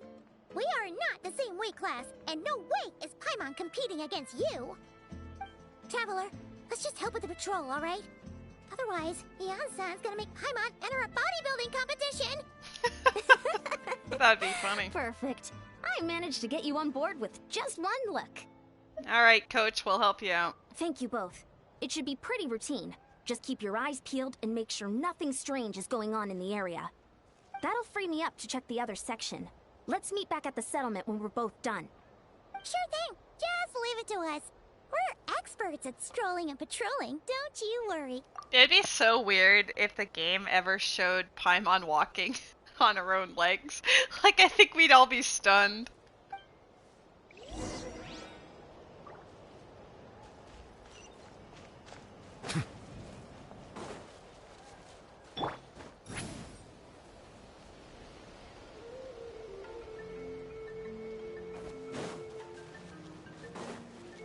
Guess it would help if I, you know, had my Natlan characters out for ease of traversal, but Seat Lolly does still make it really easy. It's funny that I made it this team and then it wasn't even used once during, like, that entire plot. What's this? Was there always a cave here? We should go take a look, right? Seems like a thing to do on a patrol. So why is the super coach stuck in a low tier weight class? Why even have weight classes in a world where someone that tiny could be so strong? I mean, honestly. Well, I guess safety for the normal people. Sleeping? Doesn't look very hostile. Like, maybe at the very least she should be allowed to compete against other people who have visions who are doing the whole thing. You know? Because otherwise she's just beating children senseless based on her height. Why is it hiding away here? Ah! You woke it up! Huh? It ran away! Oh, guess our reputation in Natlan is more fearsome than we thought. Even Hilichurls don't want to mess with us now. There's something on the ground. You mean that shiny thing? Huh. Must have dropped it as it ran off. Huh. Paimon bets that Hilichurl thought it was a priceless treasure. It was probably planning to hide it here for safekeeping. Until we showed up. Let Paimon take a look. Hilichurls aren't the brightest, so it might not be worth much, but still. Exclamation point. What is it? You look so serious all of a sudden. Isn't this just a regular old key? The style is unusual, though. Doesn't look Natlanese. Where do you think it's from? This is the key to the hibernation chamber on the spaceship. What do you mean? What hibernation chamber? What spaceship? Wait, you mean the spaceship? The one that brought you to Teyvat? That's the one. So, how did that key show up here? Are you sure you didn't just drop it? No, I still have mine. I've always made sure to keep it safe and sound. Whoa! Yeah, these look identical. So, if one of them's yours, does that mean the other one is... There are only 2 of these. One belongs to me and the other to my brother. Knew it! Huh, the keys to a spaceship! Huh, somehow that really rams home the fact that you really are an actual alien. Wait, no, descender. But anyway, now we know where it came from. The question is, how did it get here? I didn't mind playing Genshin in Japanese for 5.6 for like the Mondstadt update, but I really wish that, like, I really enjoy the English cast, especially for the characters in Mondstadt and everything, so it just felt kind of like, like it was fun, but it also didn't give me the same feeling. The simplest explanation is that your brother lost his key somewhere not far from here, then that Hilichurl found it and ducked into the nearest cave to hide it. If that's true, it means your brother was here recently. And by extension, the Abyss Order was probably here as well. Yeah. Man, this is so crazy. We only agreed to help with the Anson's patrol on a whim. And now, we've made this bombshell discovery and found a huge lead on your brother. Should we keep following this trail while it's hot? Or do you think we should check back in with the Anson? There you are. Looks like you went the extra mile today. Thanks for being so diligent. Oh, hey, Ian-san, what's up? Didn't think we'd see you again till we headed back to the settlement. We were actually just about to go meet up with you. We've made a huge discovery today. I came here to let you know that you don't need to keep patrolling anymore. The bodybuilding competition has just been cancelled, so the usual squad will be resuming their normal duties. They'll be here to take over shortly. Wait, cancelled? Why? What happened? The Abyss Order attacked. Shit, alright. Huh? Didn't expect our suspicions to be confirmed so quickly. Sounds like Aether's on the move again. I'll find a way to speak with him in person this time. I have to. I've heard of the Abyss Order, but this is the first time I've known them to take organized action on such a large scale. It's like they're preparing to go to war against our entire nation. One little sect versus the entire nation of war? How are they expecting to pull that off? Based on everything we've seen from them so far, they usually prefer to act in the shadows. So, what's different about it this time? What could they be after? No clue. All we know is that they've attacked our tribe, but that doesn't tell us much. Our defenses are holding strong so far, so I'm gonna head to the Stadium of the Sacred Flame and see what Mawika knows. If there's any information out there, she's the one people report to. Oh, want to come with me? I'm sure everyone will feel better knowing that the hero of Natlan is on the case. Well, I am keen to find out more about the situation, and I can provide some information on the Abyss Order. Great, then let's head over together. My god, we get to see Mawika. And maybe other people eyeball emoji.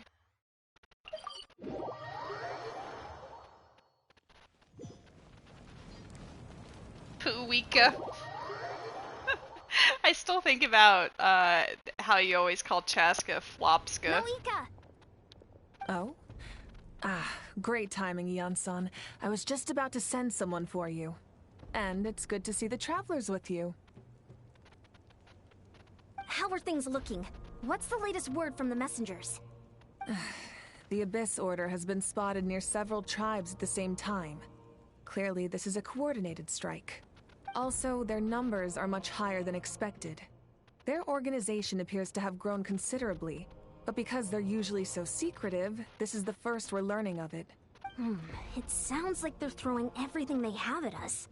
What are they trying to achieve? That's what I'd like to know as well. Historically, Natlan has not been a hotbed of Abyss Order activity, and we have no particular quarrel with them. Could it be revenge, perhaps? Would they want to get back at us for a recent victory over the Abyss? Oh, seems unlikely. But then again, Paimon wouldn't put anything past the Abyss Order. It's too early to say anything definite. For the time being, we should continue monitoring the situation. How are the battles going? Not too many casualties, hopefully? Well, even if they're committing all their forces to the fight, they're in for a tough time. Our brave warriors have just emerged victorious from an all-out fight against the Abyss itself. You're welcome, Met. You also gave me the same the other week or something, so I'm just repaying the favor. Yep. We have a whole nation's worth of seasoned veterans fighting for us. Compared to the true Abyss, the Abyss Order poses a far smaller threat. They cannot endlessly replenish their forces for starters. However, this is still a war, so we must give it our all and do our utmost to minimize casualties. The tribes are organizing their defenses as we speak. Traveler, this is one war that Natlan can handle on its own. If you wish to stay out of it, you'll be safe here at the stadium with me. No, this one is personal for me. Oh? In what way? The current leader of the Abyss Order is my brother.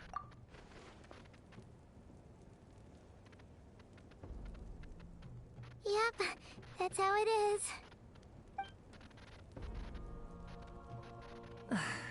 I see. My goodness, that is very personal indeed. If you don't mind me asking, do you have any idea what his goal could be? That's what I want to know as well. Safe to say, they're not exactly on the best terms at the moment. Ever since Paimon met the Traveler, she's been trying to track her brother down and get some answers. But he's been avoiding her. I see. So you two have fallen out. Huh. A pretty common occurrence between siblings. Well, yeah, that may be. But the stakes are a little higher where these two are involved. They certainly are. Although somehow it doesn't surprise me that a spat between the Traveler and Twin could affect the fate of the entire world. Just so I'm clear, you're still on Natlan's side, and you have no idea what your sibling is after. Is that right? Absolutely. I might even hate the Abyss Order more than you do. Well, that's a relief.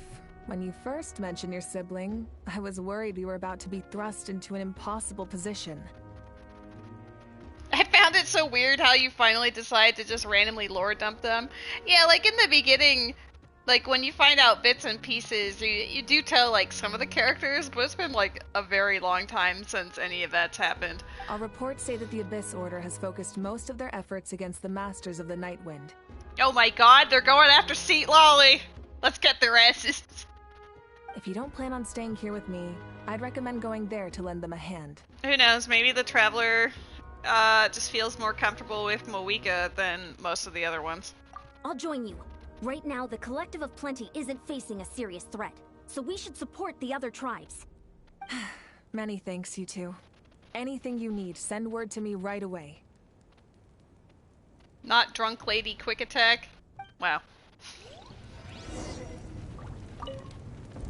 And don't worry, you're still Natlan's hero. I'm not gonna blame you for something your sibling has done. Still, if we manage to find your brother, you wouldn't mind if I gave him a good punch to teach him a lesson, would you? Oh my god, oh my god, oh my god. It's probably gonna be like Auroron. But what if... Rise like smoke! What if Seat Lolly, right? I need to believe.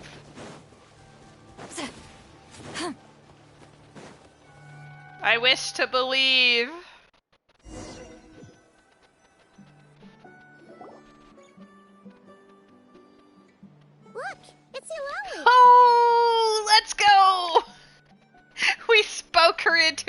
distance. Huh. I wasn't expecting to see you here. Are you here to reinforce us? God bless. How are things looking? Mawika told us to come here. Oh, the situation must be pretty dire if it's managed to get Lolly out of the house. Dire? No, I wouldn't go that far. It's mostly just irritating. I heard we're being hit the hardest out of all the tribes. What are they trying to imply? They just think we're pushovers or something? The more I thought about it, the angrier I got. I couldn't exactly concentrate on my novel after that, so... well, here I am. Bless her. So, that's how they earned the ire of Granny Eatsley, huh? They call themselves the Abyss Order, yes? Ugh, so tasteless. It's exactly the kind of two-dimensional name a clueless writer picks because they don't trust the rest of their writing to persuade the reader of who the real villains are. Hey, she's saying your brother has poor taste. I'm just glad I'm not the only one who thinks that. If I were him, I would have changed that name long ago. Wait, what? Are you saying her brother is a member of the Abyss Order? Yeah, let's just lord dump all of the Natland characters all of a sudden. I only said that because I was mad. But maybe I went too far? I don't know why Seat Lolly's like the only character we ever get to hear her inner monologue for, even after the whole like, oops, mind reading thing wore off, but it does delight me. Hey, let's save the chat for later. We've got some enemies incoming. Good. A much-needed chance to vent my frustration. Not a moment too soon. Things were getting awkward there. Luckily, I'll never have to find out just how badly the rest of that conversation was gonna go. You must walk the dogs. Goodbye. Have fun on wish grinding. Thank you. You didn't have to say that last part out loud, Seat Lolly. Anyway, let's get 'em! Enjoy your walk with the doggos.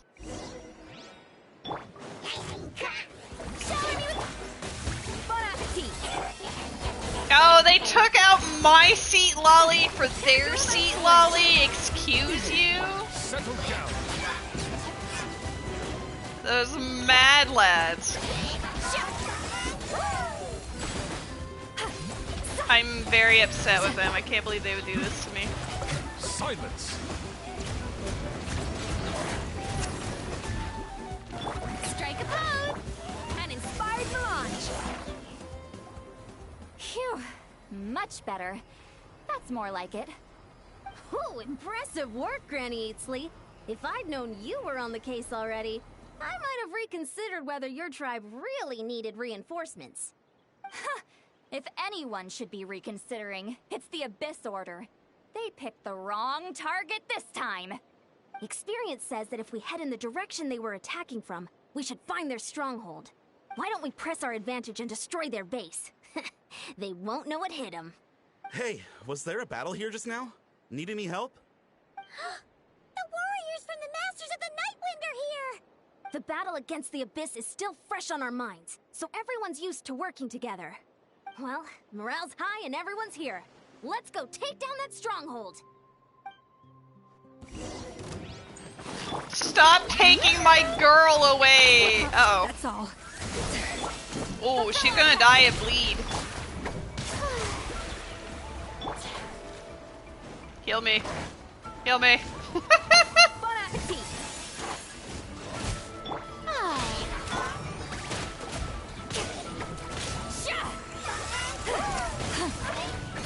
Yeah, get his ass. Show no mercy. Bow your head. Forward! Crush them! Can I? Damn. Alright, well, I guess we'll just have to deal with the not as good Seat Lolly. I mean, sure, she's got her own thing at Refinement Rank 3, so maybe... Okay, maybe the Seat Lolly is better than my Seat Lolly, but I would never admit it!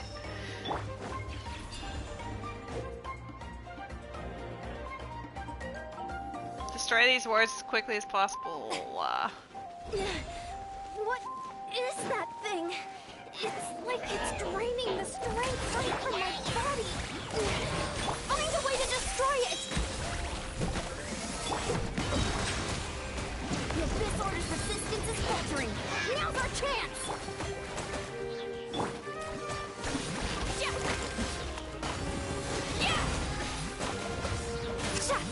Go figures I pick a freeze team when half the enemies are Hydro.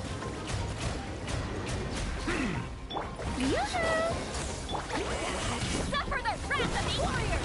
Attack! Suffer the wrath of warriors!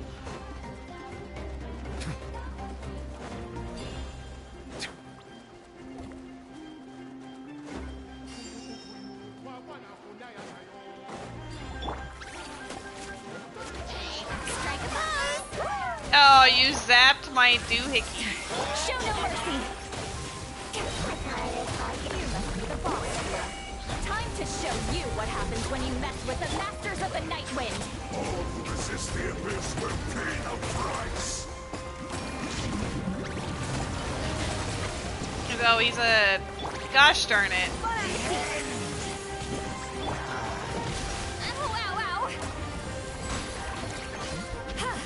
Fulfill our pact! Deuce on the loose! Suffer the wrath of Eastling!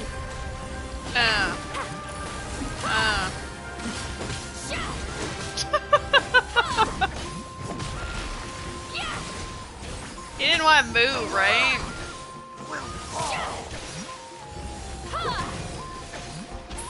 The world will. This stronghold is neutralized. Good work, everyone. Huh. The Abyss Orders all bark and no bite. To be honest, this was anticlimactic. I was hoping for a personal apology at the very least. And ideally, a whole speech acknowledging the superior might of the Masters of the Night Wind. Well, whatever. I'll just have to make up for it with some extra wine at the victory feast. What a mood. With the stronghold cleared, this area should be safe for the time being. But still, something tells me we can't afford to let our guard down yet. Maybe it's just me, but an enemy under siege normally defends their stronghold at all costs. The fighting gets more and more intense right till the bitter end. But this time was different. With a few exceptions, most of the enemies here gave up and fled the moment that... well, I don't know, but it seemed like they sensed something. Huh? Not sure I follow. They did a tactical retreat, that's all. It's just a different strategy. I'm not convinced. Don't forget, they're radicals who chose to wage war on an entire nation. They don't do things in half measures. It seems out of character to cut their losses and run like that. So you're saying there's more to this than meets the eye? Transformers! I'm saying we don't know enough to be sure of anything at this stage. So let's stay alert and keep our defenses at the ready. So we're no wiser as to the Abyss Order's objective. Back to square one. If I could only get Ether to talk to me, I could get answers for all of us. I'm heading back to the Collective of Plenty. That key is our only lead so far. Paimon had a hunch you might say that. But you're right. If we can somehow use that key to track down your sibling, maybe we can end this war before things get serious. And maybe you can finally get some answers. Wait, you're leaving? But I was still debating whether to invite you to the first victory feast. I love Sweet Lolly. Go ahead, you two. Sweet Lolly and I will take care of things here.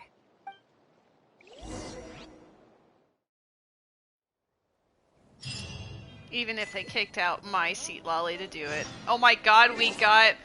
That's right, you get little achievements when you do story-relevant things. Gamer. Oh, they brought you back here. That's nice. Beckers! Oh my god. Hello, bees! Return to the skies! How you doing? We're currently playing through the Archon quest. Take me up! Not the bees in game 2! Why is it showing up like that though? I don't think I've ever seen the text be that small, and also like why do you have like this pink little icon? That's weird.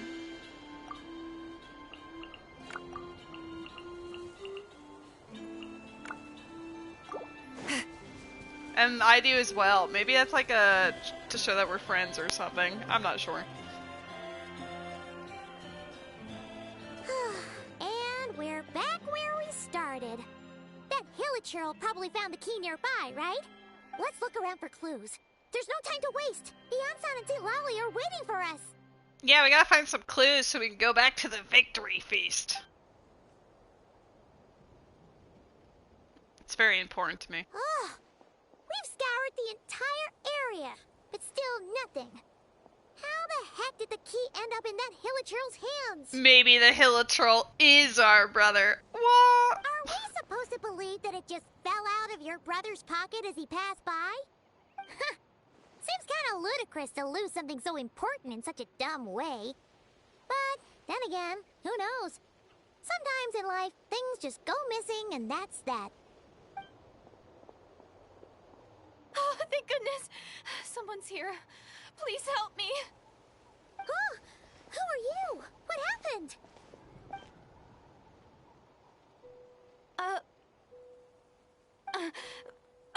No, now isn't the time. Please, you've got to help me. I'm being chased by monsters and I can't keep running. Can you do something? Well, she has the diamond pupils, so khaen'riah. She could also be the very same Hilichurl from before. Eyeball emoji. You've come to the right person, but where are these monsters you speak of? Yeah, where are they? Paimon doesn't see any monsters behind you. Huh? I'm sorry, I don't quite understand. They're almost here. This really isn't the time to be joking around. We're not. We're completely serious. We don't see any monsters. But how?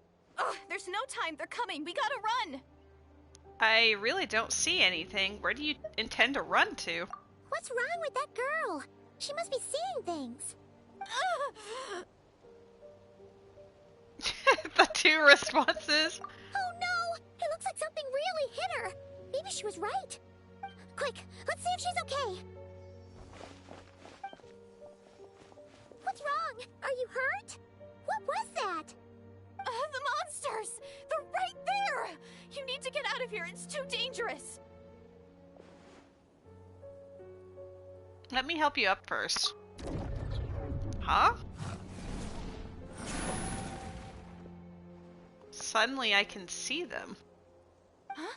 Oh, now you finally see them. Well, it's about time. I nearly kicked the bucket just now. I'm sorry, I'll take care of them now. Great! Thank you, Savior. Savior?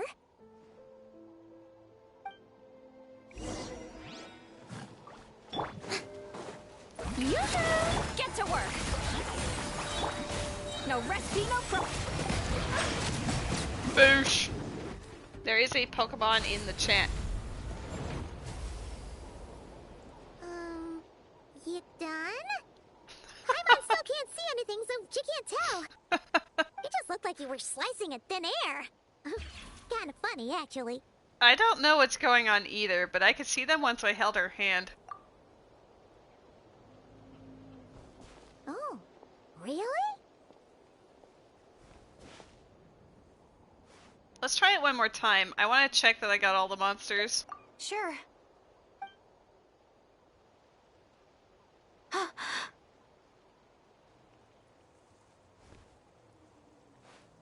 What's wrong? It's nothing. It's okay. I can see they're all gone now. No need for you to check. Oh boy. She's got the hots for you already. I didn't think much of it when the monsters were breathing down our necks, but now that I've calmed down, holding hands with you like this, I'm just a little shy, that's all. Oh, didn't mean to make you uncomfortable. Huh? Have you never shaken hands with someone before? You sure get flustered easily. Well, anyway, I haven't had the chance to introduce myself yet. I'm Deirdith. Thanks for, saving me just now. I'm really grateful for your help. No worries. Paimon's Paimon, and this is the Traveler. With her around, you'll be safe from any monsters. As long as they're visible. So, what was the deal with those monsters just now, anyway? Your guess is as good as mine. I could see them the whole time, so when you said you couldn't, I thought you were making fun of me. That would be the worst cruel joke ever. Whoa! That must have been scary. The idea that we'd stand by and laugh while some poor girl was being hunted down by monsters? Yeah, isn't it nice to just have voices?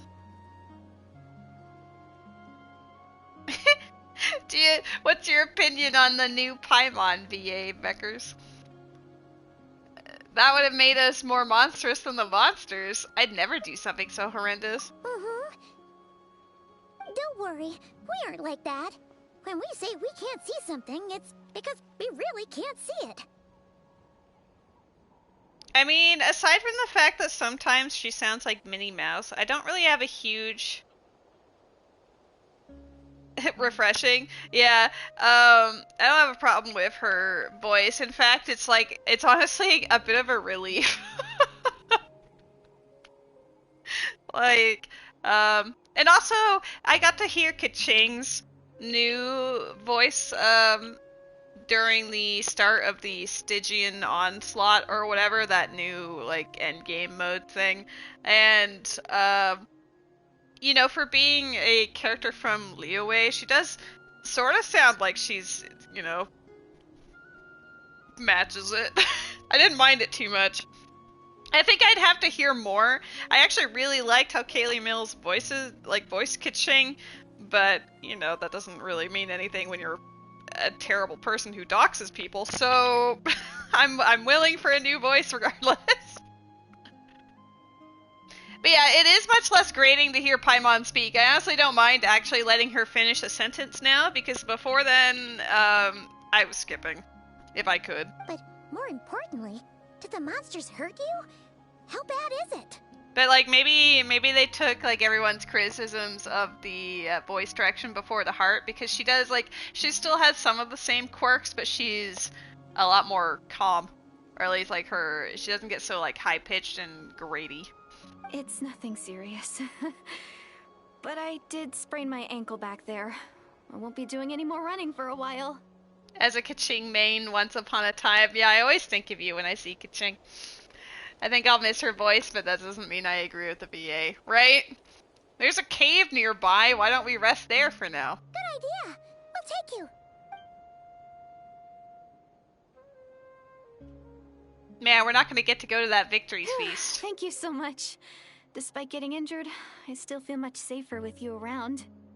I'm gonna stay here until I heal up. Don't want to risk running into any more monsters. Yeah, you already took a big enough risk coming out here all on your own. So, where are you from, Deirdith? A small village, far away from here. I walked for what seemed like forever and lost my way, so... yeah, I have no idea where I am anymore. The end of this quest has different dialogue based on a choice. Oh, that's fun. Maybe all these trials and tribulations are part of the journey. No one said finding the savior is gonna be easy. Huh. That's the second time you called the traveler a savior. What's all that about? Oh, sorry. It just slipped out. I was caught off guard. The resemblance is so uncanny. Anyway, let me start from the beginning. There was once a sage who passed through my village. People got the sense that she was truly omniscient. The sage said that doomsday was coming. But as that day approached, a savior would reveal themselves to us. And the savior's name was Beckers 0530. The day of disaster is almost upon us. So my grandmother begged me to leave the village and find the savior before it's too late. Doomsday? I've heard people talk about the savior since I was a kid. Growing up, it really made an impression on me. The description is practically etched into my mind. That this counts as online bullying. So when I saw your golden hair for the first time, it was like this image that's existed in my mind's eye all these years suddenly came to life. Everything matched. Oh, so that's why you were lost for words when you first saw her. Well, the Traveler's definitely got what it takes to be a savior, and She's already got a ton of titles, so she won't mind one extra. Actually, I don't think it's her. I think it's someone who looks very much like her, but isn't quite her, if you know what I mean. What? But didn't you say that everything matched? Everything except the gender. The savior was described as a young man. Oh, for goodness sake. There are gender requirements to be a savior? Really? I think I know who it is. There's someone out there who matches all of the requirements. Oh, of course. If it's not you, then it's gotta be him. Who? Who is it? Girl, you twisted your ankle. Maybe calm down. My brother? You have a brother? Well, then that's it. Oh, it's him. It has to be. Oh, thank goodness. Please, can you take me to see him? Well, about that.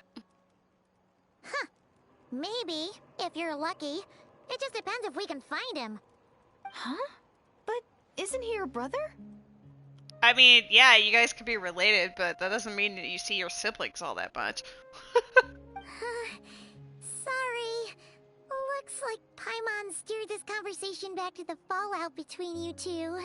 It wasn't on purpose, but that's the reality, so it's hard to avoid.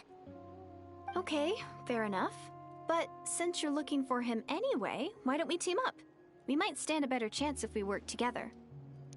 Her voice also sounds familiar to me, but I can't quite place who or from what yet. Have you always believed that Doomsday will come? Yes. Everyone says that the disaster is inevitable. But the Savior will rescue us all from our pain and suffering.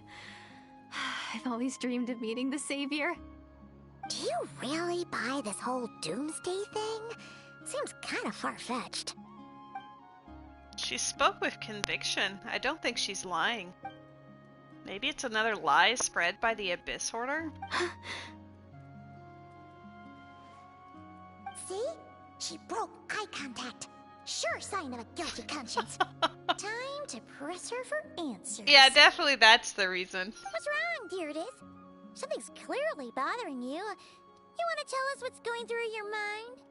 Oh, I just... I'm having a crush. Don't worry about it. How should I put it? The Traveler looks just like the savior of my dreams. So now I'm shipping myself with the Traveler. It's just how it happens, you know? It's just natural evolution. And it's not every day that the savior of dreams swoops in and saves the day in your moment of crisis. So I'm just a little overwhelmed, that's all. 3 seconds of unbroken eye contact is the limit. I don't think my mind and body can handle any more than that. What do you mean, limit? What happens after 3 seconds? Eternal love. How am I supposed to respond to that? I'm sorry. Please forget that I said anything. Let's just leave it there for now. But I mean, that also means that she'd have the hots for, like, it seems like, you know, she's a bisexual queen, because she'd have the hots for either, which I do appreciate. Like I said, I'm going to hide here until I feel well enough to move again. If you manage to find the savior in the meantime, please come and let me know. Thank you. Are you sure you'll be okay here on your own? Do you have enough to eat? I'll be fine. I might not be much of a fighter, but I know how to stay hidden. And if I get hungry, I'm sure I'll find something around here. Don't worry about that. Alright then. Well, take care. Being on your own isn't easy. What a mysterious girl. We should definitely keep an eye on her. But hey, at least she seems to like you. And it sounds like she's gonna help look for your brother when she's healed. Understatement of the century, Paimon. Anyway, this is probably all the progress we're gonna make for now. Let's head back to the Masters of the Night Wind and see if they need our help. Why is it so tiny? Oh, remember the I feel like they shrunk down the chat in the last update. I haven't had anyone, like, message me recently, but I feel like it used to be a lot bigger. Now I'm over here like, oh god. I'm on a TV across the room, you know? Like, all those are really tiny. I'm assuming that bottom one is either Kokomi or Seat Lolly, but see, my eyesight can't tell. It's Kokomi. But yeah. Don't worry, I'm fine. I just need some time to myself. Yeah, like, I don't know why they would have shrunk that. I don't think there was any reason to. Especially since I am playing on a TV across the room, right? Like, it's harder to look at than it was before. Hi, baby boy! How have you been? You been hanging out with Rose? You're back! How did it go? Find anything? Nothing substantial, unfortunately. But we had the weirdest experience. Fades to black, explains about girl. So I take it that the war's still on? Oh, wow. Never mind. No progress yet, I'm afraid. Yes, unfortunately. That's okay. I just wasn't sure. Because things seemed to be at a standstill while you were gone. The Abyss Order hasn't attacked us. And since we don't know what they're planning, we haven't made a move either. In a word, it's a stalemate. The guards have been keeping watch around the clock. But for everyone else, you wouldn't even know we're at war. Huh. Really makes you wonder what the Abyss Order's thinking. I was wondering, Traveler, if you have the time, could you go and pay a visit to the guards? They've been working a pretty demanding schedule. I was gonna go see them myself, but I'm sure they'd appreciate a visit from the greatest hero of our time. Oh, but you're a great hero too, Yan-san. Lamau. Well, since you asked, this is technically my sibling's fault, so... Great. Thanks, you two. Thank you for the kisses, baby boy. Oh, you're here for cuddles now, too? Wow! Tumaini, our hero. We've actually fought together before. You probably don't remember it, though. Of course I do. You do? Then it's truly an honor to serve alongside you once more. How could I forget your goofy hat? Thank you for standing guard this whole time. It's all good. Honestly, it's not been that much work. Haven't heard a peep from the enemy. Have you seen anything out of the ordinary? Nothing that would indicate an impending attack. I've spotted a bunch of Abyss Order operatives, but they weren't acting hostile, just hanging around. You said you don't, and he was like, yeah, that makes sense. I was all the way in the back lines while you were in the front. That's funny. There were even moments when they seemed to be meditating. At least, that's what it looked like to me. Maybe it's part of their religion or something. Hi, buddy. Don't eat the chat. Hey. Out of an abundance of caution, I asked some shamans from the tribe to take a look and see if there was anything nefarious at work. He's definitely trying to eat you guys, I'm sorry. But they didn't sense anything untoward, so we just put it down to religious ceremony and left them to it. There's an event Pokemon in the chat. It is a Grand Bowl. Huh. Interesting. Oh well. The more time they spend meditating, the less time they spend trying to beat us to a pulp. It seems suspicious, though. Could this be related to their true objective? Well, the shamans didn't raise any concerns, so how bad could it be? As far as I'm concerned, so long as they don't pose an active threat, they can do all the cult worship activities they want. Hi, John PP. Besides, as soon as everything's in place and we're ready for an all-out offensive, there'll be no match for us. Huh. Sounds like morale is pretty high. Guess there's strength and confidence in numbers. Let's keep going, Traveler. How are you? How's your day? My cat is purring up a storm right now. What a good boy. I'm so glad we're not having to fight a boss this time. Huh?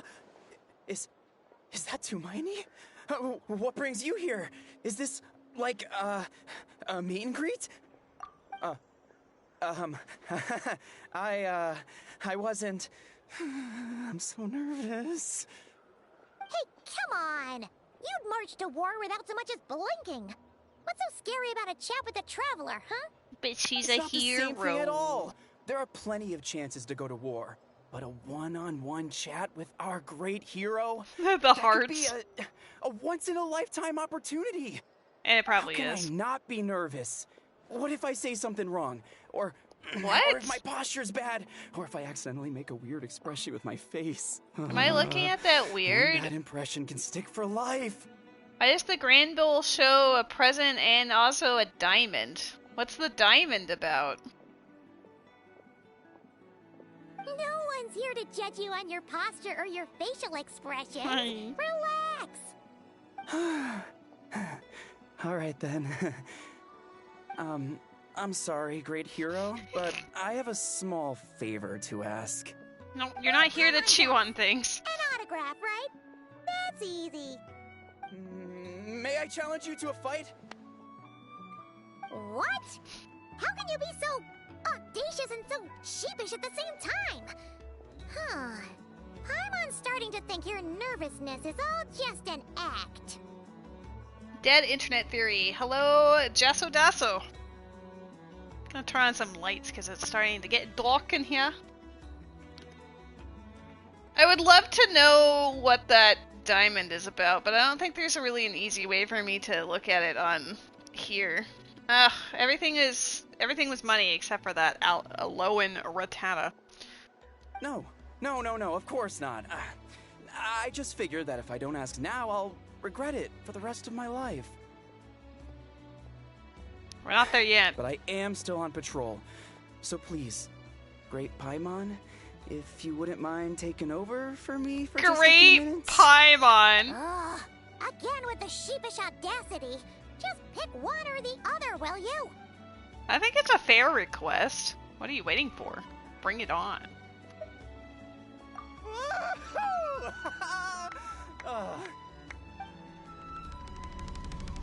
Am I actually gonna have to fight him? Because I'm like mid looking for what this diamond is.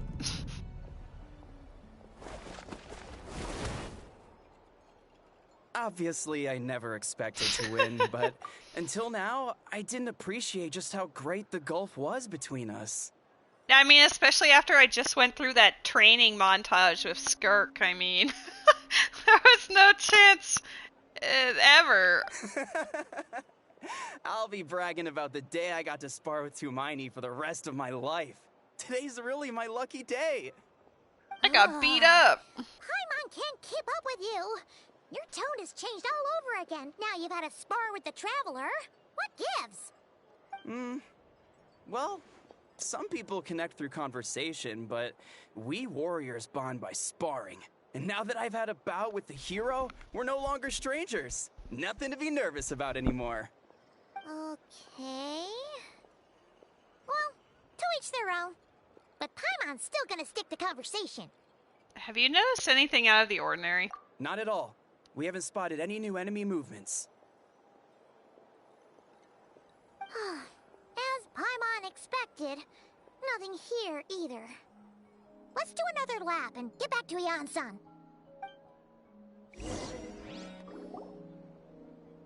You're back.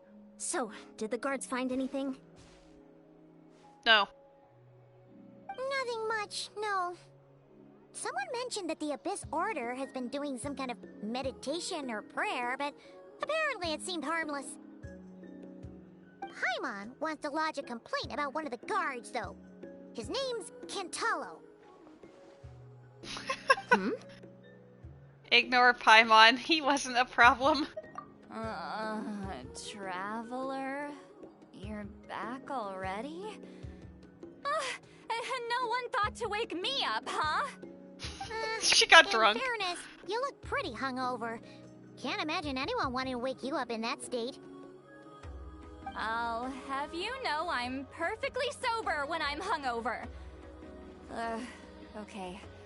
I'll admit that sounds strange at face value, but regardless, what I meant to say is, I heard something about the Abyss Order engaging in meditation. Yeah, that's right. Does that mean anything to you, Siglali? I sensed something strange in my dream. It was vague, but it seemed as if some noise had found its way into Natlan's ley lines. Oh, what does that mean? Hard to say. I don't think it had any tangible effect on the Night Kingdom or on our ley lines, but still. It's like a signal that exists on a different dimension of reality. It might not interfere with ours or pose any detectable risk, but I just get the sense that something strange is going on. Sus. Oh. So even someone as familiar with the ley lines as you can't tell what's going on. No wonder the shamans that Satura called to the front lines couldn't sense anything. Ian-san, I think we should go talk to the chiefs. There's no point dragging this out. We need to take the initiative and drive the Abyss Order out of Natlan for good. If that's the Council of Granny Eatsley, I'm sure the chiefs will agree. But it will still take us some time to gather the required force.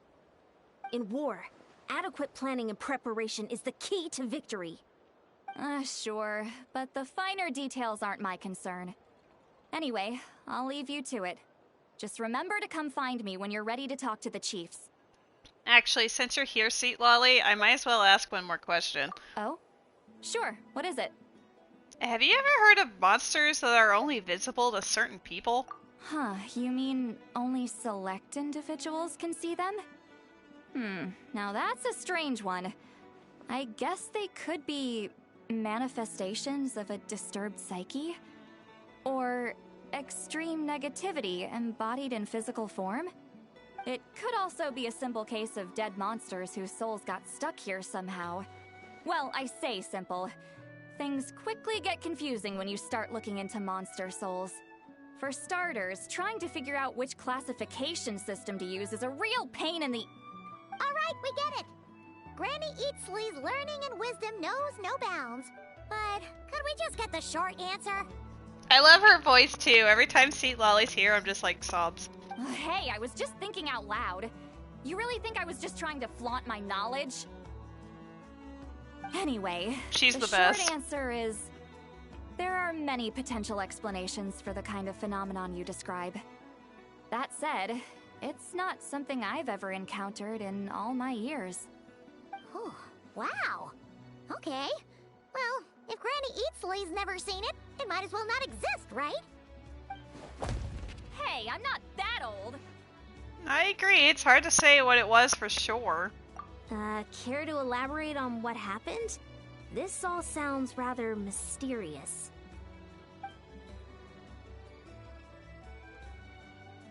Really? You had to hold her hand to see the monsters?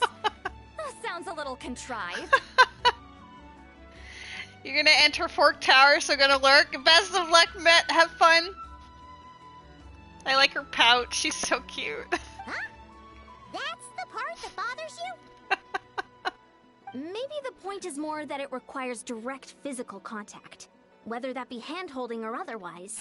She does not approve. But that's neither here nor there. What bothers me is, it sounds like she's convinced that your sibling, the leader of the Abyss Order, is a savior. That really makes me question whose side this girl is on, and whether what she told you about her background is actually the truth. Sorry if that comes across as paranoid. It's just hard not to be suspicious of everything when we're in the middle of a war. Actually, Paimon feels like you make a fair point. Whoever this girl is, she sounds like bad news. Bad news bears. You're clearly just jumping to conclusions. Do you think she's a spy? Do you think she's some kind of weapon? It's hard to know what to make of it. A young lady all by herself, lost in the middle of nowhere, sees monsters that no one else can, calls the leader of the Abyss Order her savior. At the very least, we should remain vigilant. Keep a close watch on her. Sounds sensible. On that note, we probably shouldn't have left her by herself in that cave. Traveler, we still need some time to muster our forces. Maybe you could check on her if you're not busy. Just be careful. Might as well. She seems to trust me after all. Happy to, although I doubt she means us any harm. It's settled then. Let's go check on her.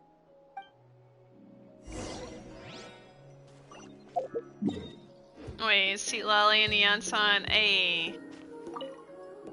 Why holding hands? Why that specifically? Why not literally anything else? Seat lolly, please. I'm not normally so suspicious of strangers, but at times like this, the safety of the tribes has to come first. That's hilarious. Oh, that was weird. It was like I had resistance to, like, what? Hello? Okay, you see how it's going up really fast, right? Why is it... Is there something... Oh, there was something blocking the dead zone for my controller. It just was going at, like, half speed there. Like, why can't I scroll down?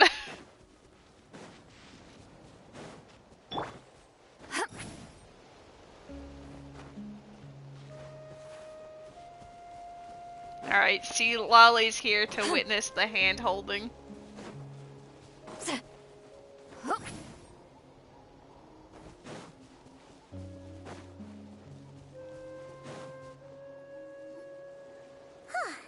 Here we are. Deirdre will still be here, right? Is she a hella troll during the day and then... Though. Uh-oh. What if Yansan was right? Maybe she never intended to stay here at all. Nah, maybe she's just a hill troll during the day and a woman at night, because, you know, stranger things have happened. Let's stay quiet and move in carefully.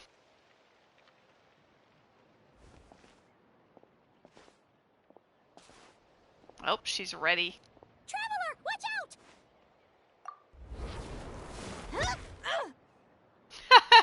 Nice. Shoot, maybe Deirdre really is a... Oh, sorry. I didn't know it was you. I heard a noise and I thought it was the monsters coming to get me. Oh, did I hurt you? Oh, I'm so sorry. I wasn't thinking straight. If I thought it would hurt, I would have tried to dodge. And somehow it still hurt less than I expected. Phew. That was scary. Paimon thought we'd walked into a trap. Maybe we shouldn't have sneaked in without announcing it. Then you would have known we weren't monsters. Monsters? To be honest, I've been really on edge since you left. I just have this constant feeling that any second, the monsters are gonna come back and get me. And it's not like I can run from them. There's also no way to cook here. It's good you got back when you did. Another hour and a half and you probably would have found me starved to death. Oh, that's weirdly precise. Well, it does explain why your attack on the Traveler was so weak. Wait, if you really thought you were gonna starve or get killed by monsters, why'd you promise that you'd be okay here on your own? I just didn't want to lose face in front of my hero. She already saved my life once. That's more than enough. I just don't want to come across as a constant burden. Huh. For someone on the brink of starvation, you're pretty preoccupied with your image. What's the real reason? What? Is Lady her hero? Yes, shockingly I have those moments, right? Also, hello Shin, how are you doing? There is a Pokemon in the chat. It is a Lunatone.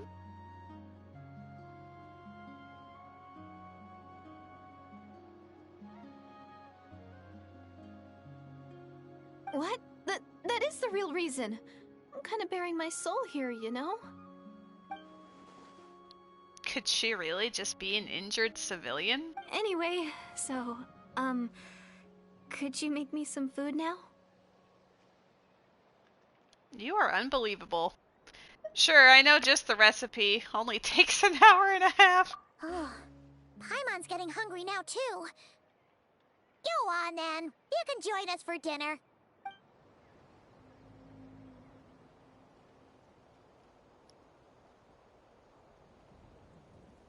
Whew. I am so full. Thanks for saving me, again. Starvation feels like a distant memory now. No trouble at all. That's 2 favors you owe me now. Hope you're keeping count. Huh. You can really pack it away, Deirdre. Guess that explains how you had the energy to make it this far. I tried so hard to hold back, but it looks like I still came across like a total glutton. Lamau. Paimon didn't even realize how late it is. Hey, the night sky here is really pretty. Yeah, and it's all thanks to you both that I'm able to relax and enjoy it. I was cooped up in that cave the whole time you were gone. Now, I'm finally out. The air seems fresher, and the stars more beautiful than ever before. You weren't in there that long. But she thought she was gonna starve to death. The time probably passed unbearably slowly. When I was young, I used to lie on the roof of my house, gazing up at the stars. And often, my mind would drift to this question. Is this starry sky actually real? She's actually Chaska in disguise, here to save the day, because she is awesome. Are you just saying that because Met said that he was gonna lurk? Wait, why would she think that? Does she know about the false sky? But my grandma would tell me, the answer to that question doesn't really matter. Think of all the people in our village who spend their entire lives here, she'd say. To them, that little village is their whole world. Your bully isn't here right now. I'm glad this is now your safe space. And so, if it's our destiny to live beneath this sky all our lives, then whatever may or may not lie beyond, this is our world. And that sky is real to us. I mean, I also really like Chaska, so, you know, it is a safe space. Paimon kinda gets you, but also not really. Is it kind of like how journeying with the Traveler is everything to Paimon right now? That seems kinda right, but also not really. I really treasured my world. For a really long time, the village was my everything. The houses, the scenery, stories I always loved to hear about the Savior, but I could never bring myself to agree with Grandma. Even if the village was my entire world, I still had to know what lay outside its borders. Buddy. Hey. Be less interested in those things. Yeah! Go you! So, I finally ventured out and set off on my journey to find the Savior. I'm going to make my world bigger, one step at a time. And I'm not going to stop until I've seen what's beyond the stars. Maybe then, I'll finally get an answer to the question I had as a child. Beyond the stars? Who knows? Maybe one day, I'll be sitting and chatting just like we are now, but with someone from another world. Yeah, imagine that. Yeah, one day. Oh, if only we could tell her. But it's probably best not to open that can of worms right now. I need to find the Savior and protect my world. Then, I can make sure it continues to grow. This is bad timing. My cat's very, like, animated. So I'm just here making random noises while she's having her, like, feelsy moment. That's the most worthwhile thing I could think of doing. So I've been giving it everything I've got. You know what? That's pretty cool. Paimon kinda wants to root for you now. Sorry. I got a little carried away. I always get chatty after a hearty meal. Just like my grandma. Just like my grandma. The more we chat, the more I'm convinced she's not a bad person. It doesn't sound like she's been brainwashed by the Abyss Order. Maybe we can afford to trust her? Hold on. Shh. It's them. The monsters are back. Where? Oh, still invisible, huh? In that case, guess we gotta try that trick again.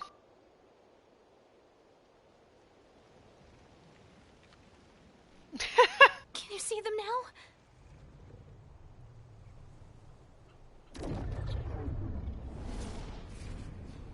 The trick is hand-holding, yes. Flushed emoji.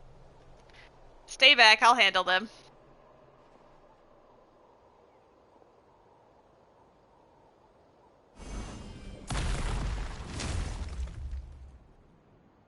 Oh, Paimon still can't see anything. But please, be careful. I do appreciate that we're getting to see... Fulfill our the Traveler actually use the other elements. The pinnacle of excellence! Off to the freezer! Settle down. Only took, what, 5 nations? Be sanctified.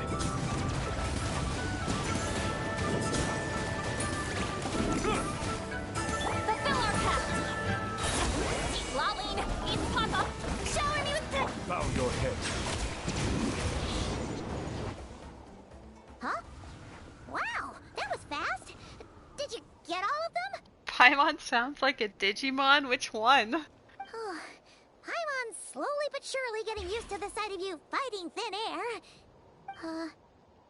You doing alright, Deirdith? Deirdith? Hey, it's okay. There's nothing to be scared of anymore. I held hands with you a second time. Oh, I'm fine. I just spaced out there for a moment. You... spaced out? That's a pretty bold move under the circumstances. I was just... the image of the Traveler fighting to protect me. I was trying to commit it to memory. Seems like the least I can do. She's crushing so hard. Alright. Whatever floats your boat. Anyway, there are no more monsters in the area, and it's getting late. Why don't you stay here tonight? Sounds reasonable to Paimon. What do you think, Traveler? Stay in my cave. I'm personally satisfied that Deirdith isn't a threat, but it can't hurt to monitor her for another night. Alright. Deirdith will be... Huh? Deirdith? Why are you going in alone?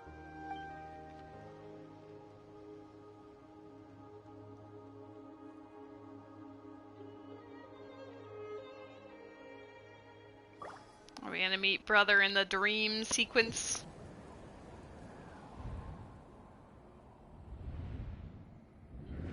This is the Night Kingdom.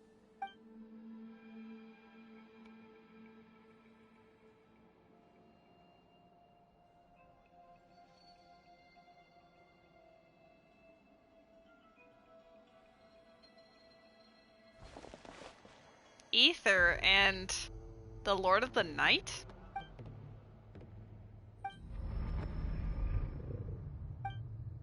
My head, it hurts.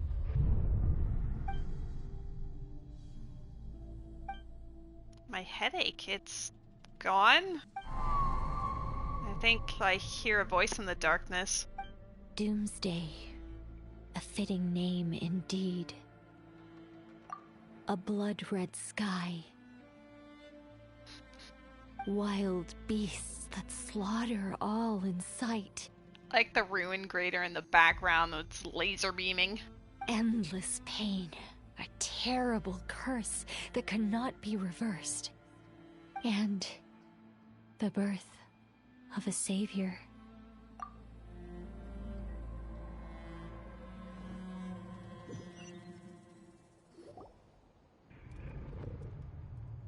Hey, give us a little more than that.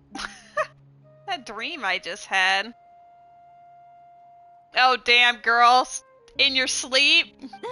You're awake. I'm sorry. I didn't mean to, Was she holding my hand? You just look quite distressed, like you were having a nightmare. I thought if I took your hand into mine, you might find it soothing. At least, that's what my family always did when I had nightmares. But it didn't seem to work on you. In fact, I think I made it even worse. I'm so sorry. Oh, is that right? You better not be trying to pull a fast one on the Traveler. What? Don't be so... I have more self-control than that. That was a really good delivery of the what? There's so much hand-holding, I know. Self-control? What does that have to do with it? Lamau. Ugh, I still can't remember anything. What did I see in my dream just now?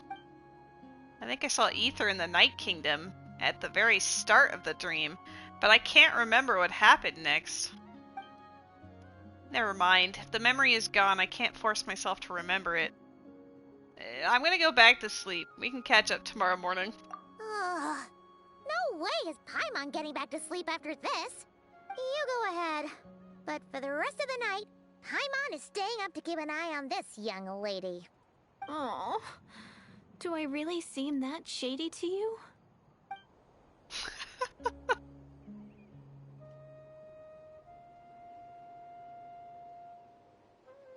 Well, Deirdith, there should be enough food for 3 days. Make sure you eat the perishable stuff first, so nothing goes to waste. You can't tell which stuff is perishable, right? Yeah, I can tell from the ingredients. Thank you so much for making all this for me. 3 days will definitely be enough time for my ankle to heal.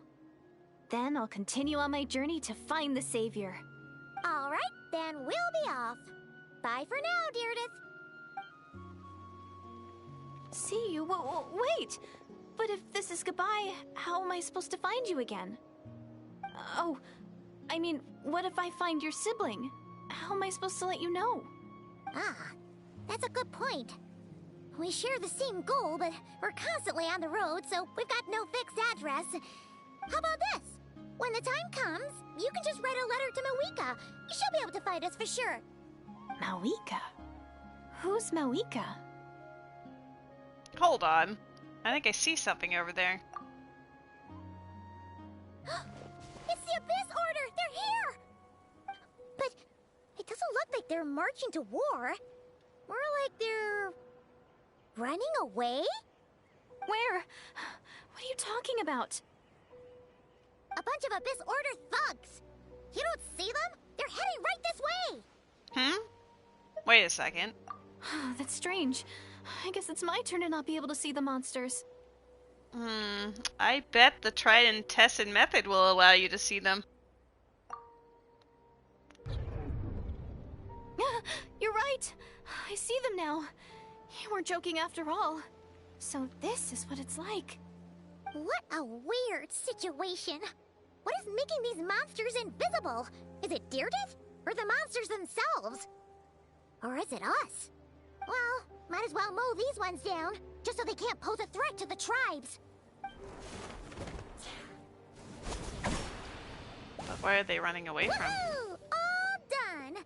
Their morale seems super low. Guess they really were on the run, huh? So, there's no more of them, right? I still can't wrap my mind around this. Why couldn't I see them until you took my hand? Believe me, I'm as baffled as you are. The plot thickens. Turns out there are also monsters which I can see, but Deirdre can't. So, any ideas on why those monsters might have been running away? Maybe something went down on the front line. Oh, Paimon's getting a little worried about Eon-san and the others. Let's head back to the Masters of the Nightwind right away. We gotta go. Bye for now, Deirdith. See ya, and please take care.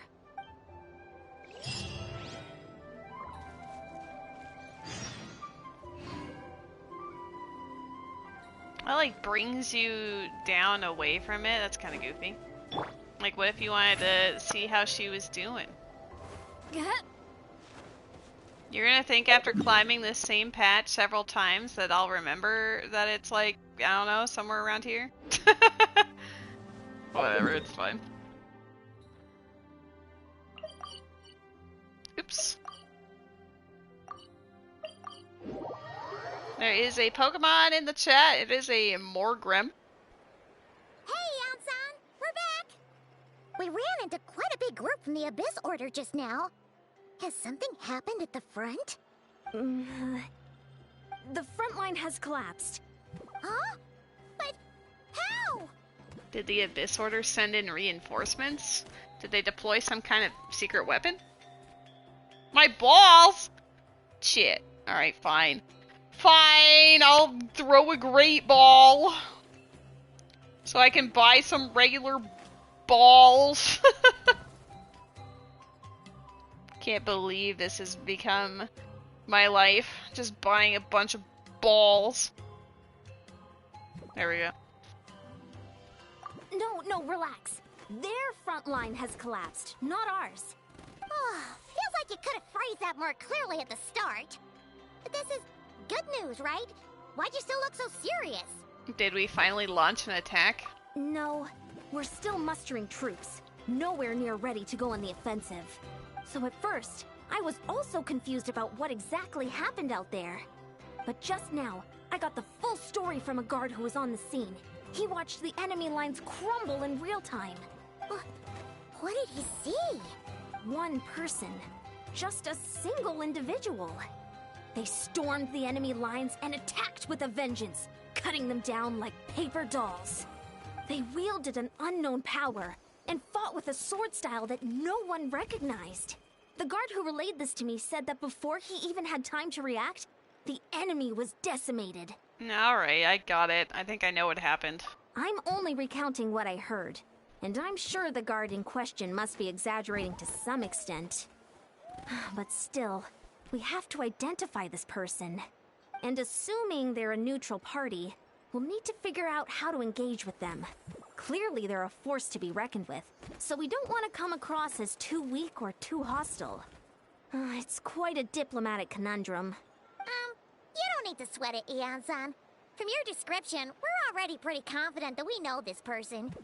Honestly, with the Abyss Order acting out so publicly, it's about time he showed up.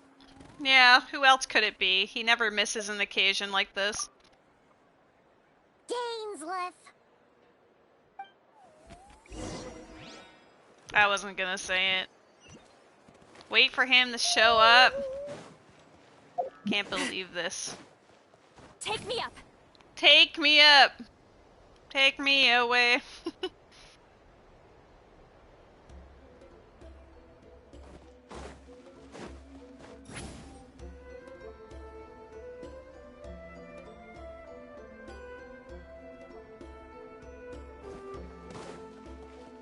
I should...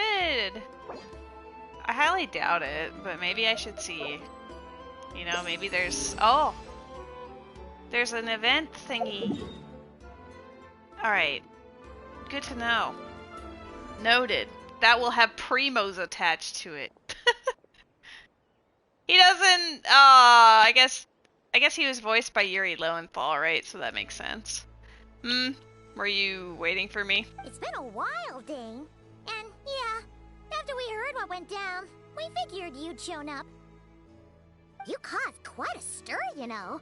Oh, this is a friend of ours from Natlan. Her name's Ian-san. She insisted on coming here to thank you in person. Yeah, we love Dainsleif in this house. Yep. It is my honor, Mr. Dainsleif. Thank you for breaking the stalemate in our war against the Abyss Order. Natlan is fortunate to share a common enemy with such a mighty warrior as yourself. No need to thank me. I hunt the Abyss Order for my own reasons. Please don't mind him, Ian-san. He always talks like that, but he's a pretty nice guy deep down. It's quite alright. Uezo Iansan respects those of great power. It's quite clear that he meant no offense, and I am still delighted to make his acquaintance. He's a dweeb. Anyway, since you're old friends, I'll leave you to catch up for now. Take your time. Sure thing. You probably have plenty of other stuff to do anyway, right? Since this war isn't exactly over. See you later, Ian-san! Bye! Hey, Dane. Would it have killed you to be a little more polite? She's our friend. Ian-san, yes. I will remember the name. But I will not invest more emotion than is necessary when dealing with the citizens of the Seven. It is a matter of principle for me. Fine, since you helped break the stalemate. We'll say because the Ian-san wasn't offended. Ugh, so stubborn. But, whatever. So anyway, Dane, do you have any new info about the Abyss Order for us? Any idea what they're trying to achieve with this war, for example? Never before have I seen the Abyss Order take action on such a large scale. Taken at face value, it seems highly illogical. In a war with the Natlanese, the odds are stacked firmly against them. They surely cannot be unaware of this. Their true goal must be a deeper one. We thought so too. But it sounds like you're no closer to learning what that goal is than we are. I've been on the case for some time, even captured and interrogated several Abyss Order members. Yet still, I am none the wiser. I can only assume they have gone to great lengths to keep their real operations a secret. I have a bad feeling about this.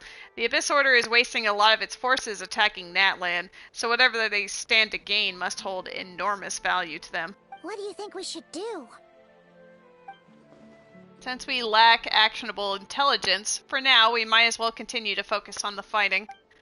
Leave them to their secret plots, if they're so willing to sacrifice manpower for it. I intend to make that sacrifice greater and more painful than they could ever have anticipated. If we use this opportunity correctly, I believe we can eliminate the vast majority of the Abyss Order's forces. They'll never be able to mount such a large campaign ever again.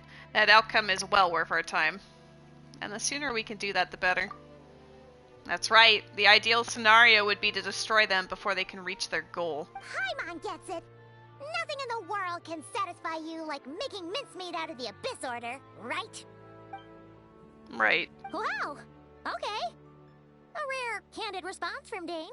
Sounds like Dane's one-man attack on the enemy front has put him in a good mood. What about you? Any news to share from your end? Well, actually, we found her brother's hibernation chamber key near the Collective of Plenty. He must have lost it. So he's here in person. Unsurprising, given the scale of this operation. Oh, and there's more! After finding the key, we also ran into this weird girl. She kept seeing monsters that we couldn't see, and then, this other time, we saw a load of monsters, but she couldn't. She also said she was on a journey to find the Savior. Her description of this Savior matched the Traveler pretty closely, so we figured it's probably her brother. Hold on. That girl called him the Savior. Yeah, that's right. Is something the matter, Dane? The last time I heard that term was before the Cataclysm. And not just that, it referred to your brother then, too. But who would still believe in the myth of the Savior when the Cataclysm has already taken place? It makes no sense. That term's been around even before the Cataclysm? Wait, wasn't her brother called the Prince, though? Where did this Savior thing come from? Well, when he was first granted the title of Prince. The Finster King and the entire court of khaen'riah set about loudly proclaiming the might that he would bring to the nation. They made it sound as if with him there, all pain and suffering would be washed away, and the future of khaen'riah would be brighter than anyone could imagine. Lady, are you the Cataclysm? Spoilers, Shin. But yes, absolutely. The Savior was the celebratory title given to the prince by those who believed this rhetoric. Of course, you know how that story ended. In hindsight, the cruel irony is glaring. All that title really stood for was the Finster King's lust for power. Huh. Sounds like the people of khaen'riah really believed in him. Is that why Aether is so determined to revive the homeland? Because he thinks he's failed as the khaen'riah savior? But that certainly doesn't explain everything. There must be other reasons. As for the girl you met, allow me to offer some speculation. I suspect she descended from pure-blood khaen'rians afflicted with the curse of immortality. They must have resettled somewhere remote, cut off from the rest of the world. That would explain how her people retained their ancient beliefs, including the myth of the golden-haired savior. Ah, Paimon gets it now. So, a bit like Kaya, except she grew up somewhere more isolated? Still, that doesn't explain the invisible monster situation. Or she's literally from the past, right? That was my first thought. If she can't provide us with any more valuable intelligence, I suggest we shift our attention back to the Abyss Order. Sure. Also, why don't you stay with us at the Masters of the Night Wind for tonight? You must be tired after all that fighting today. Yeah, because she might be seeing monsters from her, time period versus not being able to see ours. That was my immediate thought too, weird brother. I will consider it, but we must discuss our next steps first thing tomorrow morning. We can't give the Abyss Order any time to regroup. Do I get to have wine with Seat Lolly? That's the main thing. I like how they're like, let's rest here for tonight. It's 9 a.m. The day just started. Whoops.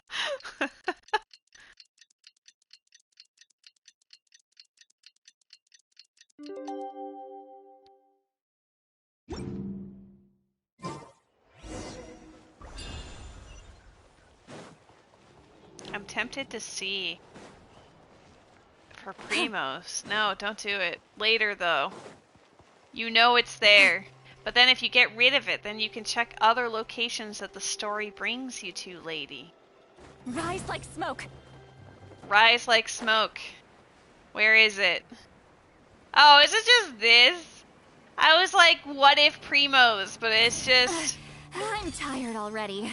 Mood. I was expecting greatness. Or at least primo gems. Now I'm disappointed.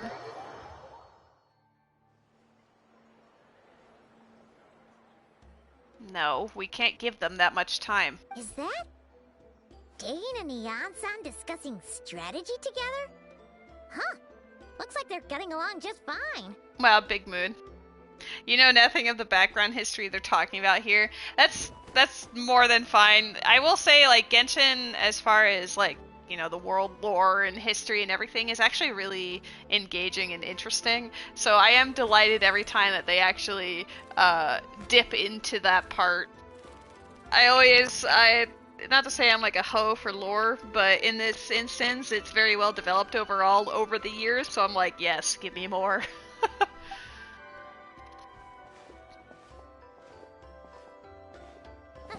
Morning! What are you guys talking about? You're here. I have some good news to share with you. We just got word from the Scions of the Canopy. Their intelligence has reported that they've discovered the Abyss Order's headquarters in Natlan. After their front lines dissolved, the bulk of their forces fell back to that area. It's also where their central command is located. The location? The Cinder City. Cinder City, huh? That tracks. Seems like their kind of place. Hey, this is great! This could be our chance to crush the Abyss Order once and for all! And with any luck, maybe we'll find your brother there too! Yep, our army is almost ready, and we've sent a message to Malwika to let her know the plan. We can't really launch an operation this big without the okay from the Archon. I beg to differ. This is wasting time. You have the intel you need, so act on it. Every second you delay only increases the Abyss Order's odds of survival. I've already explained my reasoning, Mr. Dainsleif. I understand your concern, but an immediate strike is not on the cards for us. Very well, then I will go there alone. Thank you for the intel, Yan-san. You're gonna go on your own? Come on, be sensible. Just wait a tiny bit longer, and you'll have a whole army going with you. It's all right. I support your decision, Mr. Dainsleif. Huh? Shouldn't you be talking sense into him? I admire his courage, and I believe he is strong enough to take on the Abyss Order on his own. And even if things don't go to plan, he just needs to bide his time until we arrive with reinforcements. Mr. Dainsleif, I wish you the very best of luck. Thank you. There's a Palpitoad in the chat. That is what Dainsleif is saying as he looks at us with intention. Looks like he's waiting for you to say something, Traveler. I like how expressive Paimon is in this story quest, though. Allow me to join you. For a second there, Paimon actually thought he was gonna brave it alone. And then he called his own bluff.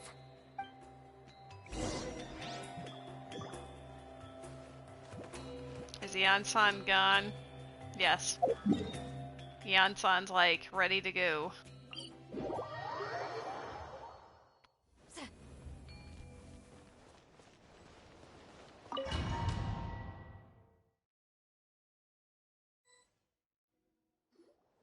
Is this the place? The Abyss Order's hideout in Natlan? It's kind of funny that it's the Scions of the Canopy that discovered that when, you know, Chaska's tribe is literally just across the way from this. Like, they probably could have seen it all this time ago. I'm trying to. Oh, the Flower Feather Clan. That's what their name is. Like, I blanked on it for a second. I'm like, what do you mean they're not the ones that found it? All these years, the Abyss Order has managed to either stay hidden or fiercely defend their position. This may be the first chance I've ever had to finally make a serious dent in their forces. Which reminds me, once the fighting starts, I can't promise I'll be able to have your back at a moment's notice. But if you run into any Abyss-powered mechanisms, feel free to leave them to me. I'll take care of them when I can. It's been so long since we fought with Dane side by side. Paimon's confident we can clear this place out long before Eon-san arrives. And if you get to meet your brother again, even better. Let's go!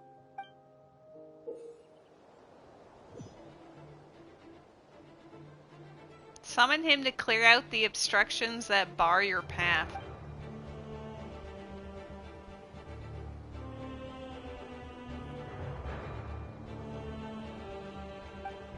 Okay.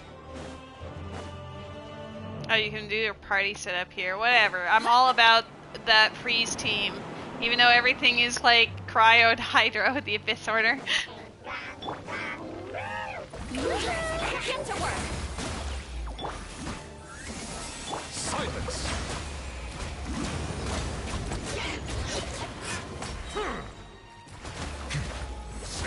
Yeah, we'll get there. Get his ass. Bow your head. That'll be fine. Playable character. OMG. Like, kind of. It seemed like he was there just for certain things. Oh. Yeah, hold on. What's the button? These? Yeah, get it. Oh, that's hot.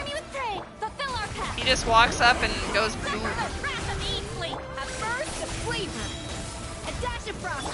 Should have done Farina's first before Escoffier's, but I don't think it's going to be that important. His ass. Holy shit.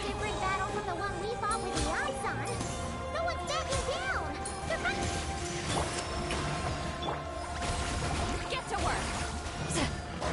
Oh my god, they took my shit.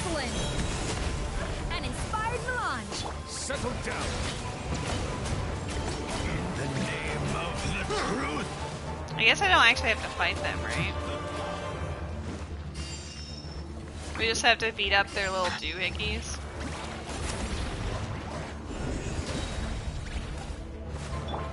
Yoo-hoo!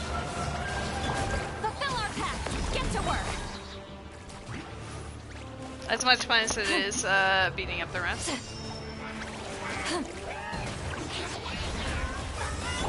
Let my name echo in song! A burst of flavor! The relentless spectre that haunts us. The abyss is all present. To flee is futile. To resist it. Oh, sorry, Sea Lolly. Time to shine. Oh, are they like invincible? Because like, alright, fine, hold on. There we go. Shall rise once again. Oh my god, we did it. Oh, I see. I love the one punch man. You press a button and then he makes the magic happen.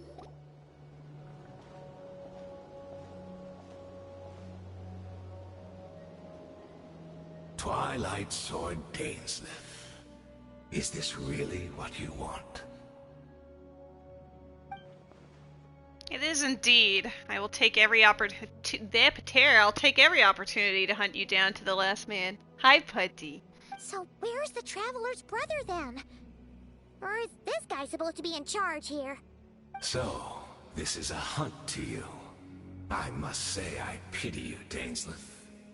The death you dole out so readily to others is a luxury you yourself cannot enjoy. But today, that is the least of your worries. Do you realize that all your years of pursuing us are being rendered utterly meaningless, even as we speak? Your riddles tire me. The overwhelming advantage is ours, at least for the moment. You know what that means for you. Hi, buddy. I can't read when you're being so cute in my face. Hello. You just woke up and chose love? Thank you. I'd like to see what makes you believe you've already won. Hi! Or you can still turn the tide of this war. He just came up, started rubbing my face, and then licked my nose. Then allow me to be frank. As far as we are concerned, our prince has already won by other means. And I do not merely mean this battle. No. His Highness has achieved something far greater. For today, the Abyss Order's greatest wish has finally been fulfilled. The Abyss Order's greatest wish? Does that mean... Our Highness quietly infiltrated the Night Kingdom to exploit that realm's past experience with ley line reconstruction.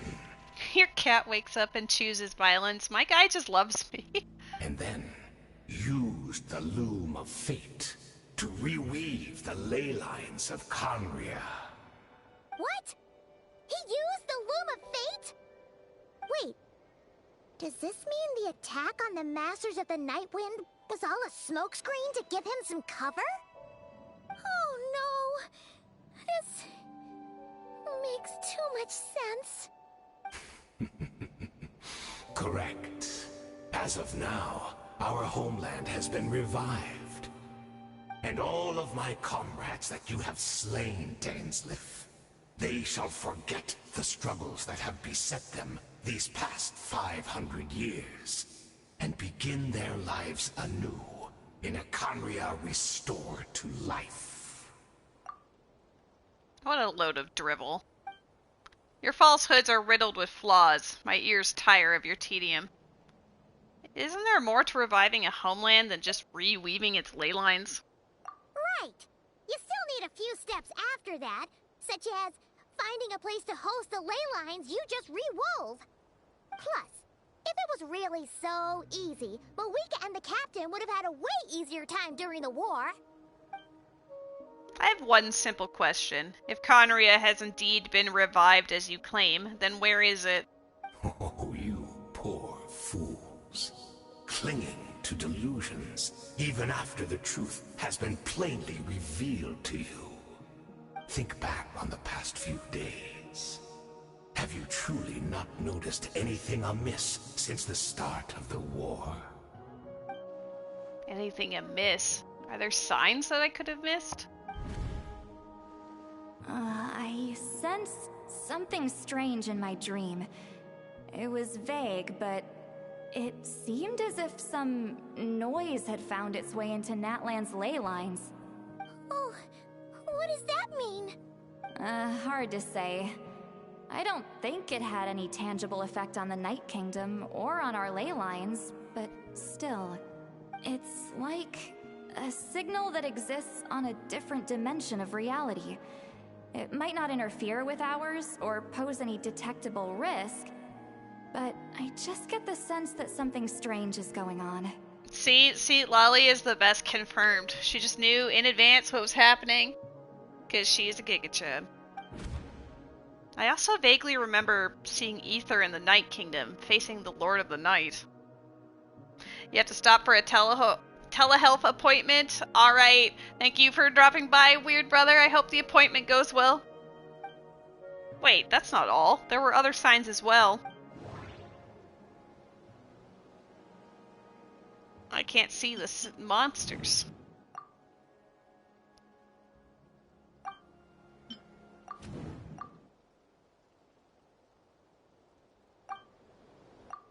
Oops. They also ran away. I'm just gonna hit all the buttons. Assuming he is right, then another possibility arises. Maybe I'm in a different time and place from Deirdre. If she's Khaen'riah and like Dane suspects, then that means this revived khaen'riah that he speaks of might actually exist, and despite hailing from that separate time and space, Deirdre has found a way to communicate with us. Whatever may be going through your mind right now, do not trust it. I urge you not to believe his lies. The notion that khaen'riah has been revived is preposterous. Unless I see it with my own eyes, I refuse to entertain it. This is the only thing that should demand our attention in this instant, and that is silencing this man for good.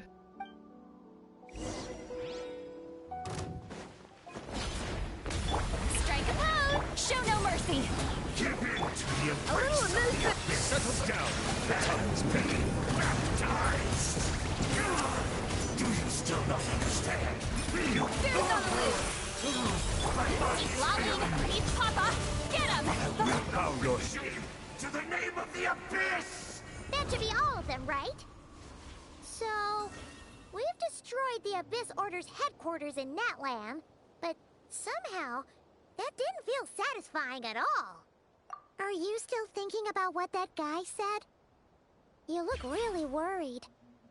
Deirdre is the only potential lead we have. I think we should at least talk to her about all this. I understand. You think she might be from the revived khaen'riah, yes. I have said my piece. I doubt khaen'riah could be revived so easily, but if it will give you some peace of mind, you should talk to her and test your theory. I will stay here and do some post-battle cleanup. Perhaps there are some clues left to be found. I mean, the fact that she didn't know who Moika was in the middle of Natlan is probably because she's not actually in Natlan and her side of things.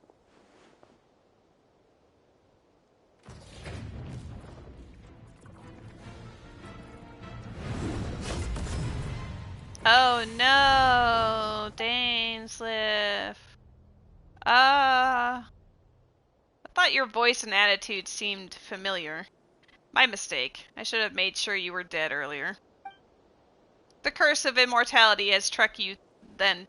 Sorry, you too then, Haddon. 500 years on, and you still refuse to address me as master.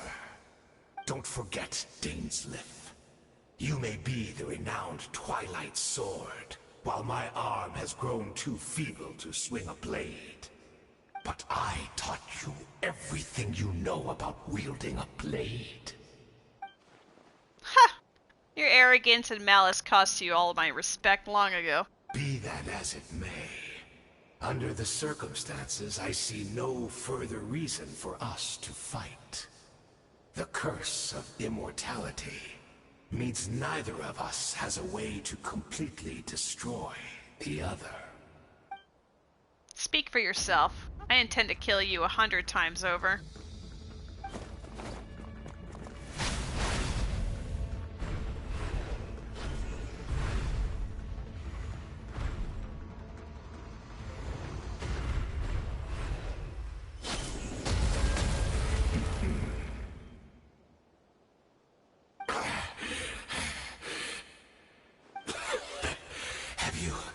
Finally had enough. You weren't joking then, huh? Never, in all my worst nightmares, have I experienced anything close to the pain of 100 deaths. Surely, there's no point taking out all your hatred on me alone. That was just for your actions in the Abyss Order. If I took into account what you did in khaen'riah, you'd soon find out how much darker your nightmares can become. All right, I believe you. Still, aren't you at least a little tired now? Why don't we sit down, perhaps? Chat a little. What? Not a fan of reminiscing about old times? Well, I suppose you don't have many fond memories to look back on. I never thought you'd side with the Abyss Order, Hayden. You could have easily blamed the Prince for his betrayal. Indeed. When the cataclysm first struck, everyone prayed for the Savior to deliver them, but he was nowhere to be found. Yes, We knew that the great abyssal power within him had been divided up. Yet we still despaired at his choice to leave us. Still, I believe that everything he's doing now, including his regret over what happened, comes from a genuine place in his heart. You never would have believed Hayden sided with the bad guys. He's got such a good guy voice. For real. And besides, who else can we place our faith in? We are proud khaen'riahs, are we not? I mean, we can hardly turn to the gods. I suppose you've changed a lot over the past 500 years. Otherwise, I'd have never expected you to forgive him. Had you been so generous during your time at the Knight Academy as my instructor in Black Serpent blade work, I might not have come to loathe you so much. Is that so? All my good deeds were clearly in the spirit of the Academy's code of chivalry, yet I received corporeal punishment for being restless and brash. And as much as it pains me to bring up his name, even my co-student Sertology was prosecuted for following the spirit of knighthood. He even lost limbs over it. There's little point discussing it now, of course, but all of this was your doing, wasn't it, Hayden? You wore a mask of benevolence as you viciously suppressed the next generation of knights, all to bolster your own position and reputation.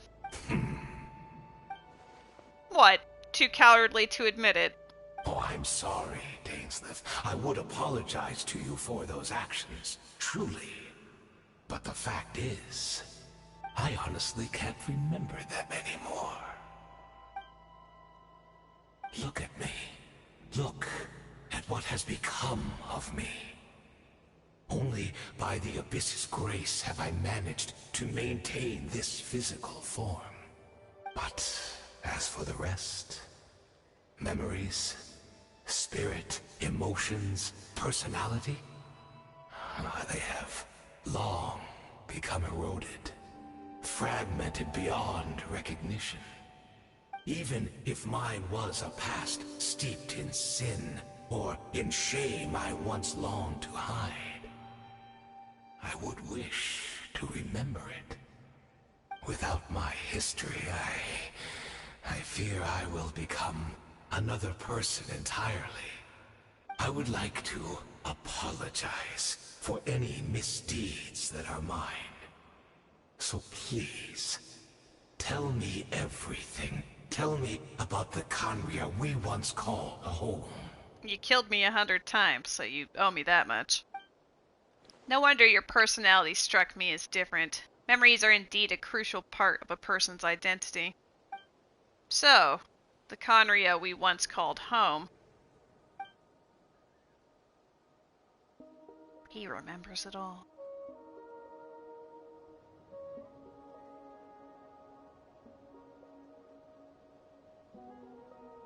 You seem to remember much. Could you tell me more about it? About our golden age? I'm not interested. I have neither the time nor the sympathy. Is that so? What a pity. But this will be quite sufficient, as long as the loom of fate heard what I could not. The loom of fate. What have you done? Tell me. I'm afraid I owe you yet another apology, Dainsleif. You were right. I lied to you earlier. Your wits are too sharp to be fooled by me. The homeland hasn't yet been revived. In fact, even the ley line weaving is not yet complete. Think of ley lines as the collection of memories concerning a given place. To reweave khaen'riah's ley lines as they were 500 years ago, we would somehow need to retrieve almost all the memories of khaen'riah from that age. The loom of fate cannot weave without an abundant supply of memories.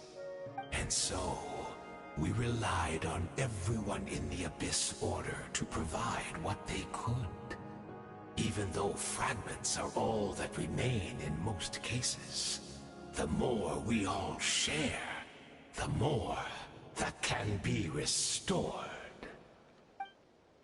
So the Loom of Fate is running as we speak, and the so-called meditation your members have been performing, its purpose was to supply the Loom with memories, wasn't it? Indeed. We are people in exile, stranded 500 years in the future. Will weave our homeland anew, and bring the nation of our dreams back into the real world. Ah, what a glorious undertaking. What a shame it had to take this long. After 500 years, most of our memories have faded, and a world woven from broken memories shall itself be broken. So that's where I'm supposed to come in. You look for assistance from your mortal enemy, who has sworn to hunt you down. Precisely. For you possess a ring left to you by your elder brother, which continuously resets your body's condition. Of course, your memories are susceptible to erosion just like ours. But of all khaen'riahs who remain, you are sure to remember the most. We had to obtain the memories in your mind, whatever the price. Even if it meant sacrificing our entire army as bait. So this was your true goal, to lure me here, guide me into a state of meditation, and access my memories.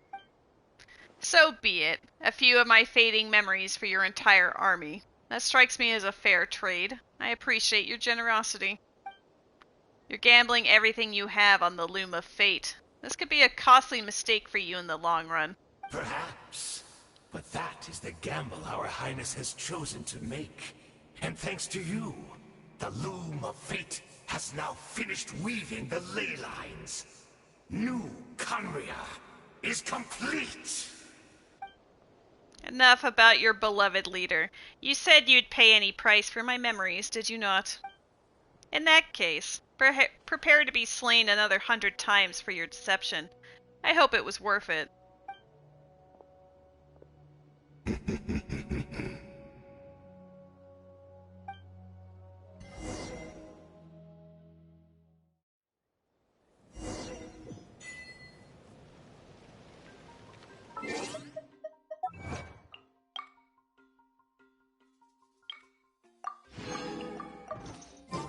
Oh my god, we're getting there. Look, chat, I'm up to 120. We only need 40 more.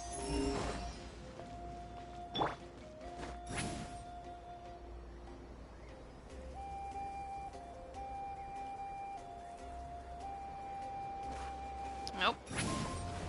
Well, I didn't mean to do that either. No.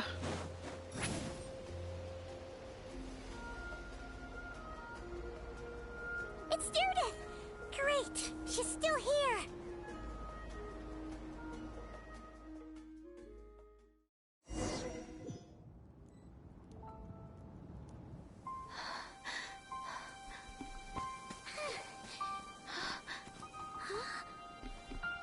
Did something happen?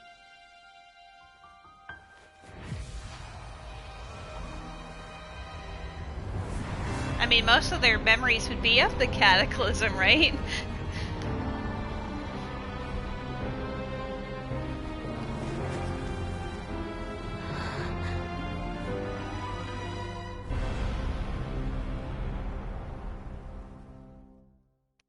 This seems fine. What is this? Could this be the cataclysm? Is this where Deirdre is right now? So, she really is. We're not from the same world, are we? Imagine waking up and seeing that, right? If I woke up and I saw, like, you know, the world was about to implode, I'd probably just roll over in my bed and go, alright, the end times are here. No, I come from your future. Wait, But that's great. That means the world isn't going to end. In that case, tell me, what happens to khaen'riah? What happens to my homeland? No, wait. Don't answer that. Yeah, you don't want any answer to that one. We can only fight for our future. If the future is unknown, I still believe the Savior can turn things around. I'll carry on looking for him, even if you're not there to protect me. Although, in a way, I've already found my Savior. It's you. You protected me, and I believe you can protect us all. You're the one who can change everything. It's just too bad that we're not from the same time or place. Oh, one last thing before I forget. I know how much you want to find your brother. Surely he must be desperate to find you too. So, is there anything you can give me as a memento? Proof that we met? Well, I do have his extra hibernation key. That way, when I do find him, I can convince him that you're also searching for him. A memento?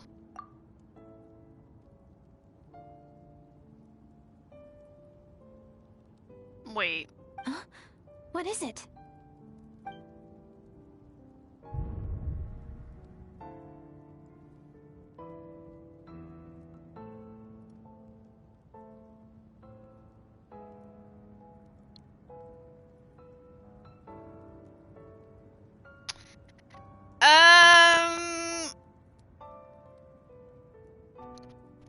This is what's a time loop, eh?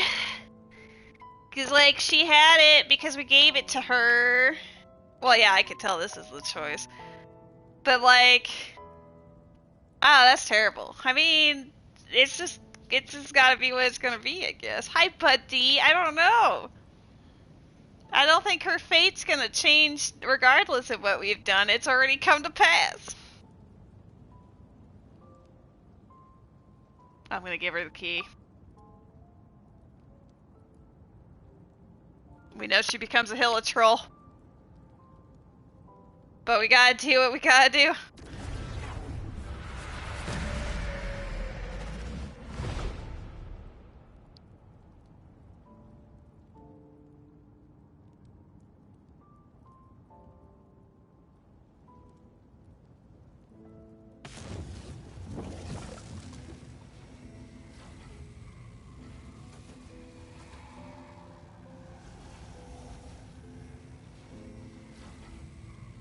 Oh, hey, bro. I wish we were, I wish we had some voice acting for that, but damn. So that's what happened. Isteroth, the ruler of time, must have had a hand in this. There's no other way that this meeting could have taken place. Ether, you knew all of this? I only knew the ending. I've always been curious about the events that led to it. When the Cataclysm first began 500 years ago, I, as the Prince of khaen'riah, was preparing to do my part, to fight back with all my might. But then this girl, Deirdre, she found me. The irony was that even as she desperately begged me to save the world, she brought me news of you. I was stunned, and I was suspicious of her claim that you were searching for me. But then, she showed me the key to your hibernation chamber. There's also an event Pokemon in the chat. So, she actually did it. We'd been separated ever since I awakened in Tevat. I searched the whole planet and found no trace of you anywhere. And then she brought me that news at the worst possible moment. I was faced with an extremely difficult decision. I desperately wanted to see you again, but khaen'riah was equally desperate, in need of my help. I knew that no matter what I chose, I'd regret my decision for the rest of my days. So I steeled myself against the guilt and made my decision. I went to see you. And then? And when I found you, you were still in hibernation. Even the key to the chamber was still secure on your person. You're saying that 3 keys existed simultaneously in that moment? I couldn't make sense of what I was seeing, but there was no time to think. I just grabbed you and ran. That's where we are right now, an intersection in our memories. This question has haunted me for the past 500 years. I never imagined the answer would come to me like this. So my actions 500 years in the future set everything in motion. Are you mocking me, Isterov? Deirdre succeeded in bringing us together, but unfortunately it is versions of us 500 years apart. She hoped that the Savior would rescue khaen'riah, save the entire world, but instead the news she brought led the Savior to make the complete opposite decision. How awful. Is that her fate? Is that how her story must end? Has khaen'riah really been revived? Have you done what you set out to do? Not yet, but I've taken a very important step. Now, the ley lines of khaen'riah are complete.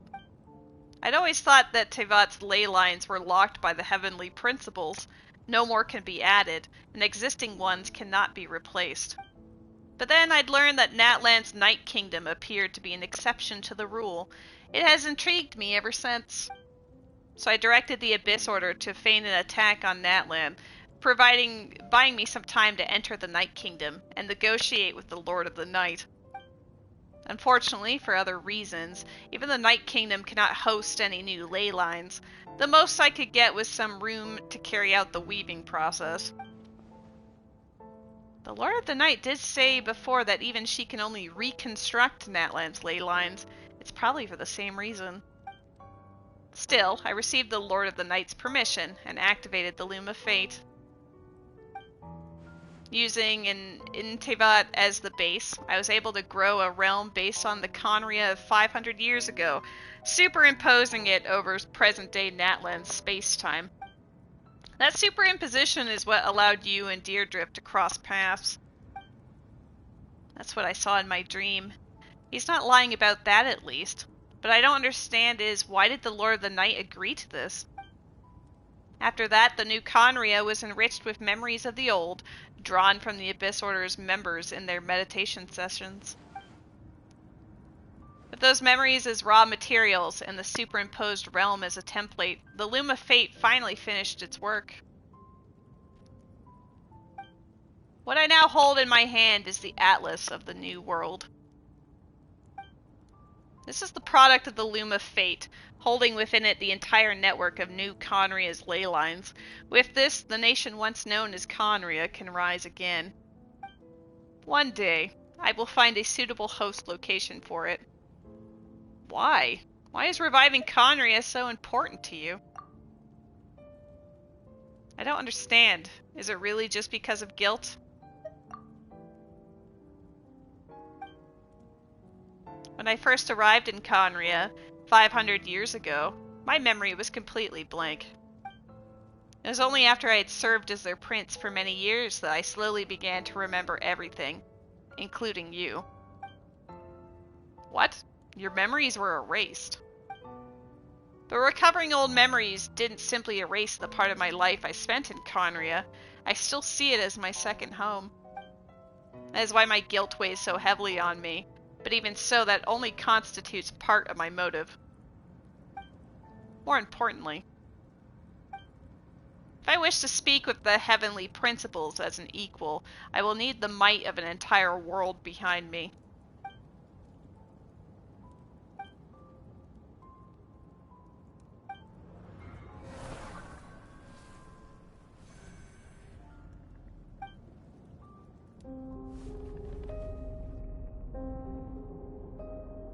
I don't know why, but the way you're talking, it just doesn't sound like you at all. Ether, this whole thing, your plan, what does it have to do with us?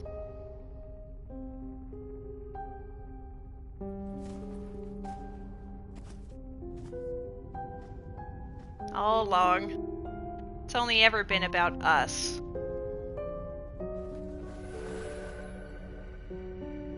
Goodbye, Lumine. We will begin anew at the end of your journey.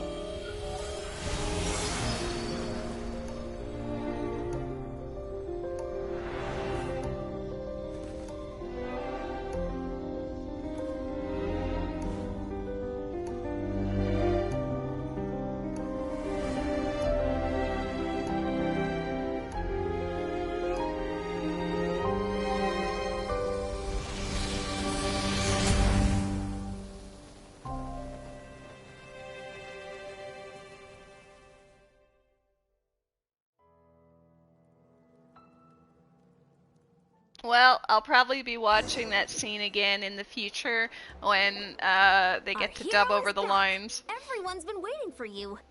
The Abyss Order made a full retreat before our forces even arrived on the scene. All thanks to your efforts, no doubt. Oh, and Mr. Dainsliff's, of course. What's wrong? You look upset. Paimon doesn't know the details either. The Traveler just disappeared after taking Deirdre's hand. It was like they got sucked into another world. Paimon was looking all over for her, and then she suddenly reappeared, right back in the same spot. But looking a lot more glum. It's fine, I need some time to take everything in. So what happens if you don't give her the key?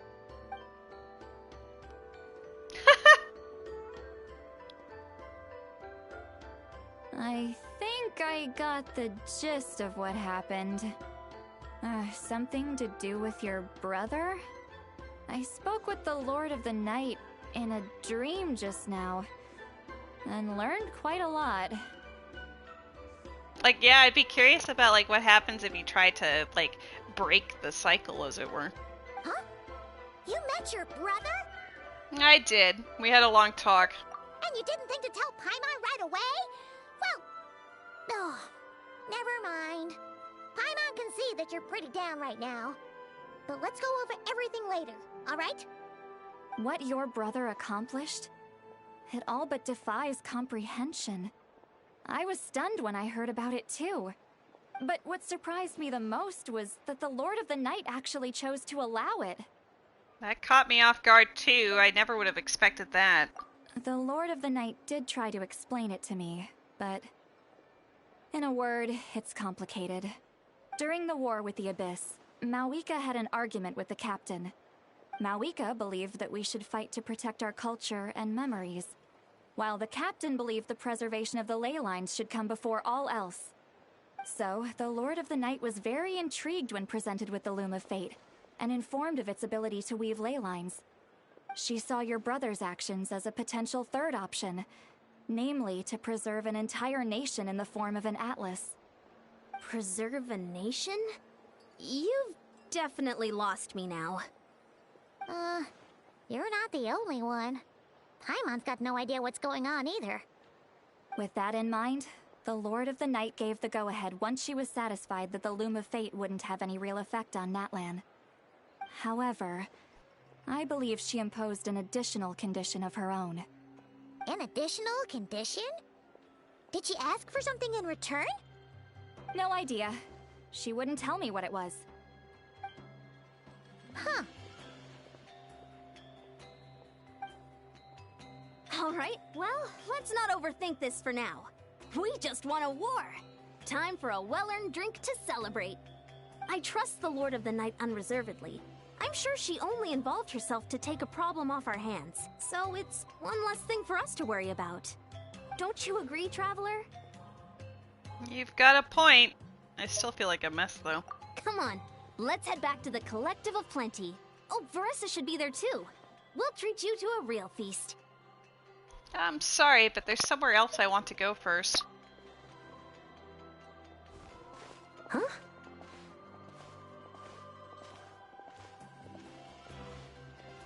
Ian-san, leave her be. This might be hard to understand for an extrovert like you, but some people need alone time to recharge every once in a while. Wow, mood. Traveler?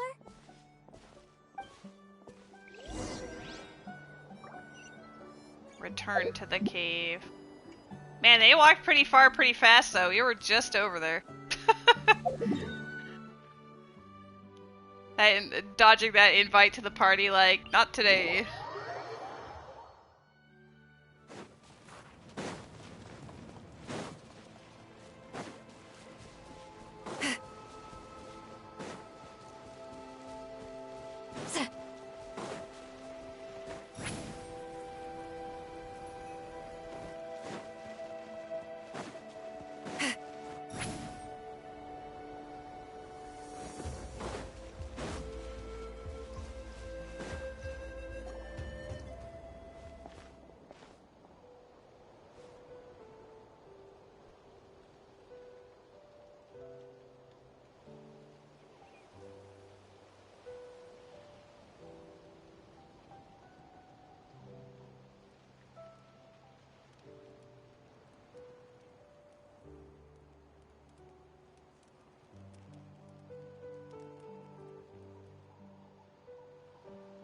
I mean, at least we didn't murder the hill troll.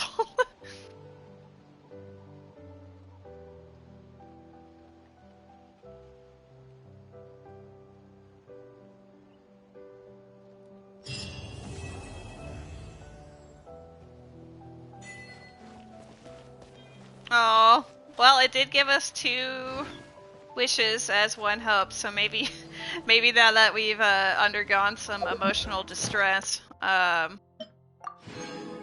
maybe we'll get a Skirk out of it.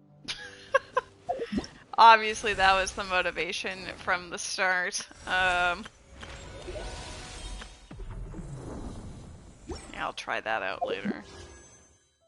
Oh, please! After all of that, I know I have a purple incoming. Yeah. So, dang it. If it was another character, I would have gotten a free wish out of this. What's my standing? I think we're either on 65 or 60. I think that was 66. So this next one brings us to 67. I'm a little concerned because, like, I mean, it's 11, 12 days, but it is completely free to play, and I don't think I have any other. I don't have any other content to work on, so I'm only gonna get like 3 wishes, unless the other thing I can do. I have gotten to the end here, but I missed 1 star by like 2 seconds or something stupid on the final floor. Oh yeah, I've been farming. I say I have been, but I haven't. Like I tried once, but floor 12 challenge chamber 2, I cleared it at 6:59, but I needed it to be at 7 in order to get the star for it. So I'm like, I need to actually go do that. It'll give me 100, but that still won't actually help right now. But what if we just put our hands together with the vibes? Now that Weird Brother's back, now that you've missed the emotional damage that we just went through, Weird Brother, maybe we'll get some hype with a gold. No. No, instead we just got, quote, blessed by C2 Dahlia, I think. Damn.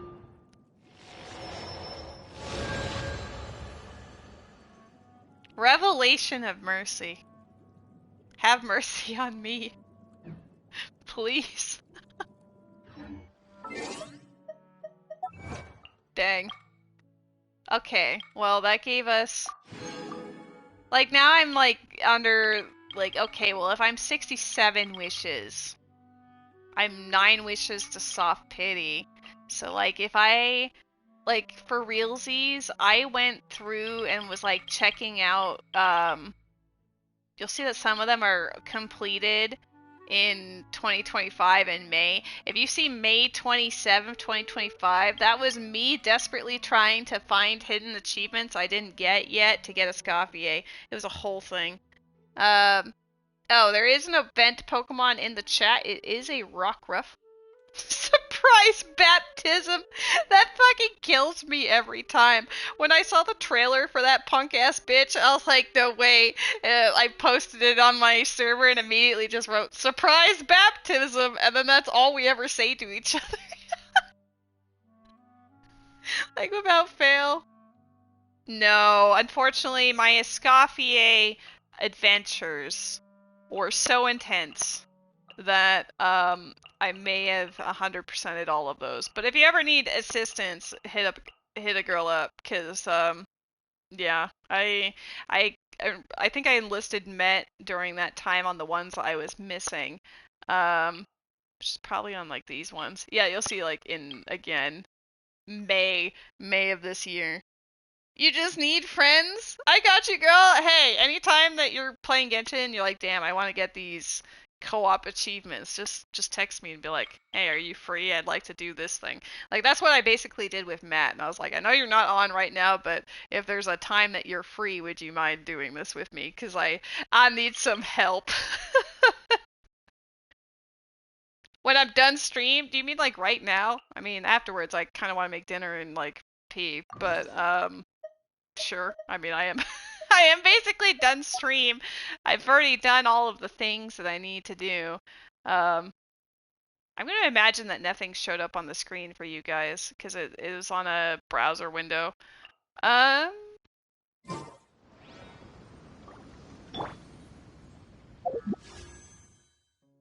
It'd give me 100, so that means I'd have enough for a wish tomorrow if I did that. Okay. Well, I'm not gonna do the mindless meat grinder if I'm not gonna secure a wish today. So we'll probably just call it there. I'm gonna plant my butt. Back in Fontaine, where my butt belongs. I usually just hang out over here. I'll either condense my resin here and then like submit the daily commissions. Like this is the vibes. She's gonna skirk her way home on 69. I have had a few people say that. I am up to 67 right now. I'll have to double check that obviously afterwards, but I've been trying to keep count. So hey, if she shows up on Wish 69, great.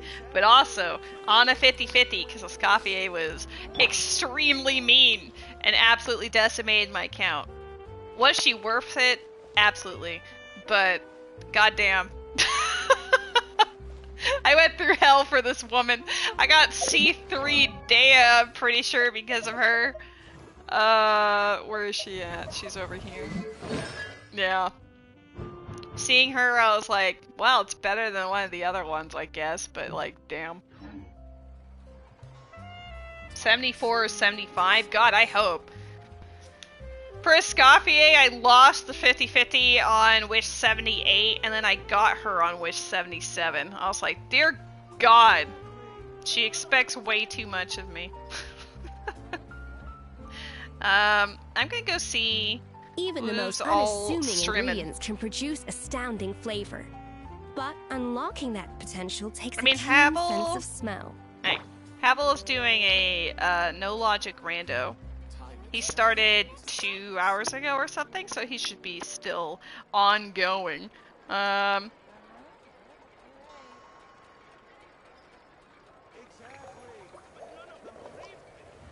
Just taking a quick perusal. There's actually a lot of people streaming on a Thursday. Yeah, let's go say hi. Let's go say hi to Havel. He's managed to make it so that his he's set up a custom model and voices for his model for his instead of Link, it's a different character, and in this case, it's Hatsune Miku. So let's go say hi to Havel.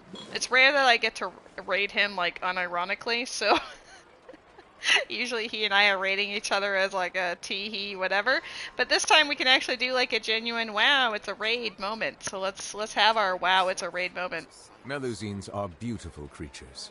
We'll also be hanging out with him tomorrow. Be sure to befriend them and cause them no harm. It is so hard for me to set all of this up on the tablet. Oh shit, right. It's gonna do that countdown, but I don't get to see the countdown, so I guess we'll just have to hope. You guys are all gonna just be stuck in purgatory, because it no longer shows me... Oh, it does! Oh my god, it actually showed up the raid message this time. I was just afraid that I was gonna just have to ballpark it till it ended. But yeah, thank you all for hanging out on this spontaneous Thursday adventure. I will be back tomorrow at my regular time slot to play a, more than likely, a co-op Triforce quest with Havel, unless he feels like doing like a no logic multi-world or something. But anyway, all love friends, you all the best. Send your love to Havel and wish him the best of luck on his no logic. And I will see you tomorrow. Okay, bye. Okay, bye.